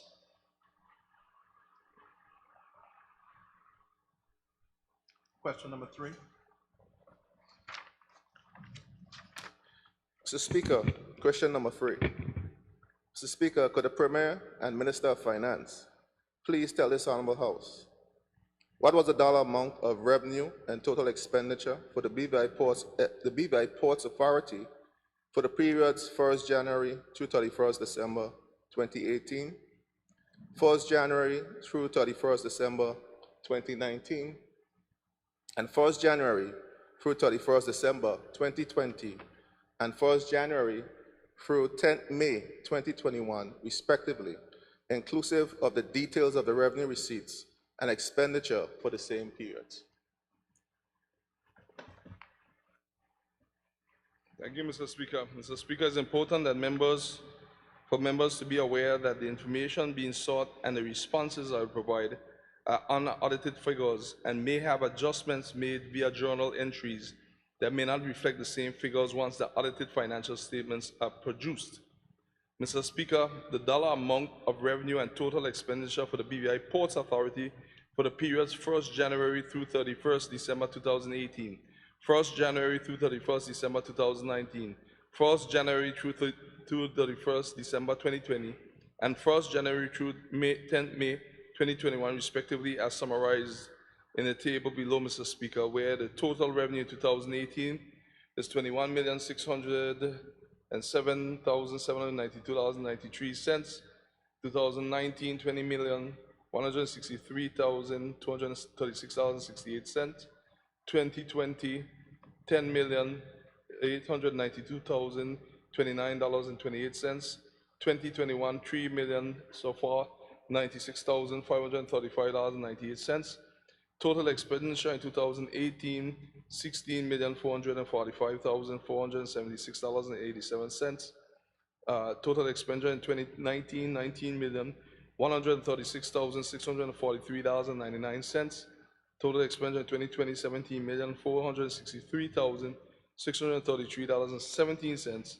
And total expenditure in 2021 thus far, $3,916,430.30. Mr. Speaker, the detailed record of the revenue and expenditure for the BVI Ports Authority for the periods in question attached for the members' perusal.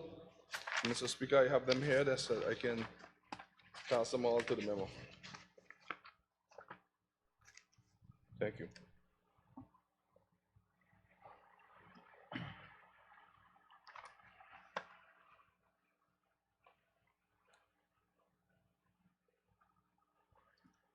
Can you give me a quick 30 seconds to go through? You have 15 seconds, Leader of the Opposition. Speaker, I just got hand on this.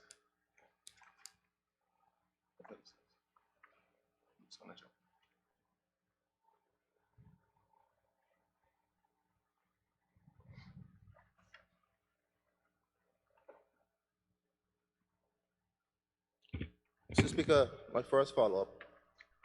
Speaker, can the Premier confirm, Premier said that they're not audited.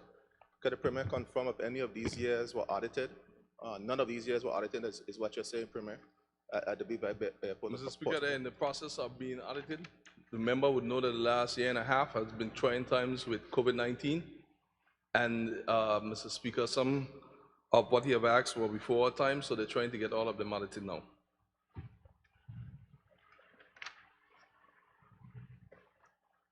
Mr. Speaker, in 2020, based on the numbers provided by the Premier, close to $7 million in the red in terms of revenue versus operating expenditure. Was that covered through the ports back on Coke, or they were given support from the Premier's office or the government on this? Mr. Speaker, that's a brand new question. I'm not going to mislead this House. I'll get the information and bring it back for the member.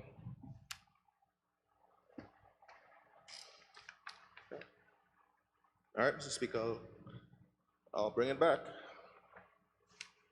Mr. Speaker, question number 4. Mr. Speaker, could the Premier and Minister of Finance please tell us Honorable House what was the dollar amount of revenue and total expenditure for the BVI Airports Authority for the periods 1st January through 31st December 2018? 1st January through 31st December 2019, 1st January through 31st December 2020, and 1st January through 10th May 2021, respectively, inclusive of all the details of the revenue receipts and expenditure for the same periods. Thank you, Mr. Speaker. Mr. Speaker, the dollar amount of revenue and total expenditure for the BVI Airports Authority for the period 1st January through 31st December 2018, 1st January through 31st December 2019, 1st January through December 31st, 2020, and 1st January through 10th May 2021, respectively, and inclusive of all the details of the revenue receipts and expenditure for the same periods are as follows. For the period 1st January through 31st December 2018, the revenue receipts were $12,285,858.54. For the period 1st January through 31st December 2019, the revenue receipts were $8,726,723.64. For the period 1st January through 31st December 2020, the revenue receipts were $7,598,462.23. For the period of 1st January through 10th May 2021, the revenue receipts were $2,865,825.82. A total for the said period of $31,486,870.23 was received. Mr. Speaker, to continue the details for the expenditure for the same period, the information is as follows.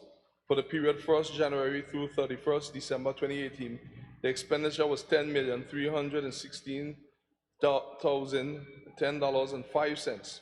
For the period 1st January through 31st December 2019, the expenditure was $12,484,721.37. For the period 1st January through 31st December 2020, the expenditure was $10,453,147.99.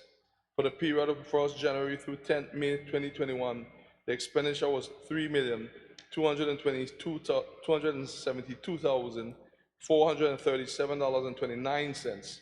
A total expenditure for the said period of $36,526,316.70 was realized.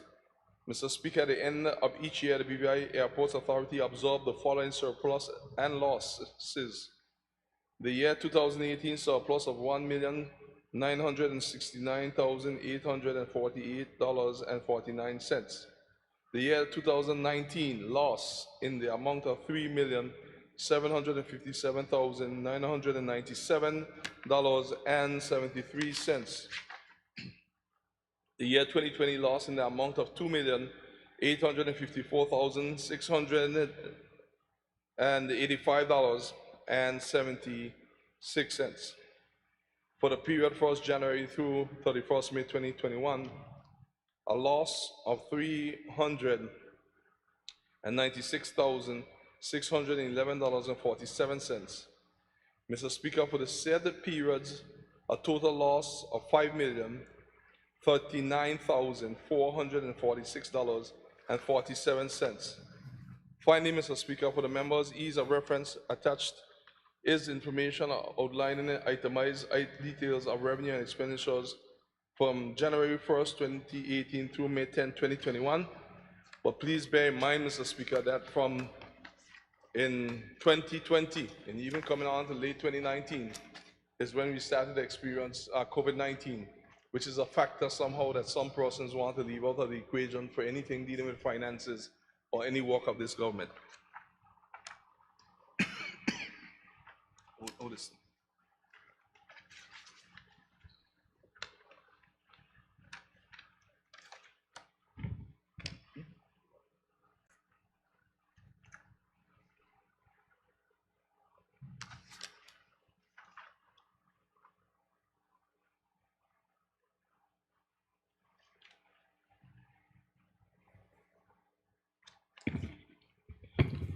Thank you, Mr. Speaker. Mr. Speaker, I have one follow-up. In the Premier's response, he said that the BVI Airports Authority observed the surplus and the loss. I didn't hear how they absorbed it. Did they do it through they had the reserve funds and their reserves, cash reserves, or the Premier, through the Ministry of Finance, gave them a supplementary to absorb these losses? Mr. Speaker, that's a new question, and I'm not going to mislead this House and even attempt to answer it, although I basically know the answer. So if the member wants that answer, he would either bring it back, or if he allows, I will go and bring it back in writing directly from the BVI Airports Authority so that this House can be furnished with accurate information. Thank you, Mr. Speaker. If the Premier could bring that back, or with a timeline, if not, I'll just ask it another question, Mr. Speaker, so that I could get the answer to the question. I'll move on, Mr. Speaker. I have no more follow-ups on this. Mr. Speaker, question number 5.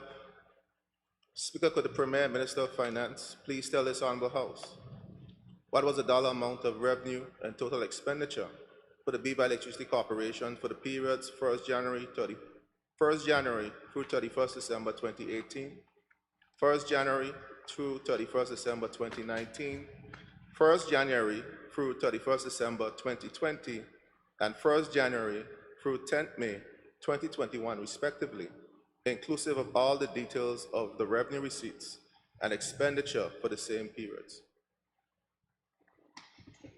Thank you, Mr. Speaker, for this ongoing audit. I could only imagine where I'll see these again.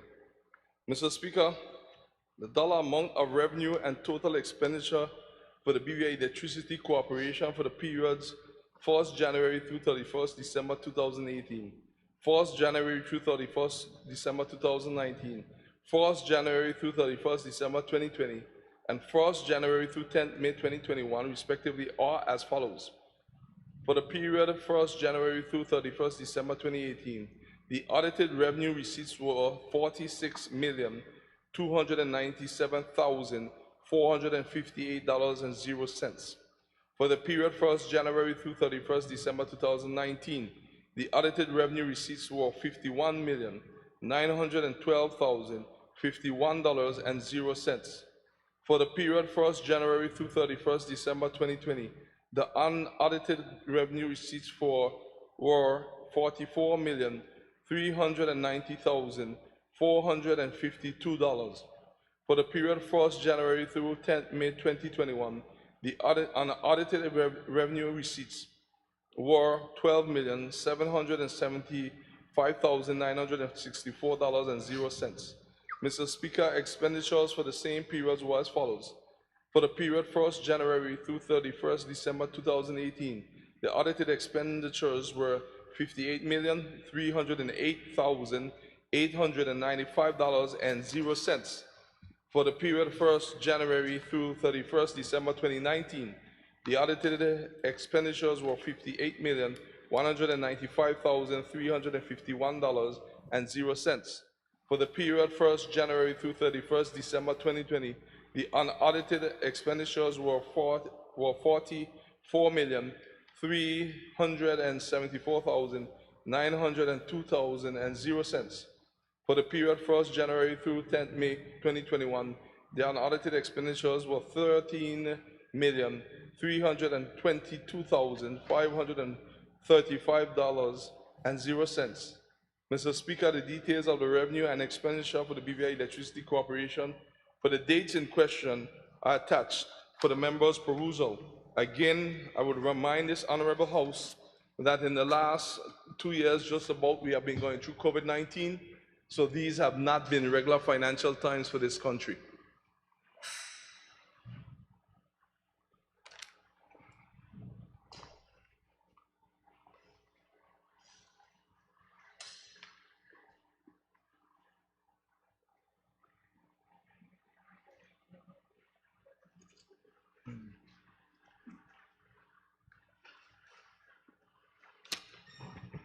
Mr. Speaker. Thank you, Mr. Speaker. I'll ask my follow-ups. The Premier says an ongoing audit. Well, it's obvious if these companies don't audit themselves, somebody has to audit them. And excuse me, Mr. Speaker. That is false. And the member knows he should take that off the record.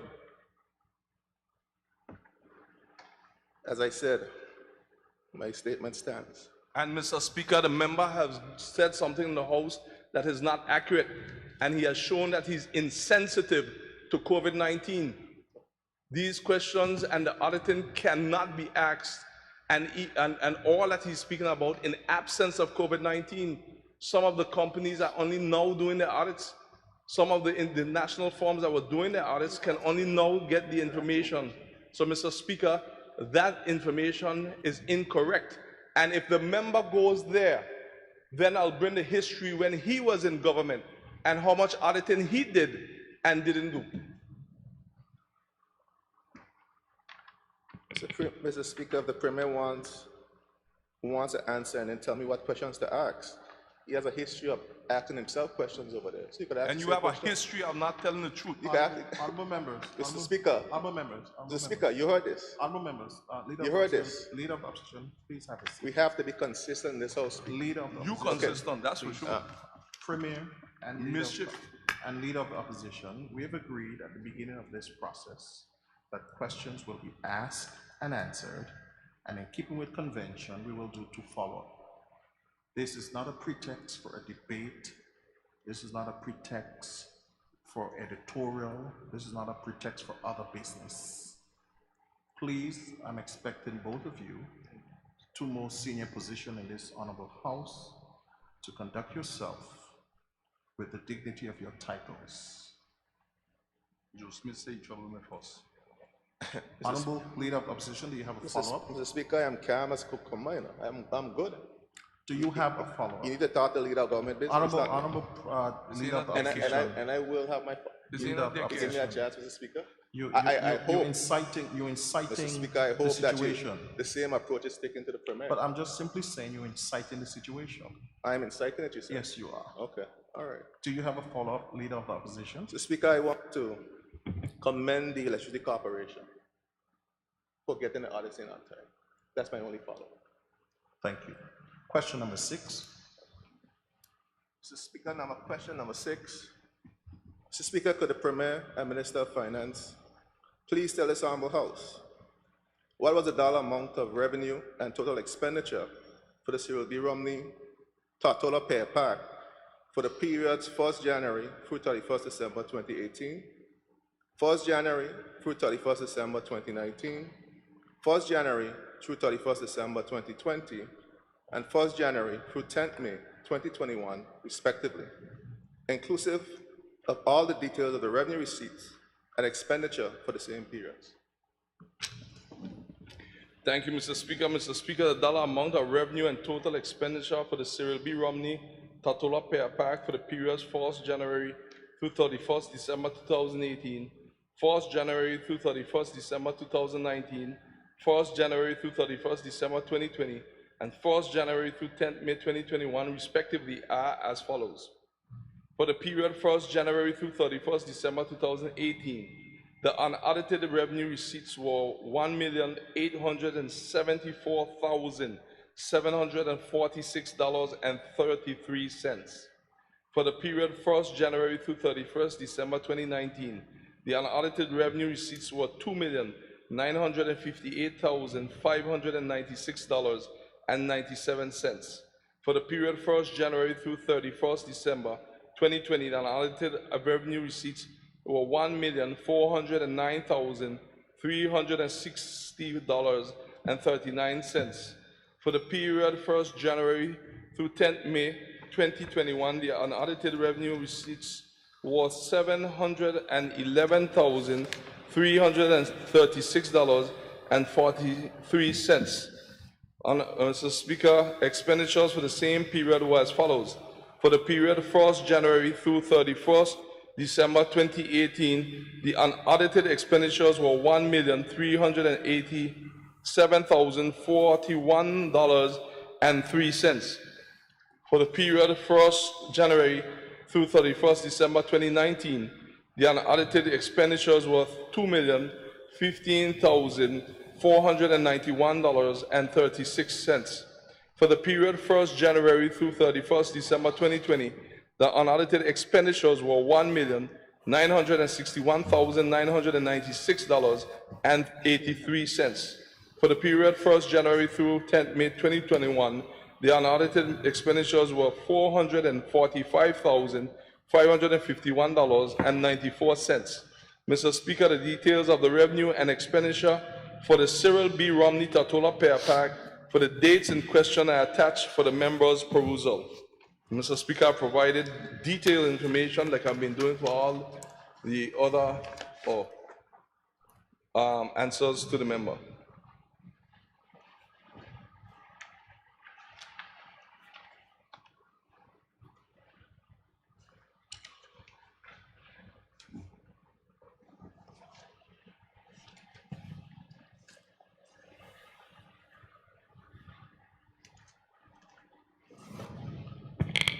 Mr. Speaker, my one follow-up is concerning how this deficit was covered, and obviously the trend has been clear in terms of the response. So I'll bring back a subsequent question concerning the deficit of this particular board, which is the Tatola Pear Park. I'll move on to question number 7. Mr. Speaker, could the Premier and Minister of Finance please give this Honorable House the details and cumulative amount of all monies owed to vendors, contractors, and individuals from 1st January 2019 through 10th May 2021. Mr. Speaker, before I answer that, I need to answer the deficit. Mr. Speaker, I want the record of this House to reflect each time that we have been through some of the roughest time in this country in the last 2 years with COVID. I want that to be clear, Mr. Speaker, because in this House, certain things are said, and when I go on the street, I hear that things are in deficit, and the factor of COVID-19 is not even factored in. So I know to whom and to what I'm dealing with. So I want that to make sure that that is on the record, Mr. Speaker, because show me a country that has not been challenged with COVID-19. I'll answer question 7. Mr. Speaker, the cumulative amount of all monies owed to vendors, contractors, and individuals from 1st January 2019 through 10th May 2021 by the BVI Ports Authority are as follows. For the period 1st January through 31st December 2019, the cumulative amount is $740,366.15. For the period 1st January 20 through 31st December 2020, the cumulative amount is $934,497.12. For the period 1st January through 10th May 2021, the cumulative amount is $328,235.96. Mr. Speaker, the BVI Ports Authority also owes central government the sum of $9,077,494.44 for passenger tax collected on government's behalf since 2016. Mr. Speaker, and the balance of the loan from the central government to assist with the works at the Cyril B. Romney Tatola Pear Pack. Mr. Speaker.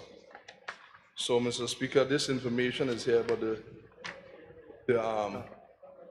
leader of the opposition would know about those loans.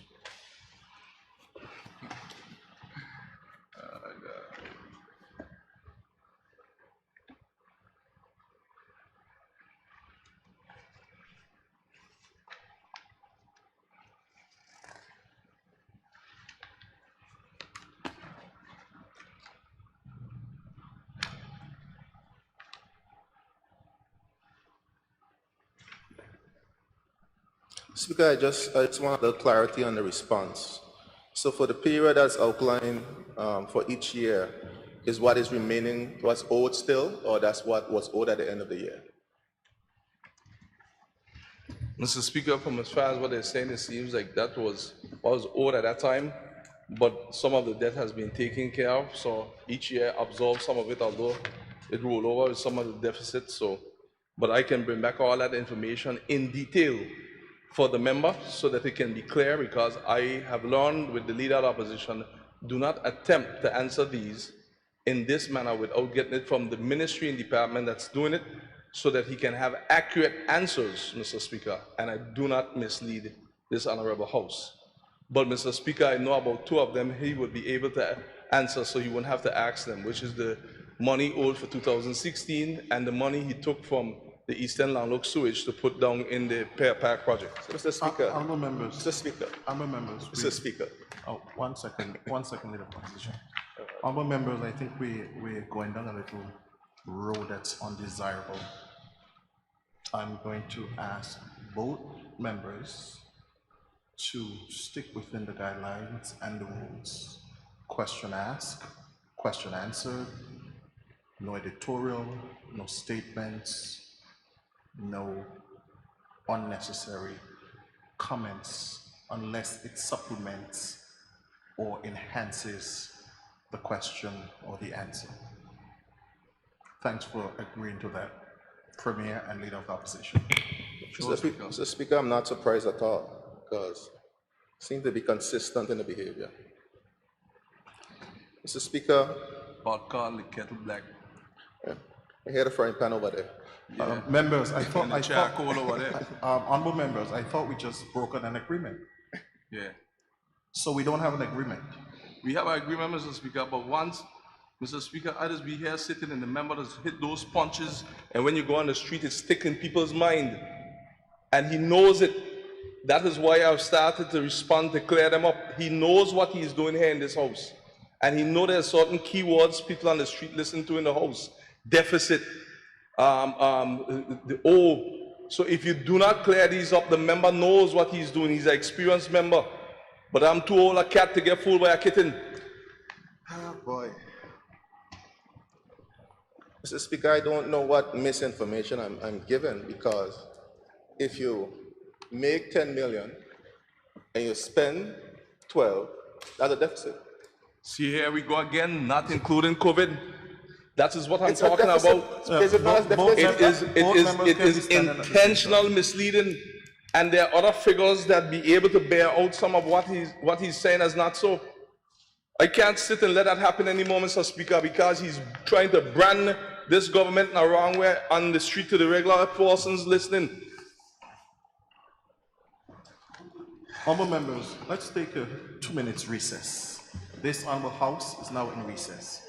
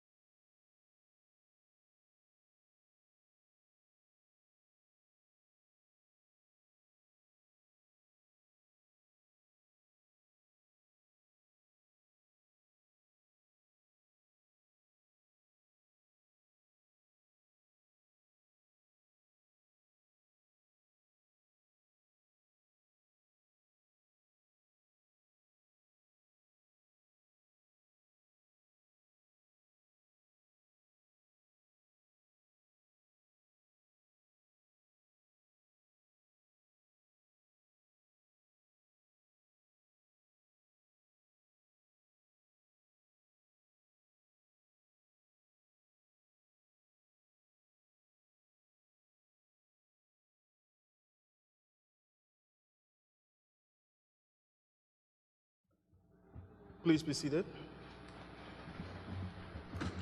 This Honorable House now resumes its sitting.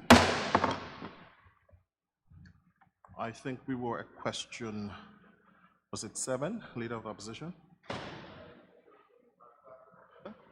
Okay. Leader of the Opposition, question number 7. Thank you, the Speaker. Speaker, could the Premier and Minister of Finance please give this Honorable House the details and cumulative amounts of all... 7? That's 8. That's 8. I'm sorry, what's the issue? I want some clarity from the clerk. On what?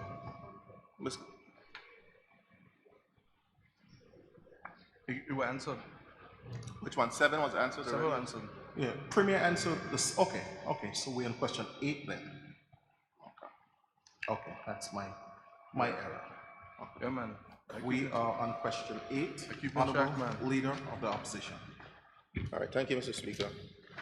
Mr. Speaker, could the Premier and Minister of Finance please give this Honorable House the details and cumulative amount of all monies owed to vendors, contractors, and individuals from 1st January 2019 through 10th May 2021 via Airports Authority. Thank you, Mr. Speaker. Mr. Speaker, the details and cumulative amount of all monies owed to vendors, contractors, and individuals from 1st January 2019 through 10th May 2021 by the BVI Airports Authority as follows. In 2019, the sum owed to vendors, contractors, and individuals is $1,735,591.62. In the year 2020, the sum owed is $1,891,799.72. As of 10th May 2021, the sum owed to vendors, contractors, and individuals is $2,155,984.38.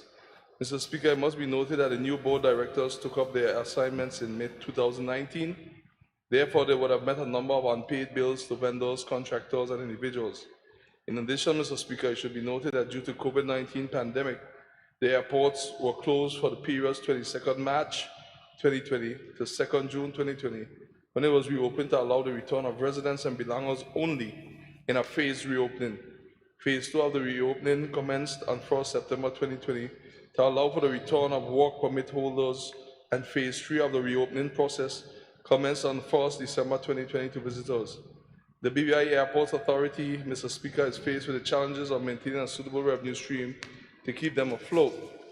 Mr. Speaker, has not been business as usual due to COVID-19 pandemic, as the traffic from the year 2020, when the pandemic was thrust upon us, to May 10th, 2021 has slowed down, come to a complete halt, and then return to a slow pace.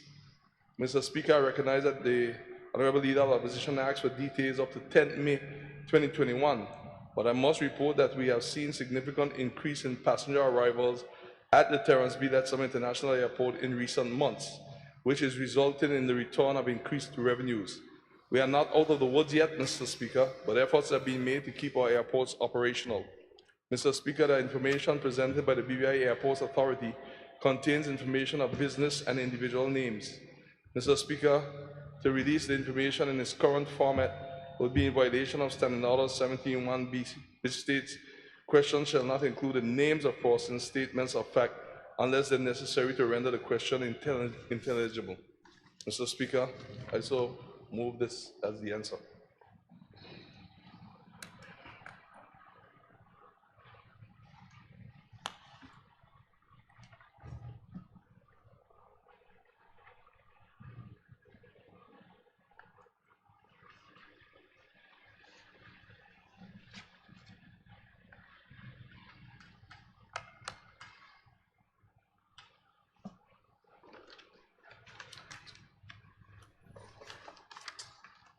Speaker, I just want, before I ask my follow-up, I just want to make sure I'm clear in terms of the answers that I've gotten, Mr. Speaker. Mr. Speaker, for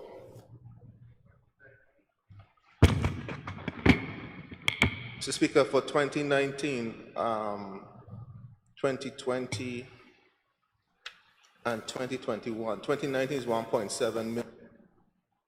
20 is 1.8, and 2020 is 2.1. That's close around $6 million in terms of monies owed by the Beaver Airports Authority.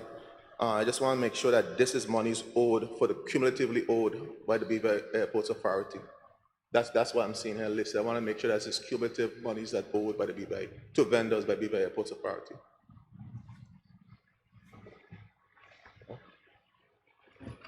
Thank you, Mr. Speaker. I cannot see it add up to be 6 million, Mr. Speaker, because every year, although you might be in the reds, you would have made some money, and also central government would have put in some money to help the airport. But of course, with no revenue coming in, you'll continue with the deficit. So, Mr. Speaker, that is it in a nutshell, but wouldn't be the same amount of money adding up each year to add up to 6 million and change. But the details of that, like the others, I would have to bring it back to the member, but I can state that now to help to bring some kind of clarity to the fact that it is not the accumulative 6 million and change at this time. Mr. Speaker, I ask because I want to be clear, because the question is clear in terms of what is owed as of May, 10th of May, 2021. So I'm assuming that whoever's responding to the question is telling me what's owed as of that date. So I just want to make sure that it's clear. So if the answer is not clear, then I need the answer to come back. Based on my first follow-up, we're in 2021 is based on 5 months of the year. January to May is May is the fifth month. And we have where it's owed $2.1 million for that 1 year, that 5 months of 2021. And the other years we're seeing roughly under $2 million for the entire year. Can the Premier tell me if there's an issue with the Beaver Airports Authority paying its bills for 2021? Because if it owes $2 million in 5 months, it says to me that no bills are being paid. So Premier, please clear that up for me, please. Mr. Speaker, there's no institution in the world right now that doesn't have challenges with finances. That is a brand new question, and Mr. Speaker, while I understand the member is loaded, and I would prefer, Mr. Speaker, to bring that answer back in details, because the first one that the member brought to the table, he was asking if it's accumulative up to 6 million and change. Now, Mr. Speaker, he's asking that up to now, it is 2 million and change. How come it's that much when it was almost that for all the other years? There are explanations for these, Mr. Speaker, but Mr. Speaker, those are totally different questions that would need to make sure that we come back with the answer totally. So if the member chooses, I can bring it back for him, or if he chooses, Mr. Speaker, he can bring it back as a substantial question. But there are some very logical answers for it, but I prefer, Mr. Speaker, to have it directly vetted by the accounting staff at the airport and double-checked by the Ministry of Finance before I reveal what the answer is, because I do have knowledge of what the answer is. Mr. Speaker, I accept the Premier gave his response. I think what I read in front of me is clear in terms of 2021, but I will ask a follow-up question in a subsequent sitting to get that information, even though I believe my question was extremely clear. Mr. Speaker, my follow-up question, the Premier mentioned that in his answer that Standing Order 17.1b is being violated to the Premier. Speaker, you are the judge in terms of standing orders in this House. How is Standing Order 17.1b being violated by my question, Mr. Speaker?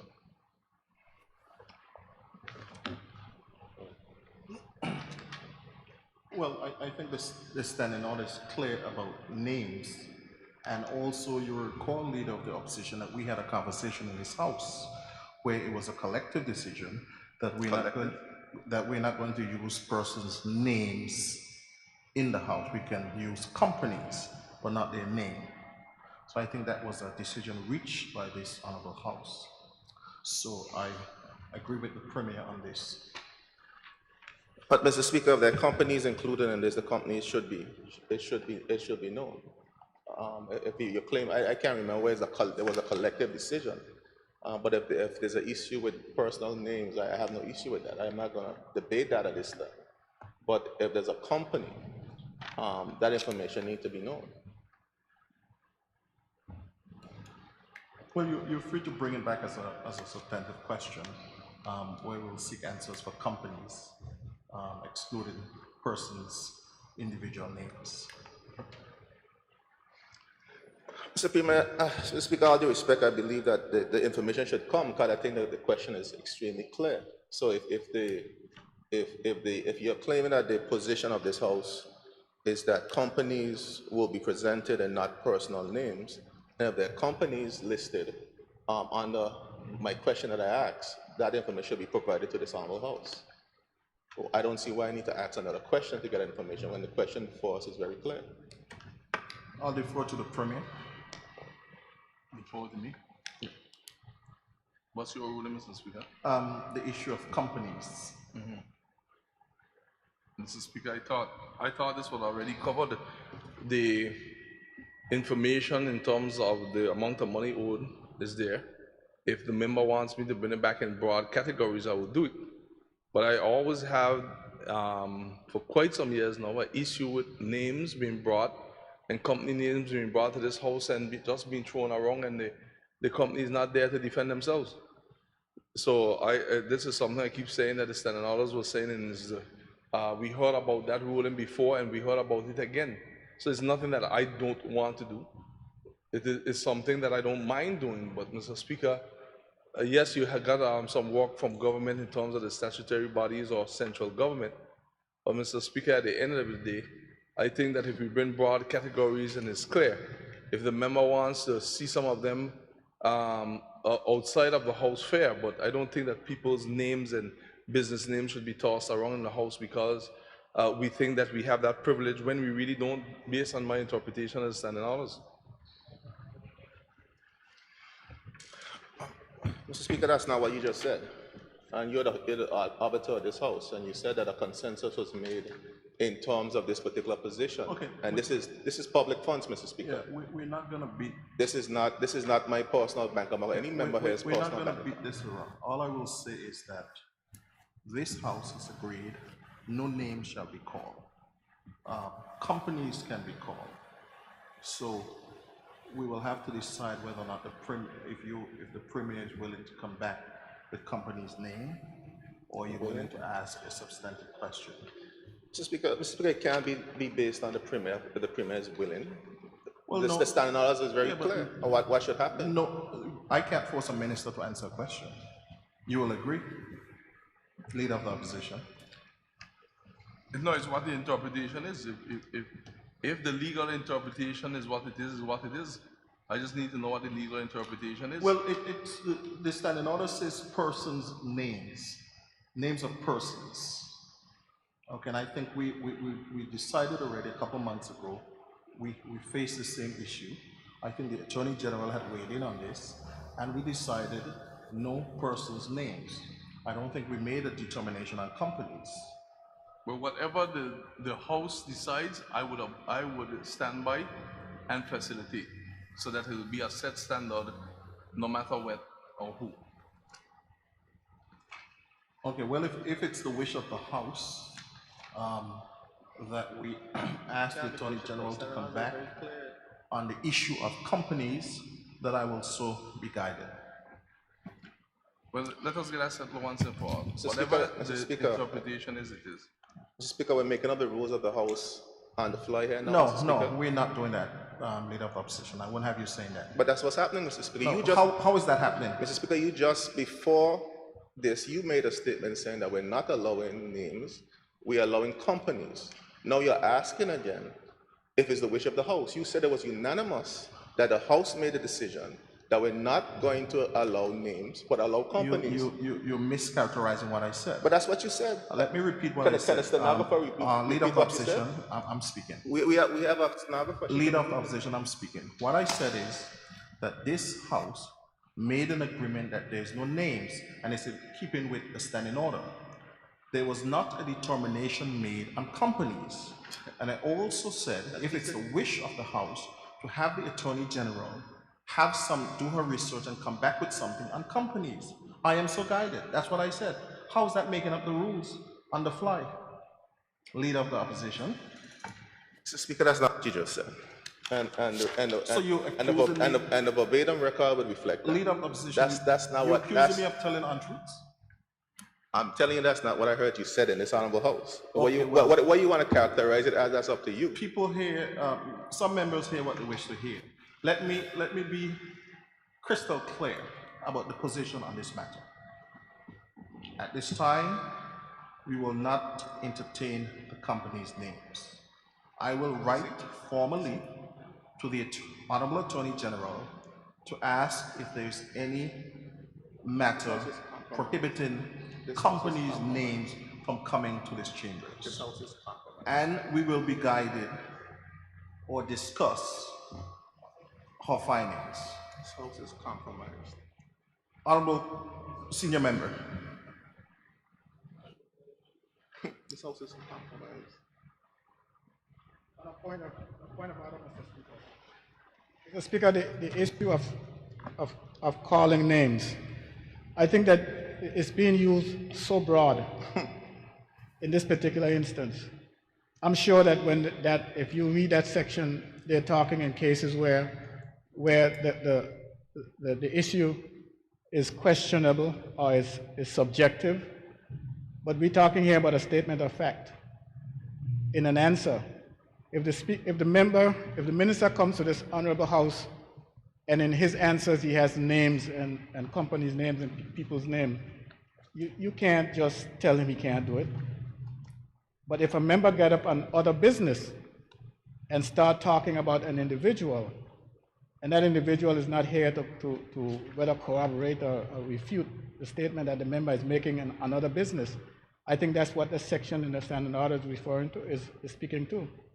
So I think we need to be clear in our rulings and be specific as to what the rulings are. Honorable Member for the 3rd District, you will agree that in this Honorable House, we seek advice from the Attorney General, and I remember at our 10th sitting, the same Leader of the Opposition was adamant about getting the counsel of the Attorney General. And also, according to the standing order, the interpretation of the rule is also the privilege of the Speaker. What I'm simply saying to members is that in the case of companies, in regards to questions or even regards to other business, I will simply ask the Attorney General, like we did for names, I will write the Attorney General so we can get the matter clarified once and for all. So no one will accuse me or any member of this House of making up the rule as we go. So that will settle it once and for all. Mr. Speaker, Mr. Speaker, I'm kind of lost. You're sitting there telling me you're going to write the Attorney General, and the Attorney General is right here? The Attorney General may need to do her research. Well, let the Attorney General tell you this. You're assuming that the Attorney General need to make research. I thought that's the purpose for the Attorney General to be sitting here as a member, to elucidate any problems that we may have. Or you can call the Attorney General in your chamber and get it settled. I have made a decision that I will write the Attorney General, and that decision stands. Leader of the Opposition, move on to your next question. Speaker. I'm sorry, the Honorable Minister for Health and Social Development. What is your intervention?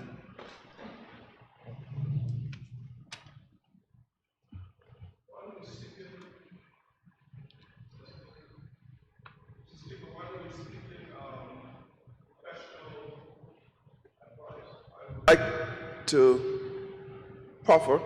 put forward, state that the questions here and the questions forward seems to be flawed because the monies owed to vendors, contractors, and individuals from 1st January 2019 through the 2021 is flawed.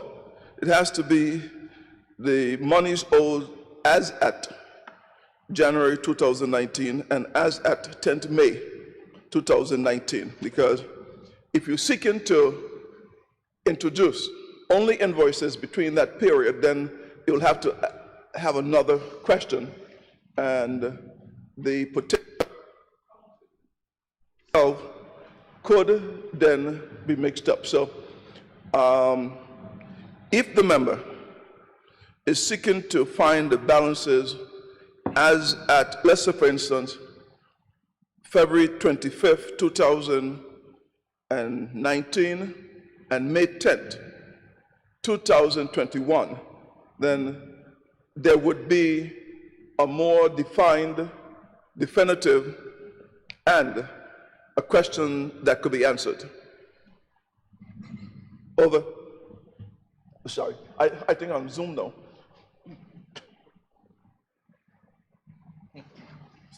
Thank you. Mr. Speaker, Mr. Speaker, I think my question is very clear in terms of what I'm asking, in terms of what is owed. Mr. Speaker, if the member seeks to ask another question, I'm sure that one of his junior ministers would surely ask a question on his behalf. But my question is very clear, Mr. Speaker. Speaker, I am concerned that we're going on a slippery slope in this House. You're talking about $6 million of taxpayers' money. What is $6 million? Well, based on the numbers here. How are you going to be clear for yourself and everybody isn't clear? Mr. Speaker, am I allowed to speak in this House, Mr. Speaker? But you're saying something that's Mr. Speaker, I sat, Mr. Speaker, I listened to 4 hours of statements. I didn't interrupt a soul. Point of information, Mr. Speaker. Mr. Speaker, I'm not yielding. Mr. Speaker, I'm not yielding. Honourable members. Mr. Speaker, I'm not yielding. Honourable members. But I cleared up Mr. the Speaker, I am not already. yielding, Mr. Speaker. Honourable members. I am not yielding. Honourable members, I'm on my feet.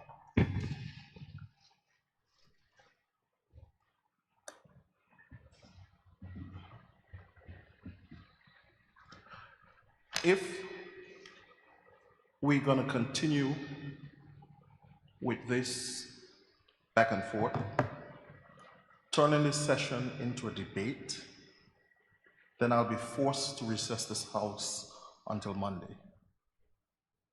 Okay? I have already ruled on the matter of companies that I will write to the Honorable Attorney General to get a clarification on companies. I've ruled on that.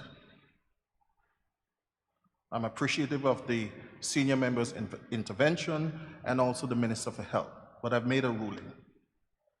And we have also decided that if there is something not clear about the question that the honorable member is saying is clear, then if he have other things that he's not getting, he will come back with another question. We've agreed on those 2 points.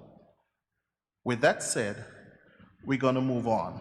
So if you have one more supplementary, I think you're owed one more supplementary, I'll allow you to ask that, and then we'll move on. The Minister for Health and Social Development.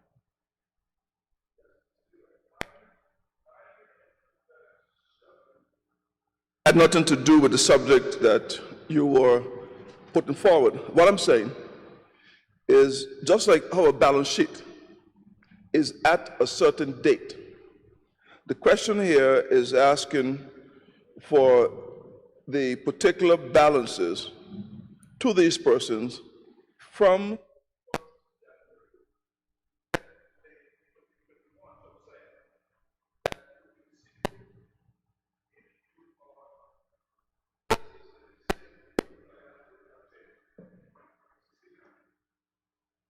asking for balances as at 1st January 2019, you get one, and 10th May 2021, you get a second.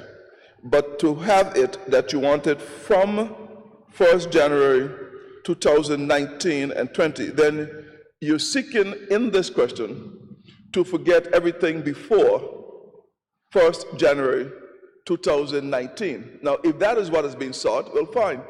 But there are, if you want, amount owed, because when it comes to my particular part, you're going to have to clarify it. Because what I'm saying is that there are balances that may be older than January 1st, 2019. The world doesn't start over in January 1st, 2019. So we just have to, I'm just trying to make it correct in terms of what we have for the accountant. Accounting seemed to have been one of my stronger points. So I'm saying, how is asked, it cannot be answered. Honorable member for the second will actually support that argument.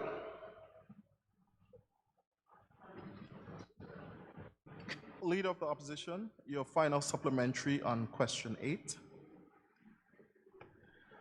Am I allowed to speak now, Mr. Speaker? Yeah, you're allowed to ask your supplementary. You sure? You're sure now? No more interruption? I just want to make sure. Anybody else want to speak before I go ahead? Leader of the opposition, I get to call on members to speak. All right. I just want to make sure. Yeah, that's my job. It seems, it's, a lot of other things seem like your job today. Okay. Mr. Speaker, oh boy, if this wasn't so serious, it would have been comical. Mr. Speaker, I'll move on. Thank you. Question number 9. Is number 9 or 10, Madam Clerk? 9, okay, thank you.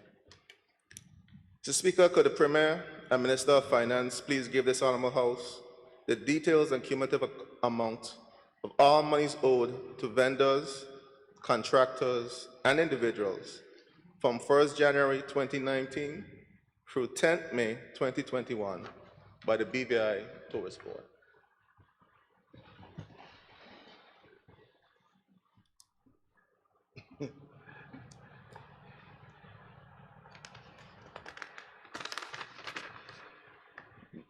Mr. Speaker, I'll answer the question based on the interpretation of it, because the Minister of Health had a very valid point. Mr. Speaker, for the period 1st January 2019 to 28 February 2021, the BVI Tourist Board have no outstanding payments owed to vendors, contractors, and individuals. Payments owed to vendors, contractors, and individuals from 1st March 2021 to 10th May 2021 was $493,959.18.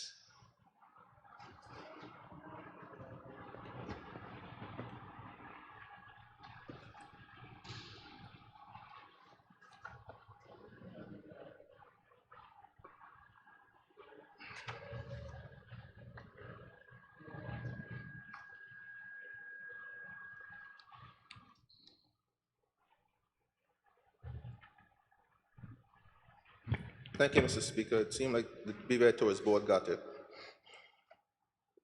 I'll have no follow-up on that one, Mr. Speaker. I would be amazed if it did. Mr. Speaker, question number 11. 10, sorry. Mr. Speaker, could the Premier and Minister of Finance please give this Honorable House the details and cumulative amount of all monies owed to vendors, contractors, and individuals from January 1st, 2019 through 10th of May, 2021 by the Cyril B. Romney Tortola Pair Park?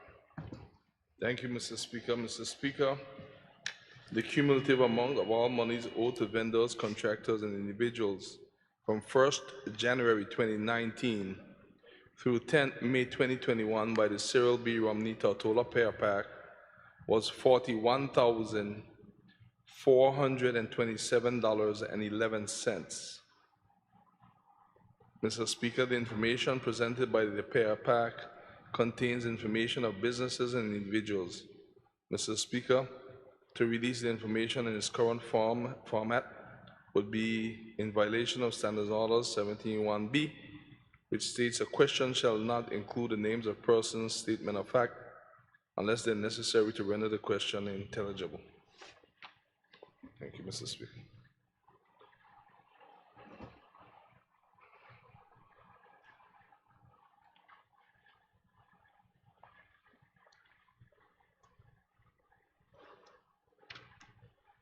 Thank you, Mr. Speaker. I have no follow-up on this question. Speaker, question number 11.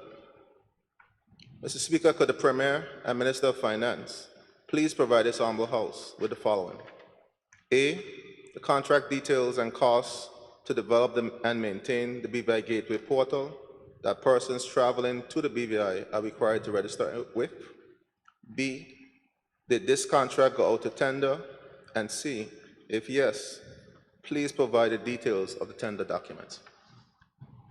Mr. Speaker, while your government is an advocate for transparency and accountability, and while these two standards of governance and democracy are important, however, Mr. Speaker, Standing Order 17.1 of this Honorable House sets out the parameter by which questions can be asked in this Honorable House. Mr. Speaker, Standing Order 17.1 G4 states that a question shall not be asked which deals with matters referred to a commission of inquiry or within the jurisdiction of the chairman of the select committee. Mr. Speaker, this question falls in that category as the commissioner of inquiry has requested information on this matter.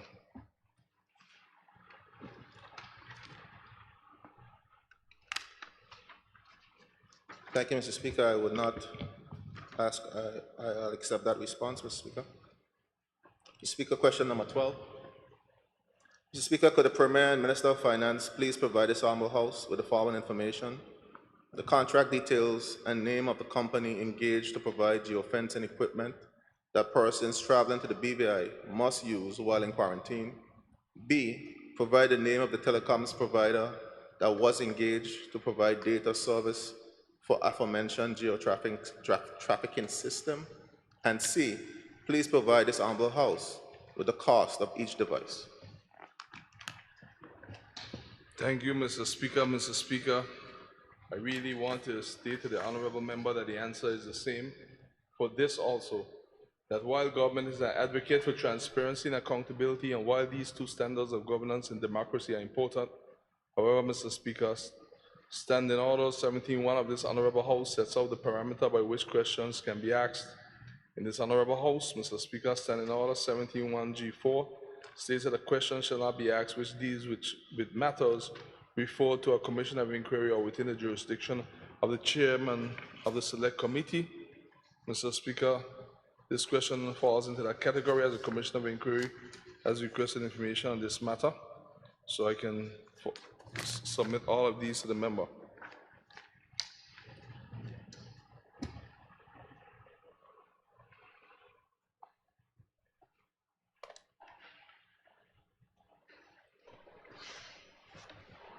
Thank you, Mr. Speaker. I assume that question 13 is the same, but I want to ask it, and I will ask it for the record, Mr. Speaker. Question number 13. Mr. Speaker, could the Premier and Minister of Finance please provide this Honorable House with the following? How the $179 paid through the BVI Gateway portal that persons traveling to the BVI are required to pay is allocated. B, how much money has been collected to date, and details of the collection. And C, how much has been collected to date for the use of the geo-tracking systems. And D, has the money collected thus far gone to central government? If answer is no, please give a detailed account of where the monies were deposited. Mr. Speaker, this answer indeed is the same. While your government is advocate for transparency and accountability, while those two standards of governance and democracy are important, however, Mr. Speaker, Standing Order 17.1 of this Honorable House sets out the parameter by which questions can be asked. In this Honorable House, Mr. Speaker, Standing Order 17.1 G4 states that a question shall not be asked which deals with the matters referred to in the Commission of Inquiry or within the jurisdiction of the chairman of the select committee. And that holds for all the questions in that one. Thank you, Mr. Speaker. Mr. Speaker, however, D speaks to revenue, specific to revenue, in terms of the revenues that were collected on behalf of this territory. Is that under scrutiny too by the Commission Inquiry?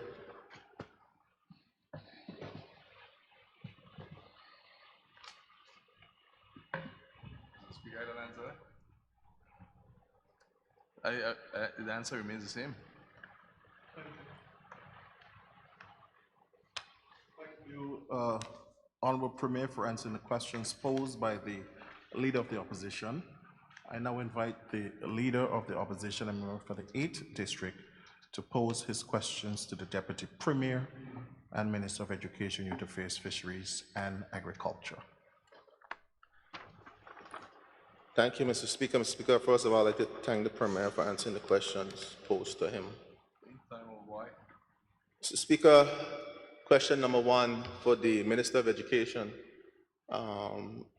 Again, Mr. Speaker, I want to preface that this was asked firstly on 27th of May of this year. So subsequent statements have been made subsequently by the Minister of Education. So I want the public to know that this question was posed back in May and was on our paper for the 27th of May. Question number 1, nonetheless, for the record. Mr. Speaker, could the Deputy Premier and Minister for Education, Culture, Youth Affairs, Fisheries, and Agriculture please share with this Honorable House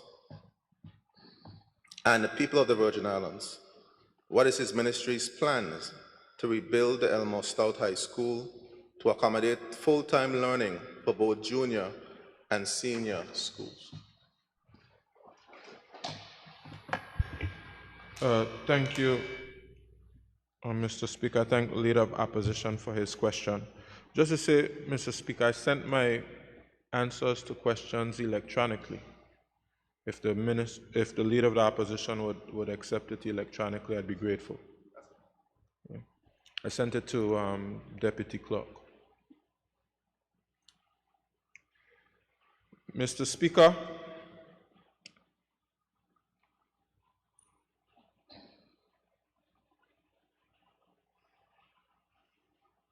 sorry, bear with me for a second.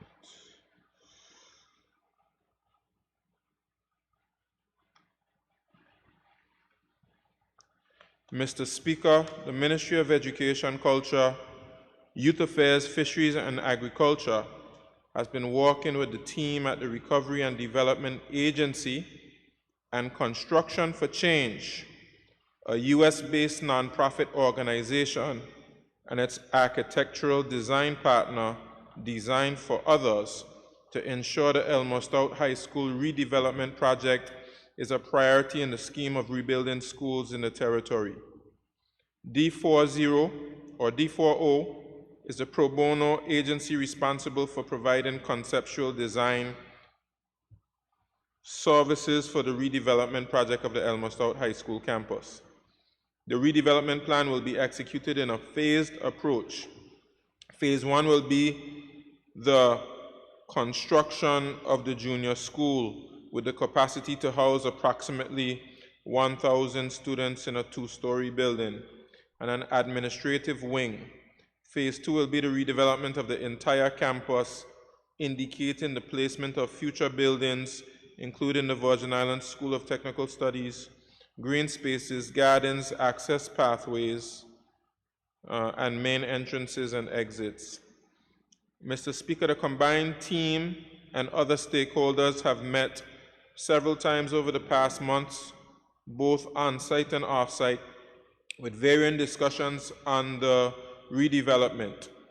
To date, preliminary schematic designs have been completed for the campus redevelopment and the junior school based on a statement of requirement and a user requirement document.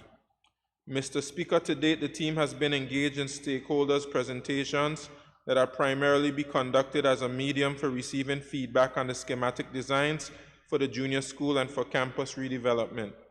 Participants were allowed a question and answer segment and were provided 2 email addresses as a second medium for capturing questions, comments, and suggestions. To date, the following presentations were made. Tuesday, the 25th of May, 2021, presentation was made to the Elmer Stout High School Junior School faculty. Wednesday, the 26th of May, 2021, presentation was made to the Elmer Stout High School Senior School faculty. On Monday, the 31st of May, 2021, a presentation was made to the caucus of the Government of the Virgin Islands. On Thursday, the 3rd of June, 2021, presentation was made to a subset of the Elmer Stout High School senior and junior students. On Tuesday, the 8th of June, 2021, a presentation was made during the Education Officers meeting. Mr. Speaker, a schedule is currently being compiled for public community meetings to be held at the Elmer Stout High School campus. Preparations for the meetings are being collaboratively organized by the Government Information Services, RDA, and the Ministry. The estimated time frame for completion of the design, inclusive of all the construction, technical and mechanical elements, and HVAC for the junior school is tentatively set for the first quarter of 2022. In addition, Mr. Speaker, the government, through my ministry, has been working with the RDA to build adequate classrooms to move the senior students from the old CTL building by latest April next year to ensure that they are provided more comfortable teaching and learning spaces. Mr. Speaker, we understand that the conditions at the CTL building are not ideal, and we are sorry that the teachers and students had to endure it for so long. But we are working diligently to ensure that this changes. We are ensuring that when the junior school building spoken about above is completed, that these classrooms will be able to be turned over to the technical school, allowing all the senior students to be in one space.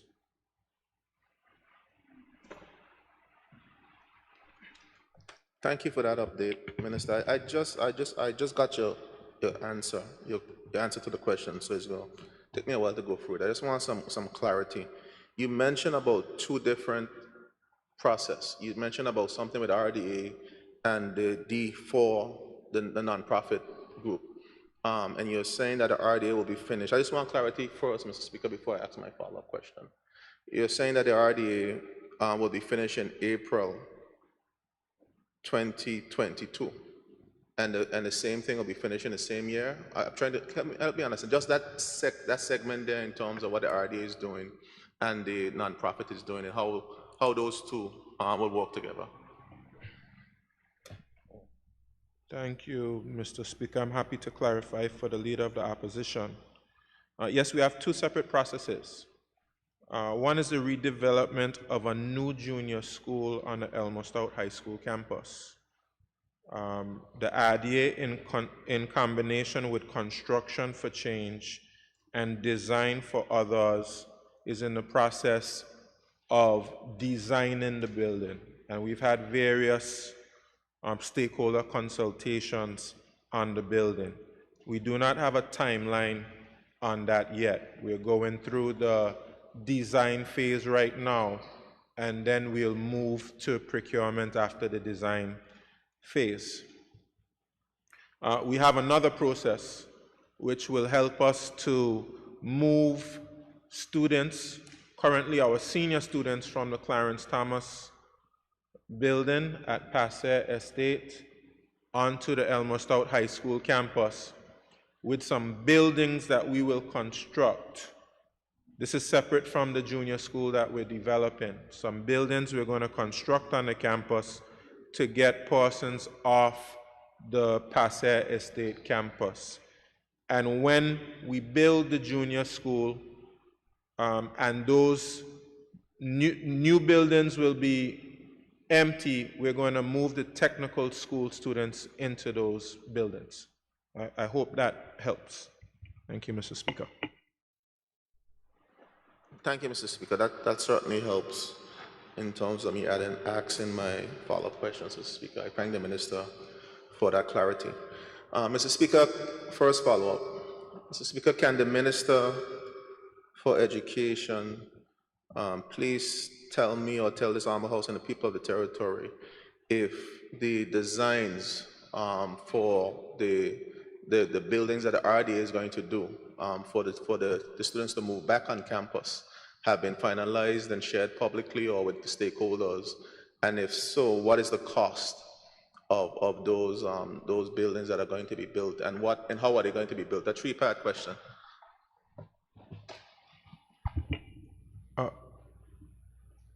Mr. Speaker, you're talking about the redevelopment of the junior high school?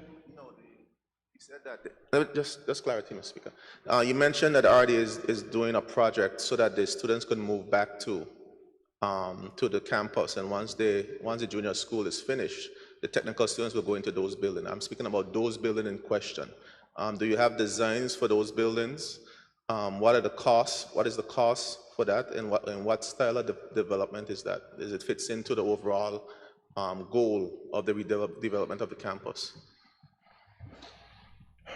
Mr. Speaker, we've had a number of meetings with the RDA, with the Ministry of Finance, with my ministry, and we are in the stage of the process where we have requests for proposals. So we expect shortly to be able to make a decision about how we're moving forward in terms of the method of building and the cost. After we have the request for proposals, we can go into the procurement stage. Thank you. Thank you, Mr. Speaker. And I'm trying to understand then how you could put a timeline in terms of actually completing this if you haven't really finished the request for proposal stage, finalized designs, and even costing on this project, and how would it be funded?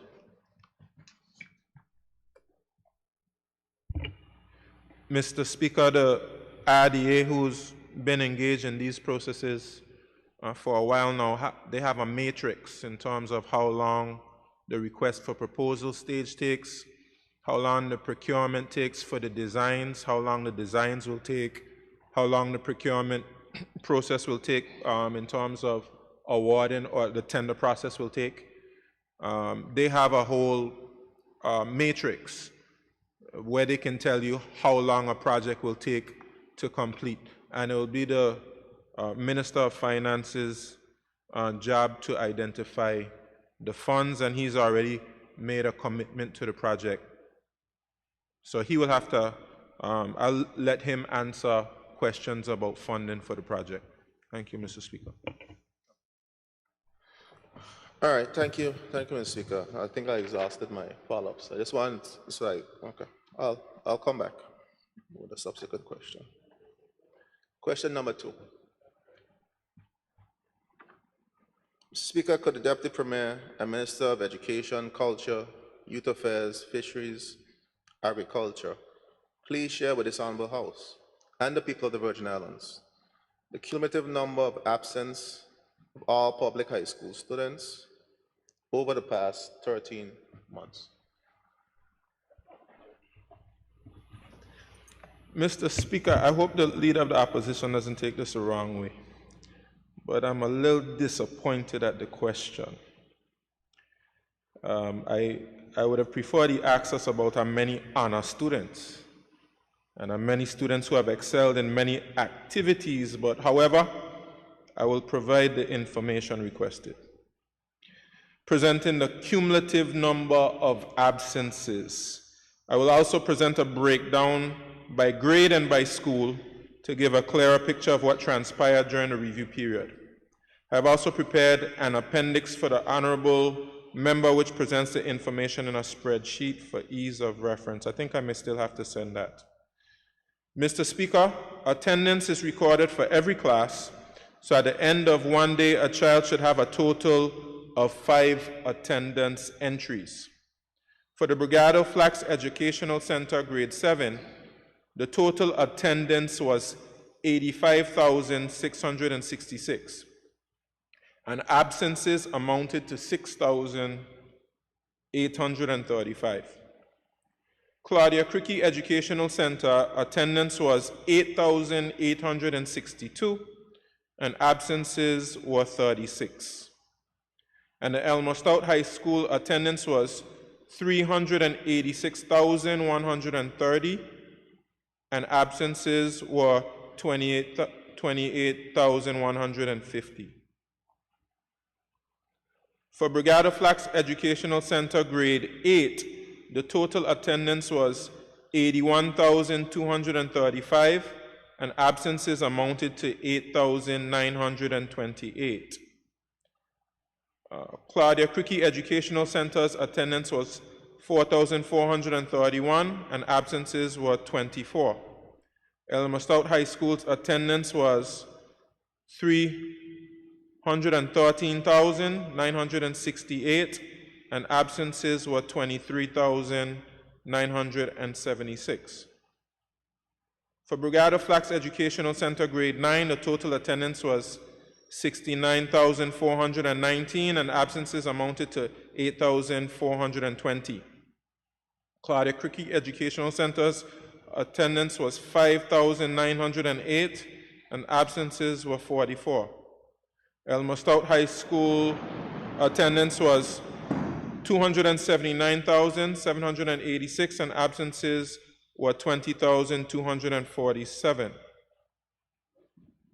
For Brigada Flax Educational Center Grade 10, the total attendance was 47,264, and absences amounted to 2,094. Claudia Cricky's Educational Center's attendance was 4,431, and absence was 0. Elmer Stout High School attendance was 277,254, and absences were 17,753. For Virgin Islands School of Technical Studies, attendance was 33,971, and absences amounted to 811. For Brigada Flax Educational Center Grade 11, the total attendance was 48,741, and absences amounted to 4,500. Claudia Cricky Educational Center's attendance was 2,954, and absences were 2. Elmer Stout High School's attendance was 246,870, and absences were 22,024. And for the Virgin Islands School of Technical Studies, the attendance was 51,695, and absences amounted to 1,331. For Brigada Flax Grade 12, the total attendance was 36,925, and absences amounted to 2,725. Claudia Cricky Educational Center's attendance was 2,925, and absences were 4. Elmer Stout High School's attendance was 212,688, and absences were 16,438.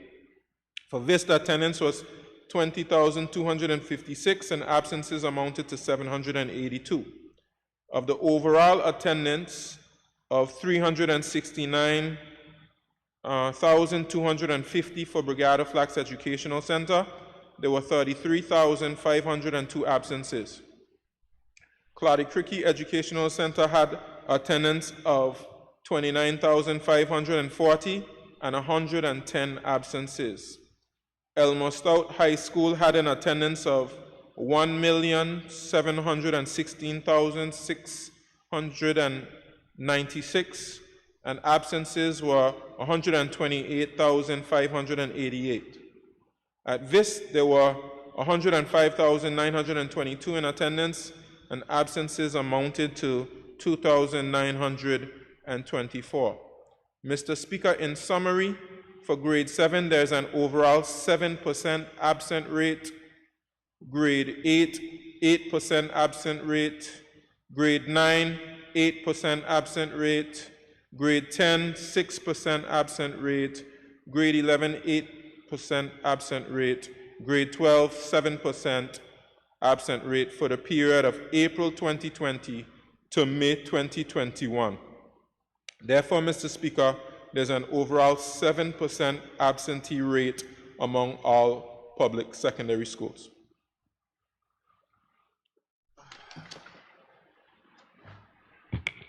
Thank you, Mr. Speaker, and I want to thank the Minister for comprehensively answering the questions I asked.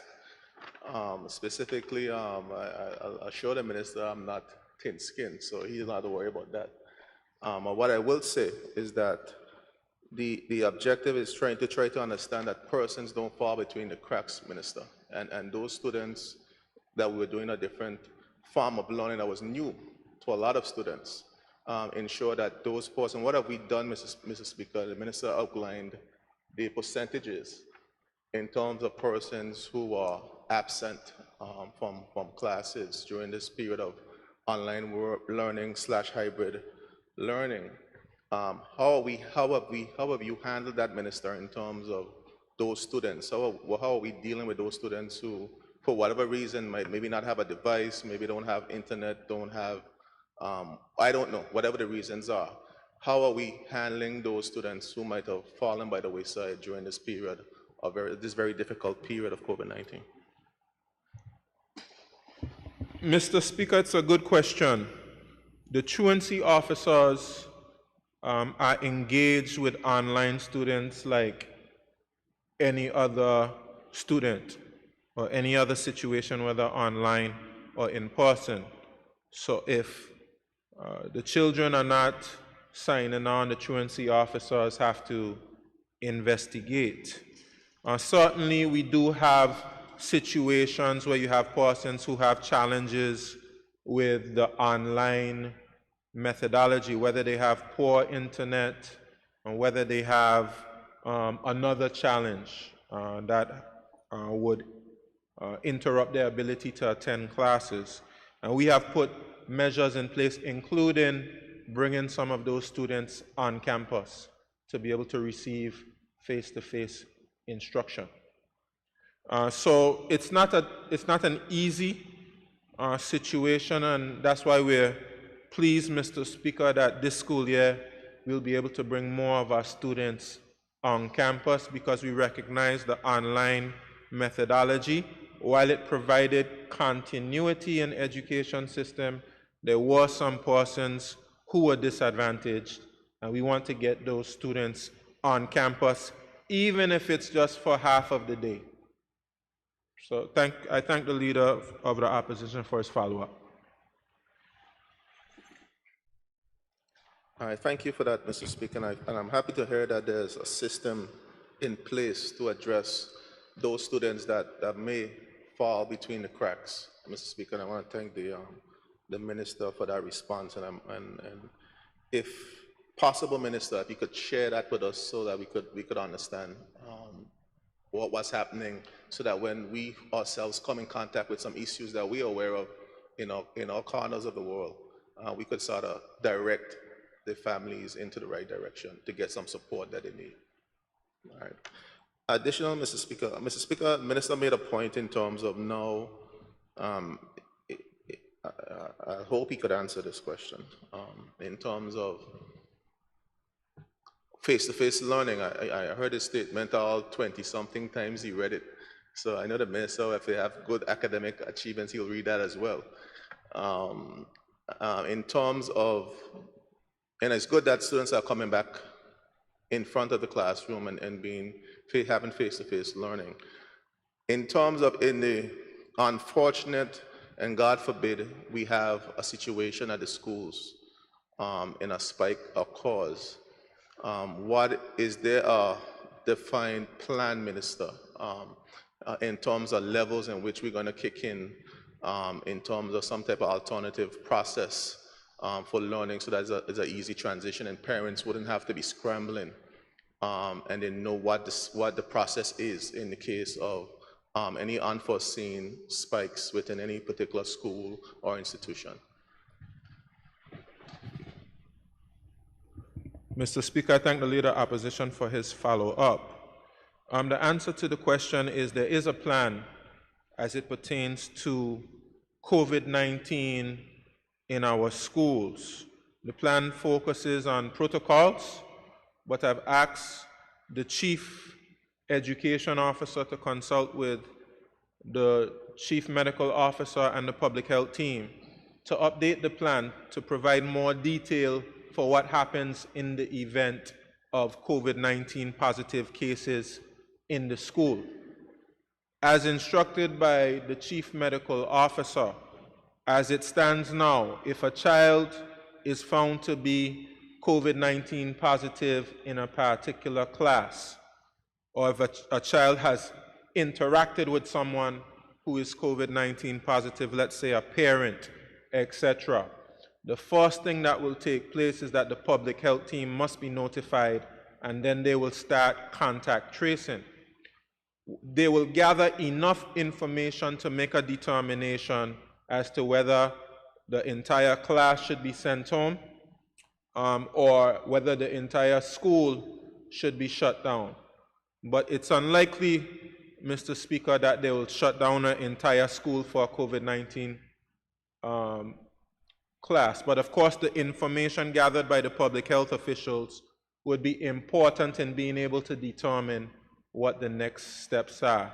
There are a variety of factors that have to be considered when making such decisions, so there's not a set number where something kicks in. So we rely on the guidance of our public health officials. Thank you, Mr. Speaker. Thank you. And I thank you for that response, Minister. And I think it's not just for me, but for the public, so the parents could be clear and be aware what's the protocol for them in the event of something like this. And I'm hopeful that you and your team would publish this, and if it hasn't already been published, in a more concise way, so parents could be clear on what needs to happen. I'll move on, Mr. Speaker. Question number 3. I think there's a question number 3. I'm sorry. No, I have question number 3. I have one more question for the minister. One more follow-up. The one more question. We were on question number 2. Okay, I had. All right. You are. Okay, no problem. Go right ahead, sir. Question number 3. Speaker, could the Deputy Premier and Minister for Education, Culture, Youth Affairs, Fisheries, and Agriculture, and Agriculture, please share with this Honorable House and the people of the Virgin Islands the cumulative number of dropouts for all public high schools students over the past 13 months? Mr. Speaker, I thank the Leader of the Opposition for his final question. And I certainly don't want to appear thin-skinned, because it's certainly not about me, it's about the system. But I know there has been a public outcry about the state of the education system in the pandemic period. And make no mistake, Mr. Speaker, there are some great difficulties posed to education systems around the world as it pertains to this pandemic.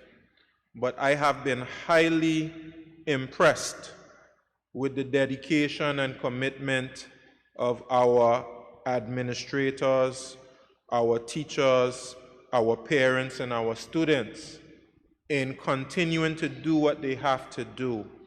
And I looked at the statistics, Mr. Speaker, for our school leavers.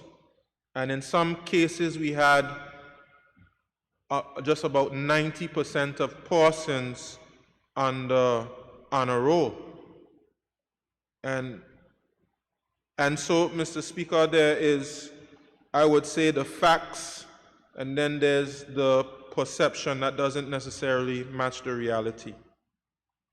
Mr. Speaker, as far back as when I was in school, and even before that, some of our young people have dropped out of school. So that is a constant reality. Today is no different. Over the past 13 months, based on school records and in consultation with the principal of each public high school, I will present the number of dropouts by school and then give the cumulative number of dropouts. For the Brigada Flats Educational Center Secondary Division, the number of dropouts included 2 students from grade 8, 2 students from grade 9, 1 from grade 10, 1 from grade 11, and 1 from grade 12, giving a total of 7 students. For the Elmer Stout High School, the number of dropouts included 1 student from grade 7, 1 from grade 8, 1 from grade 9, and 1 from grade 10, for a total of 4 students. The Virgin Islands School of Technical Studies had 2 dropouts from grade 11. There were no recorded dropouts from Claudia Cricky Educational Center Secondary Division. Mr. Speaker, the total number of dropouts for all secondary public schools is 13. The breakdown by grade is as follows: grade 7, 1, grade 8, 3, grade 9, 3, grade 10, 2, grade 11, 3, and grade 12, 1.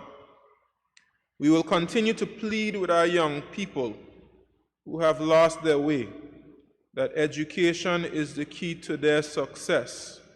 There are many societal pressures that may impact their educational experience, but we must never give up on our young people. I call on our young people to come back to school, and I will mandate that they be given the proper counseling to support their reintegration into our education system. Mr. Speaker, I thank the Leader of Opposition for this question.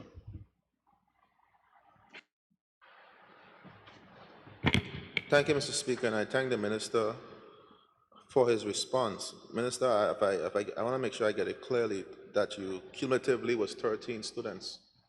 That was just want to make sure that I wrote the right information down.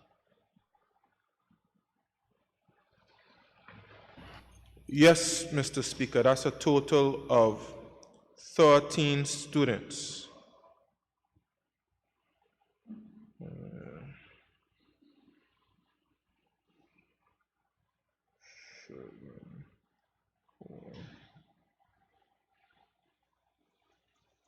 Yes, it seems to be, I hope that this is added up correctly. We have 7 for Brigado Flax, 4 for Elmore Stout, and 2 for the Virgin Islands School of Technical Studies. So that adds up to 13. All right, just want to be clear, Mr. Speaker. Mr. Speaker, my follow-up to the Minister. Minister, I asked this question specifically because I want to make sure that if we do have persons that have fallen by the wayside, how are we dealing with getting those persons back on track? Because in BVI, those 13 persons are not just a statistic. They're somebody's son, daughter, and one of our neighbors, and we want to make sure that we do what we can to get those persons back on track, or some alternate program to get them back on track. What is the ministry doing to help assist or get these 13 young people into some type of alternate program to get them back on track, or even get them reinstated into the school system? Because we know that specifically in terms of the methodology that was used recently, because of the restrictions that had to be put in place, already struggling students will struggle even more. And there's several factors that weigh into one person not continuing into school. So what are we doing to get those students back on track who, for whatever reasons, have fallen by the wayside? Mr. Speaker, we have our truancy officers who have been very good over the years, I would have to say. Now retired, you had former Inspector Baltimore. So I single him out because I have direct experience with him and a family member of mine. And they will go as far as going and looking for you in your community. And he was good about having conversations and encouraging and cajoling these young persons to get on the right track. We also have our counselors, which is a part of their responsibility to speak with these students and address their situations. But as we all know, sometimes you have students who have very complicated situations. I know of one case myself You have students, especially in these particular times, facing things like homelessness. And in some cases, you try to help students even through social services to be able to get some assistance. Sometimes you have students who have difficulty even supporting themselves because they don't have the support of their parents. I would say it's a difficult situation, Mr. Speaker. This is not just a situation in the BVI, but of course, like the leader of the opposition said, this is a small community, and we hate to see persons in our community struggling. Mr. Speaker, I'll make it a pledge that I'm going to gather a little bit more information on these 13 students and see if there's anything else that can be done to help them and to encourage them, because as I said before, we cannot give up on any of our students, Mr. Speaker. And I welcome ideas from the leader of the opposition or any member of the House if they have any suggestions as it pertains to getting our young people on track. Thank you, Minister. And I am open to suggestions. I'm sure every member of this House is deeply concerned about any one of our young people falling by the wayside and through the cracks.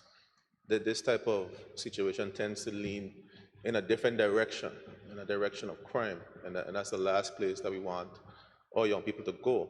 But it would be nice to have specifically what the ministry's plans are for this. And if there are specific plans that we could get behind, if there are persons within our communities that we could reach out that we might not be aware that might have been among the 13 that have fallen by the wayside, I think that would be important. But if you could report back, Mr. Speaker, Minister, I'll be greatly appreciative. So we could privately see if we could help these students really get back on track. I know, Minister, there was a program that was started where alternative learning through some type of online learning was done with the former minister.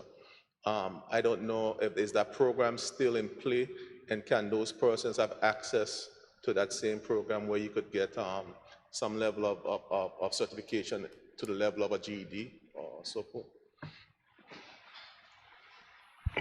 I thank the leader of the opposition for that follow-up, because I actually neglected to say, I'm grateful that he asked that question. I neglected to add this part, that you have Cicely Malone, coincidentally a consultant in the Ministry of Education, Culture, Agriculture, Fisheries, Youth Affairs, and Sports, who is running the secondary alternative education program that has been housed at Alta Scotland for some time. I know they had moved to Elmer Stout. And they have been, the Premier, when he was Minister of Education, actually started that program. And they have been working with young persons excellently over the past years, and having many success stories for persons who dropped out of school.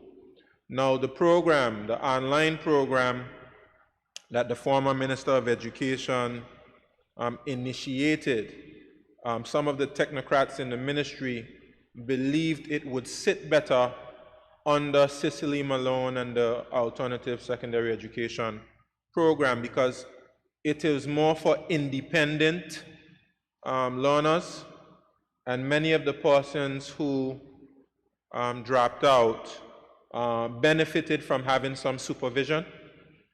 And so that program, and they need some tutoring to be able to be successful in that program. So they are presently with teacher Cicely, and she's doing an excellent job with them. And I know, for example, that program benefits persons who are in the Balsam Gut prison. So it's a program that will continue. We have been discussing whether we should seek any type of accreditation for the program, because presently that program can only get you into H. Laverty Stout Community College. but no other place internationally. For example, like GED programs that are internationally accredited. So we're taking a look at that. But I'm grateful that the Leader of the Opposition asked that follow-up because I neglected to put it in my answer. Thank you, Mr. Speaker. Thank you, Mr. Speaker, and I thank the Minister for his response, and hopefully we could get those 13 students in some type of program to really try to get them back on track, whether it's through that program or any other program. You have my support on that, Minister. Mr. Speaker, I want to thank the Minister for answering my questions in kind, and before, I want to also share the sentiments and congratulate and really commend the teachers and the administrative staff in the high school, in the school system, who was working under some very difficult circumstances and continue to do their best for our young people in this territory. I want to commend them for their efforts and know that their efforts will not and have not gone unnoticed. And I wish them well in the upcoming school year as well. Thank you, Minister, for answering the questions. I thank the Deputy Premier for answering all questions posed. I invite the Leader of the Opposition now to pose his questions to the Minister for Natural Resources, Labor and Immigration.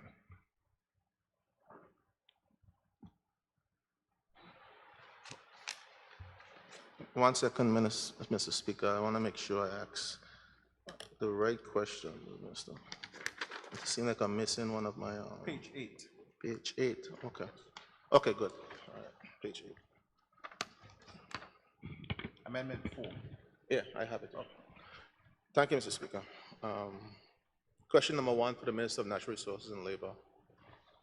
Mr. Speaker, could the Minister for Natural Resources, Labor, and Immigration please provide this Honorable House with the following: a list of all parcels of land owned by or previously owned by the Crown on Wickamsky 1 and 2 that have been leased or acquired as freehold or still in the Crown or still in the Crown's name, and B, provide a list of all individuals holding lease, terms of the lease, date of lease granted, or land purchased. Thank you, Mr. Speaker, for that question. And I think my answer should have been sent electronically, I hope. Mr. Speaker, while our government is an advocate for transparency and accountability, and while these two standards of governance and democracy are important, however, Mr. Speaker, Standing Order 17.1 of this Honorable House sets out the parameter where his questions can be asked in this Honorable House. Mr. Speaker, Standing Order 17.1 G, Roman numeral 4, states that a question shall not be asked, quote, which deals with matters referred to a commission of inquiry or within the jurisdiction of the chairman of a select committee, unquote. Mr. Speaker, this question falls into the category as the commission of inquiry has requested this information, which spans the tenure of this current administration, as well as information of similar nature for the immediate past administration. Thank you, Mr. Speaker. Thank you, Mr. Speaker, and as usual, I respect the standing orders, and we'll move on to question number 2. Mr. Speaker, to the Minister for Natural Resources, Labor, and Immigration, please tell this Honorable House the following. A, if Buck Island has changed ownership, if the answer is yes, who are the new owners and the sale price? Did the property have conditions stipulating how the island could be sold? If the answer is yes, please outline what they are. And C, please advise if they were followed before the sale was executed. Thank you, Mr. Speaker. Although Buck Island is a private island, it still falls under the same category as previously answered. It's a private matter, and it falls under the same thing. However, Mr. Speaker, parts B and C I can answer because they do fall within my jurisdiction. Mr. Speaker, the conditions of a non-belongers land holding license is that the property cannot be sold without first obtaining permission from Cabinet. The transfer of the property to the company was done following Cabinet's permission. It was transferred on February 10th, 2021. Mr. Speaker, the ministry followed all procedures as stipulated in the law before the execution of the sale of Buck Island. Thank you, Mr. Speaker. Speaker, but, all right, Mr. Speaker, so you just want to, I don't have the question answer before me, but you're saying that the cabinet gave permission for that island to be sold. As of the non-belongers, if you're going to do any kind of thing with it, it must come back to cabinet for permission. And says yes, it must come to cabinet. Mr. Speaker, I meant in terms of were there any specific covenants? Because my understanding that there were specific covenants that even if this island was to be sold to a belonger, you had to get permission from cabinet for it to be sold, whether it's to a belonger or a non-belonger. I understand the non-belonger part of it, but was there specific covenants of that sort? The matter is being sold to a belonger or not. Once it has a non-belongers, whether selling or buying, it must be approved by cabinet. Mr. Speaker, and the minister said he can't answer in terms of the sale price. Was that not part of the non-belong application for this particular island? It should have been part of the application, if I'm not mistaken. Once you're going to sell or transfer anything, it must come to cabinet with all the relevant information. Okay. So then I should get the answer for Aiden in terms of the price. Well, I didn't hear you mention the sale price of the island. Because that falls under the Commission of Inquiry as answered for the first part. I was just being courteous for the second part of the question, as with a public interest in it. All right, thank you, Mr. Speaker. Question number 3. Mr. Speaker, could the Minister for Natural Resources, Labor and Immigration please tell us, Honorable House, with the current rise in unemployment in the Virgin Islands, please tell this Honorable House the following. A, how many persons have been kicked off of NHI for non-payment and the reason, if any, was given? B, what is the ministry doing to assist these persons, some of whom now find themselves without a job and no health insurance? Thank you, Mr. Speaker, for that question. Mr. Speaker, 413 persons were suspended from NHI due to unemployment, 413. Mr. Speaker, 75 persons registered as voluntary, and the remaining persons were given extensions by the Ministry for Natural Resources, Labor and Immigration to remain in the territory without NHI. Now that the territory is being reopened, these persons will be employed and payments made to NHI on their behalf will reactivate their benefits. So as soon as they start working and start paying in, we reactivate them so they can get the benefits of NHI. Thank you, Mr. Speaker. Thank you for that response, Minister. So these persons, you said they were suspended, so they have to pay difference so that they were down suspended for 5 months, and they acquire a job, now they have to pay the back pay, you're saying? Mr. Speaker, that is correct.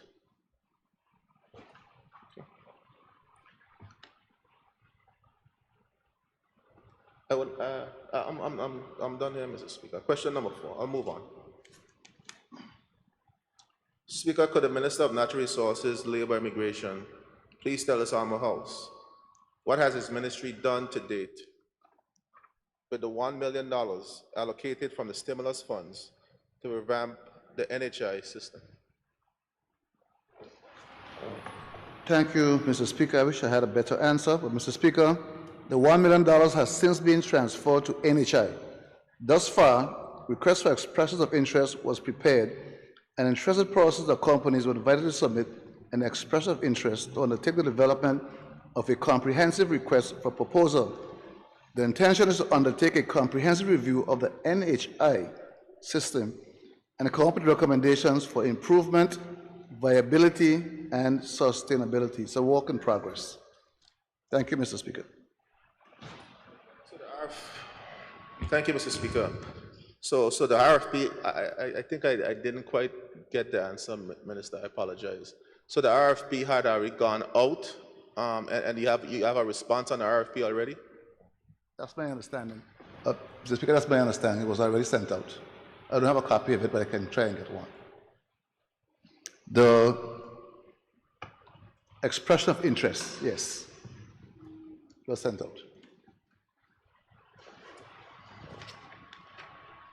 Minister, as minister responsible for NHI, and we know the issue, we have some 400 and something persons that have been kicked off, and we continue to hear the issues surrounding NHI and the need to deal with it, getting it revamped.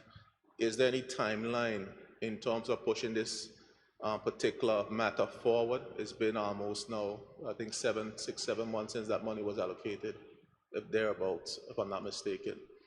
Is there any urgency, or what is your plan as minister to ensure that this particular exercise gets done, and we have some kind of idea in terms of what is necessary to get NHI back on track? Thank you, Mr. Speaker. My timeline was last week. I too wish it was further along. I will express to them the need to move this process along much further. NHI is an incredibly important thing to have for us. It's not working as it should, and it's my intention to get it fixed in as short a time as possible. That I promise you.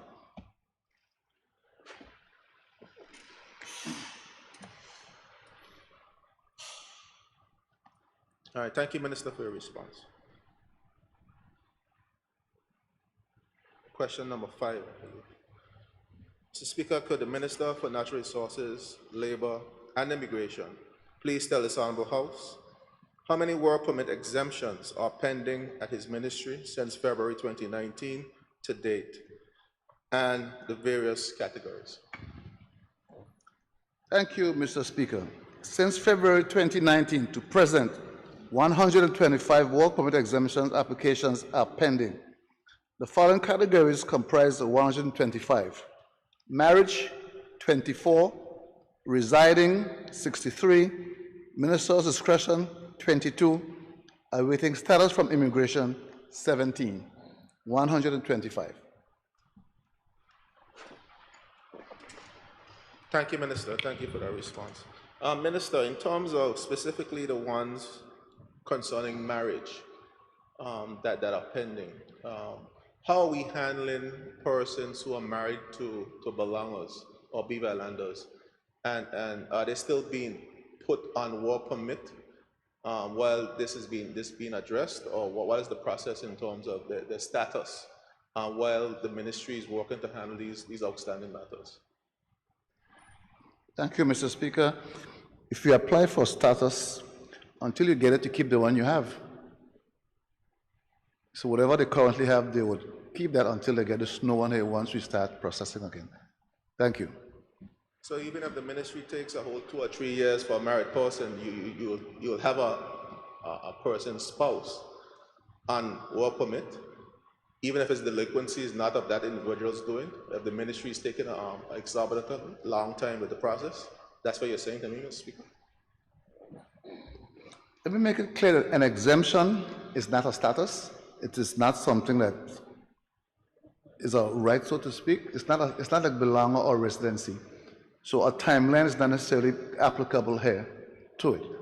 The one that you should be more concerned about is residency and belonger. Those there which are privileged, so to speak, I think should not be held up. No one has been waiting for 3 years. I can assure you they will be expedited in short order. Very short order. Those that are pending will be dealt with before this month is out. Minister, a case was brought to me this morning, which I'll share with you privately, so we could get that expedited in short order. That's been pending for a very long time, years. Mr. Speaker, you would admit that we were in an unusual time last year to now. So things, what was during a pandemic, so we did put certain things on hold. As these things are very time consuming and was not a real priority, it's not a status.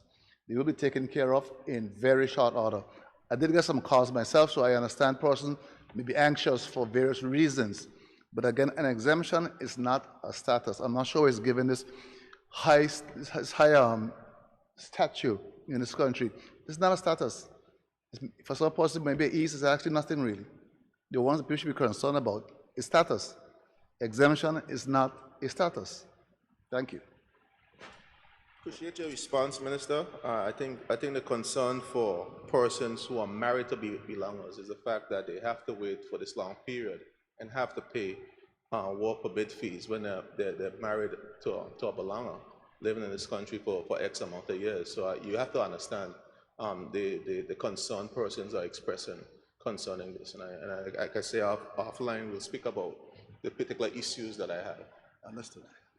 Question number 6. Mr. Speaker, could the Minister for Natural Resources, Labor, and Immigration please tell this honorable House how many work permit, that was asked already, right? How many work permit exemptions have been processed by his ministry since February 2019 to date, and the various categories? Thank you, Mr. Speaker. Mr. Speaker, since February 2019 to present, 509 work permit exemption applications have been processed. The following categories comprised of 509: marriage, 118, residing, 341, minister's discretion, 40. Thank you, Mr. Speaker. Thank you, Minister. No follow-up on this one. Question number 7.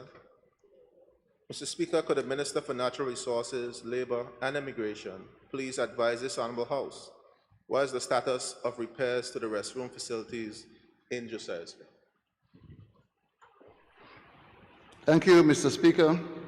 Mr. Speaker, the restroom facility was constructed by the BVI Tourist Board around 2009. The facility was never fully commissioned as no provision was made for electricity, water, and sewage, nor was it transferred to the government of the Virgin Islands. Mr. Speaker, instead the board entered into an agreement with the then Conservation and Fisheries Department for the facility to be used by the lifeguards. Today, the facility serves as storage for equipment utilized by the lifeguards. Mr. Speaker, the Ministry will first need to engage in discussion with the BVI Tourist Board concerning the transfer of the building to the government. Thank you, Mr. Speaker. Thank you, Mr. Speaker, and thank you, Minister. Minister, I recall that we did a site visit on this particular project in 2019. That is correct. And there was a discussion to commission and at least have the restroom functional since 2019. Where are we in terms of those initial discussions? Because the reality is that that beach is becoming even more popular. A lot of persons are going there, surfing and other activities, and there's vending that is taking place on that beach. And as the Minister for Environment, I know the last thing you would want is persons using the beautiful natural environment down in Josiah's Bay, especially that pond, for the wrong reasons. Thank you, Mr. Speaker. I do appreciate the members' concern for Josiah's Bay. That's why we've embarked on putting bathrooms on several beaches, including the one in the 8th District at Long Bay. That was completed, I think, last year. We're currently in the process of doing one at Brose Bay. We should be completed before this year is done. I will try my best to get this matter rectified and make sure we get on that bathroom next. I appreciate that the BVI is very popular, tourism numbers are climbing, and persons are doing more outdoor activities like surfing down on Josiah Bay. I will try my best to get the bathroom, that situation rectified in as short of order as possible. Thank you, Mr. Speaker. Thank you, Minister, and I hope shortly is not the same shortly we come to go accustomed to here in this house.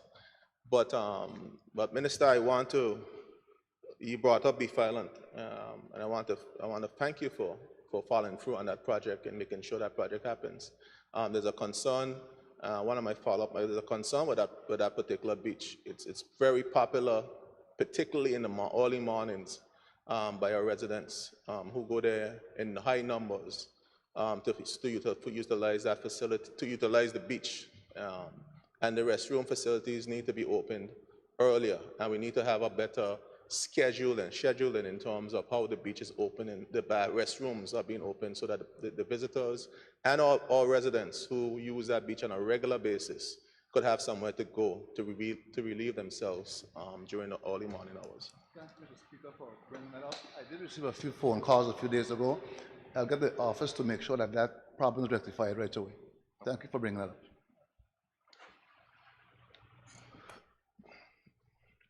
Thank you, Mr. Speaker, for allowing me to ask questions of the Minister. Minister, I will follow up with you on both the beef island and the Josiah's Bay issue as relates to the restrooms. And I thank you for answering your questions in kind. I thank the Minister for Natural Resources and Labor for responding to the question posed. We now invite the Leader of the Opposition and member for the 8th District to ask questions of the Minister for Health and Social Development.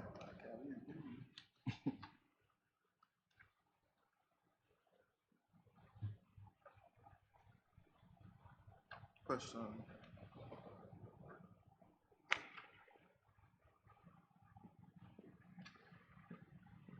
Which page is it? Page 10, right? I have the wrong. Okay, good. I find it. Thanks. Speaker, question number 1 for the Minister of Health. Speaker, before I begin again, these were questions that were asked on 27th of May, as was the previous ones for the Minister of Natural Resources and Labor and Education and the Premier. So this, excuse me. So this particular, excuse me, Speaker, this particular question is a little dated, so, but I'll still ask nonetheless for the record. Mr. Speaker, could the Minister of Health and Social Development please give this Honorable House the details and cumulative amount, excuse me, Speaker.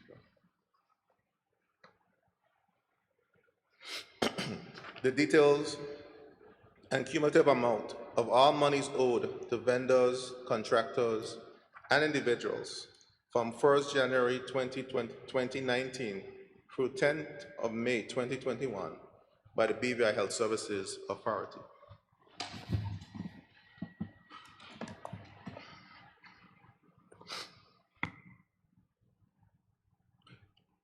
Yes, Mr. Speaker, thank you very much for allowing me the opportunity to respond to the questions. Mr. Speaker, the construct of this question demands that I state that the accounts payable balances are always stated as at a specific date, as opposed to a range of dates. The BVI Health Services Authority was incorporated as a statutory body in 2004, and as such, at December 31st, 2018, there existed accounts payables which may, in fact, be yet outstanding. Mr. Speaker, the amount owed by the BVI Health Services Authority to vendors, contractors, and individuals as at 10th May 2021 totaled $14,863,659, details of which are as follows. $10,288,20 due to the BVI government and statutory bodies. $4,582,840 due to non-governmental vendors. Thank you.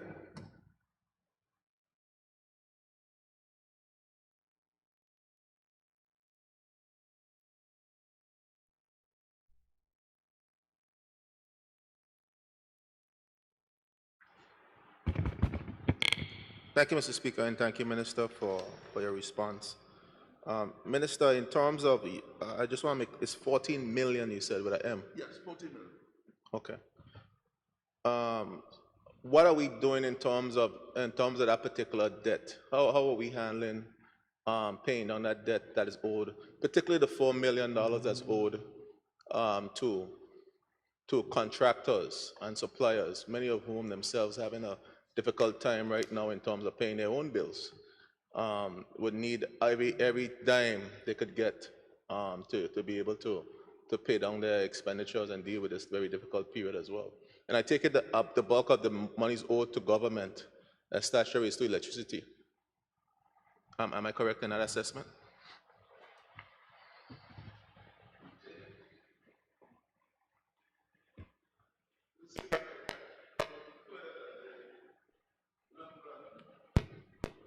The member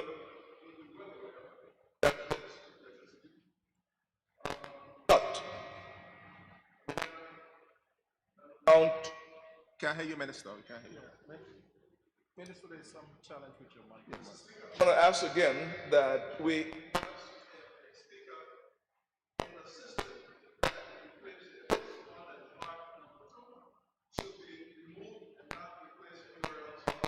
House. Honorable Minister, your request has been noted. No, because I am coming in here and stating the same thing over and over. This is not the first time that the team have asked me to do this, Mr. Speaker. Am I not heard? Honorable Minister, your request, why is not even working? Excuse me? Honorable Minister, your request has been noted for the third. Okay, fine. Because I have some shredders I can use. Mr. Speaker,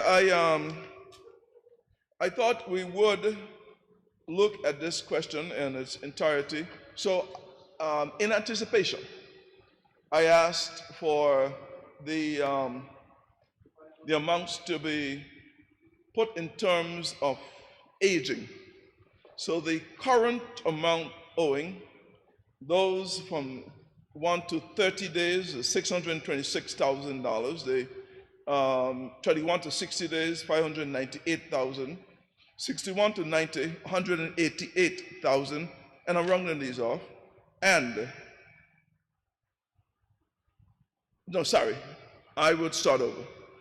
The aging of the full $14 million, $1.342 million current, $1.705 million, 31 to 60, $967,000, 61 to 90, and this ongoing business have the 90 days and over, $10,850,000.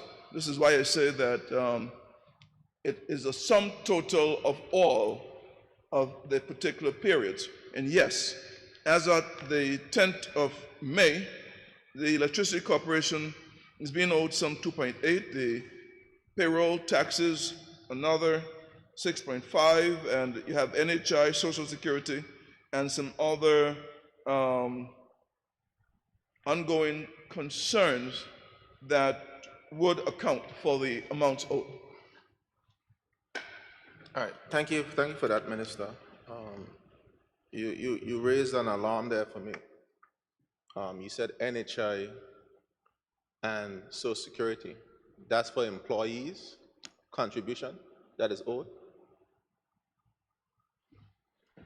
Well, you see, when you ask us of the 10th of May 2021, remember that you have a period over which you have to, these are calculated.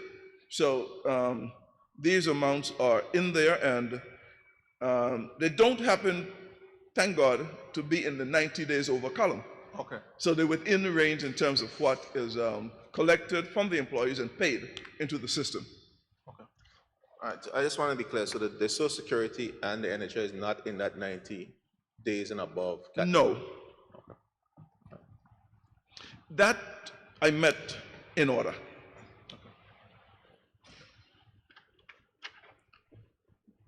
All right, thank you, Minister. So I think my question was specifically, how are we handling the debt? Is the government going to give some assistance, or how are we handling the paying down that particular debt?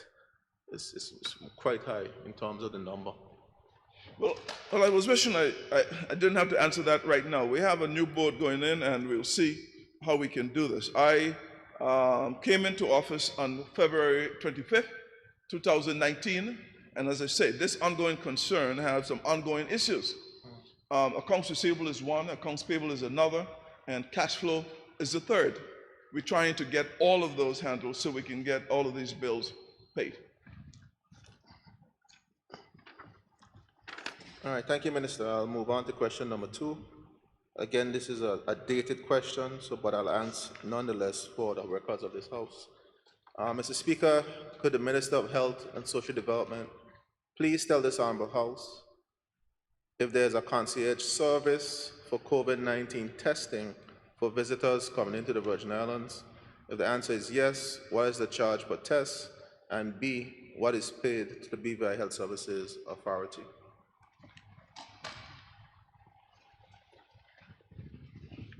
Thank you very much, Mr. Speaker. I have the answer that was provided by the Health Services Authority. Mr. Speaker, in mid-December 2020, shortly after the borders were reopened to approved visitors, property owners, workers, and residents, COVID-19 testing services were only available through designated community health facilities or at the COVID-19 testing center at the Dr. D. Orlando Smith Hospital. This meant that persons had to be transported to one of these locations to receive their required COVID testing. Following feedback from some of our private properties and hotel, the BVI Health Services Authority proposed an on-demand concierge testing service, specifically for the business community, the high-profile clientele, and the individuals who wish to avoid the hassle of having to journey to a designated facility. The medical concierge service adopted all COVID guidelines as mandated by the government of the Virgin Islands. In order to provide the service to clients, physicians were invited to work additional hours and forego days off. This meant that they would have to be compensated outside of their normal compensation packages. As such, it is obvious that this service could come at an additional cost, given the additional human resources, administrative processes, additional risks, and other services that were employed in order to ensure its effectiveness. In this regard, Mr. Speaker, the following fees schedule ensued, and this is as of May, as you said. Transportation cost, ground transportation ferry services to Outer Island, $75. Doctor call-out fees, $600 for private yachts, $400 for private islands. Test per person, $150 per person. Service charge, $200 if 5 persons or less, and $300 if 5 persons or more. So if more than 5 persons. Mr. Speaker, please note that this service is optional. It has ultimately proven beneficial to those who do not wish to avail themselves to the public testing facilities of COVID-19, which is presently mandatory for all persons entering the territory. Mr. Speaker, once the physicians agreed cost per visit is deducted, the remainder is paid to the British Virgin Islands Health Services Authority. The question follow-up will, how much is that remainder? I would have to get that because I had asked for that net amount to be actually given. But I do know that in the test per person, the 150, that basically is for the health services. The other services are the transportation and the doctor call-out fee and the service charge. That is split between the doctors and the institution. So I will have to get that specific net amount that you've asked specifically. All right, thank you, Minister. I'll look forward to getting that additional information, but my first follow-up, I'm not sure I got it clear in your response. So so this is something being conducted separately by the physicians, aside from the Health Services Authority, or is this something being done by the Health Services Authority, or this is a business venture somebody's doing? I'm not clear in terms of what is really being done. Is this a service offered by the Health Services Authority or offered by individual physicians to offer that to persons who would require such a service? Mr. Speaker, as it relates to PCR testing, there are a number of private facilities that will offer the swabbing part of it. The samples are taken to the particular lab, and we, at that time, will, if they come in, it is $75 for the particular testing, for our lab to run it, the PCR particular testing. The other charges that are given to the client in terms of going to the island, going to the yacht, going to another facility, that is between the individuals and the particular client. The Hospital Service Administration have also offered that service. and doctors are from time to time called on to provide that part of it. But once the swabs are taken, they're taken back to the laboratory for testing. Over. So, thank you, Minister. So the concierge service that's in question, I know that the private doctors are doing their thing, but I'm talking about the concierge service that I asked specifically about, where you quoted some numbers, which would have only come from if it was being conducted by the Health Service Authority. So that is being conducted by the doctors and the nurses and whomever, or is this a service the Health Services Authority themselves is offering? It is a service offered by the BVI Health Services Authority. There are, I'm told, 1 or 2 doctors who work there, well, almost like all of them now, that have their private practices, and then they offer the service and they sell to the particular client all the services, and they purchase the testing from the laboratory of the Dr. D. Orlando Smith Hospital. So I'm not sure if I'm clear again, but yes, if they call the HSA and if they require a concierge service, it is provided at a cost. These are the fee breakdown that they have to pay. Some of the folks, and this is one of the things that that past, this is a proper way to say it, that past ministers of health have come to grip with. Doctors within the system going out and offering service outside the system, and then purchasing only that part that they need. Although the hospital, the institution for which they work, offers the same service. It's not a new phenomenon, but it's one in which we are faced with. Is the question answered? All right. I think it's much, I don't know if it's much clearer, but I get the answer. I understand the answer. But thank you again, Minister. I don't think I have any more. I have another question? No. No, I don't think I have any more. You want to ask me another one? I don't think I have any more questions, but I want to thank the Minister for answering his questions in time, and to all the ministers who answered questions here this evening.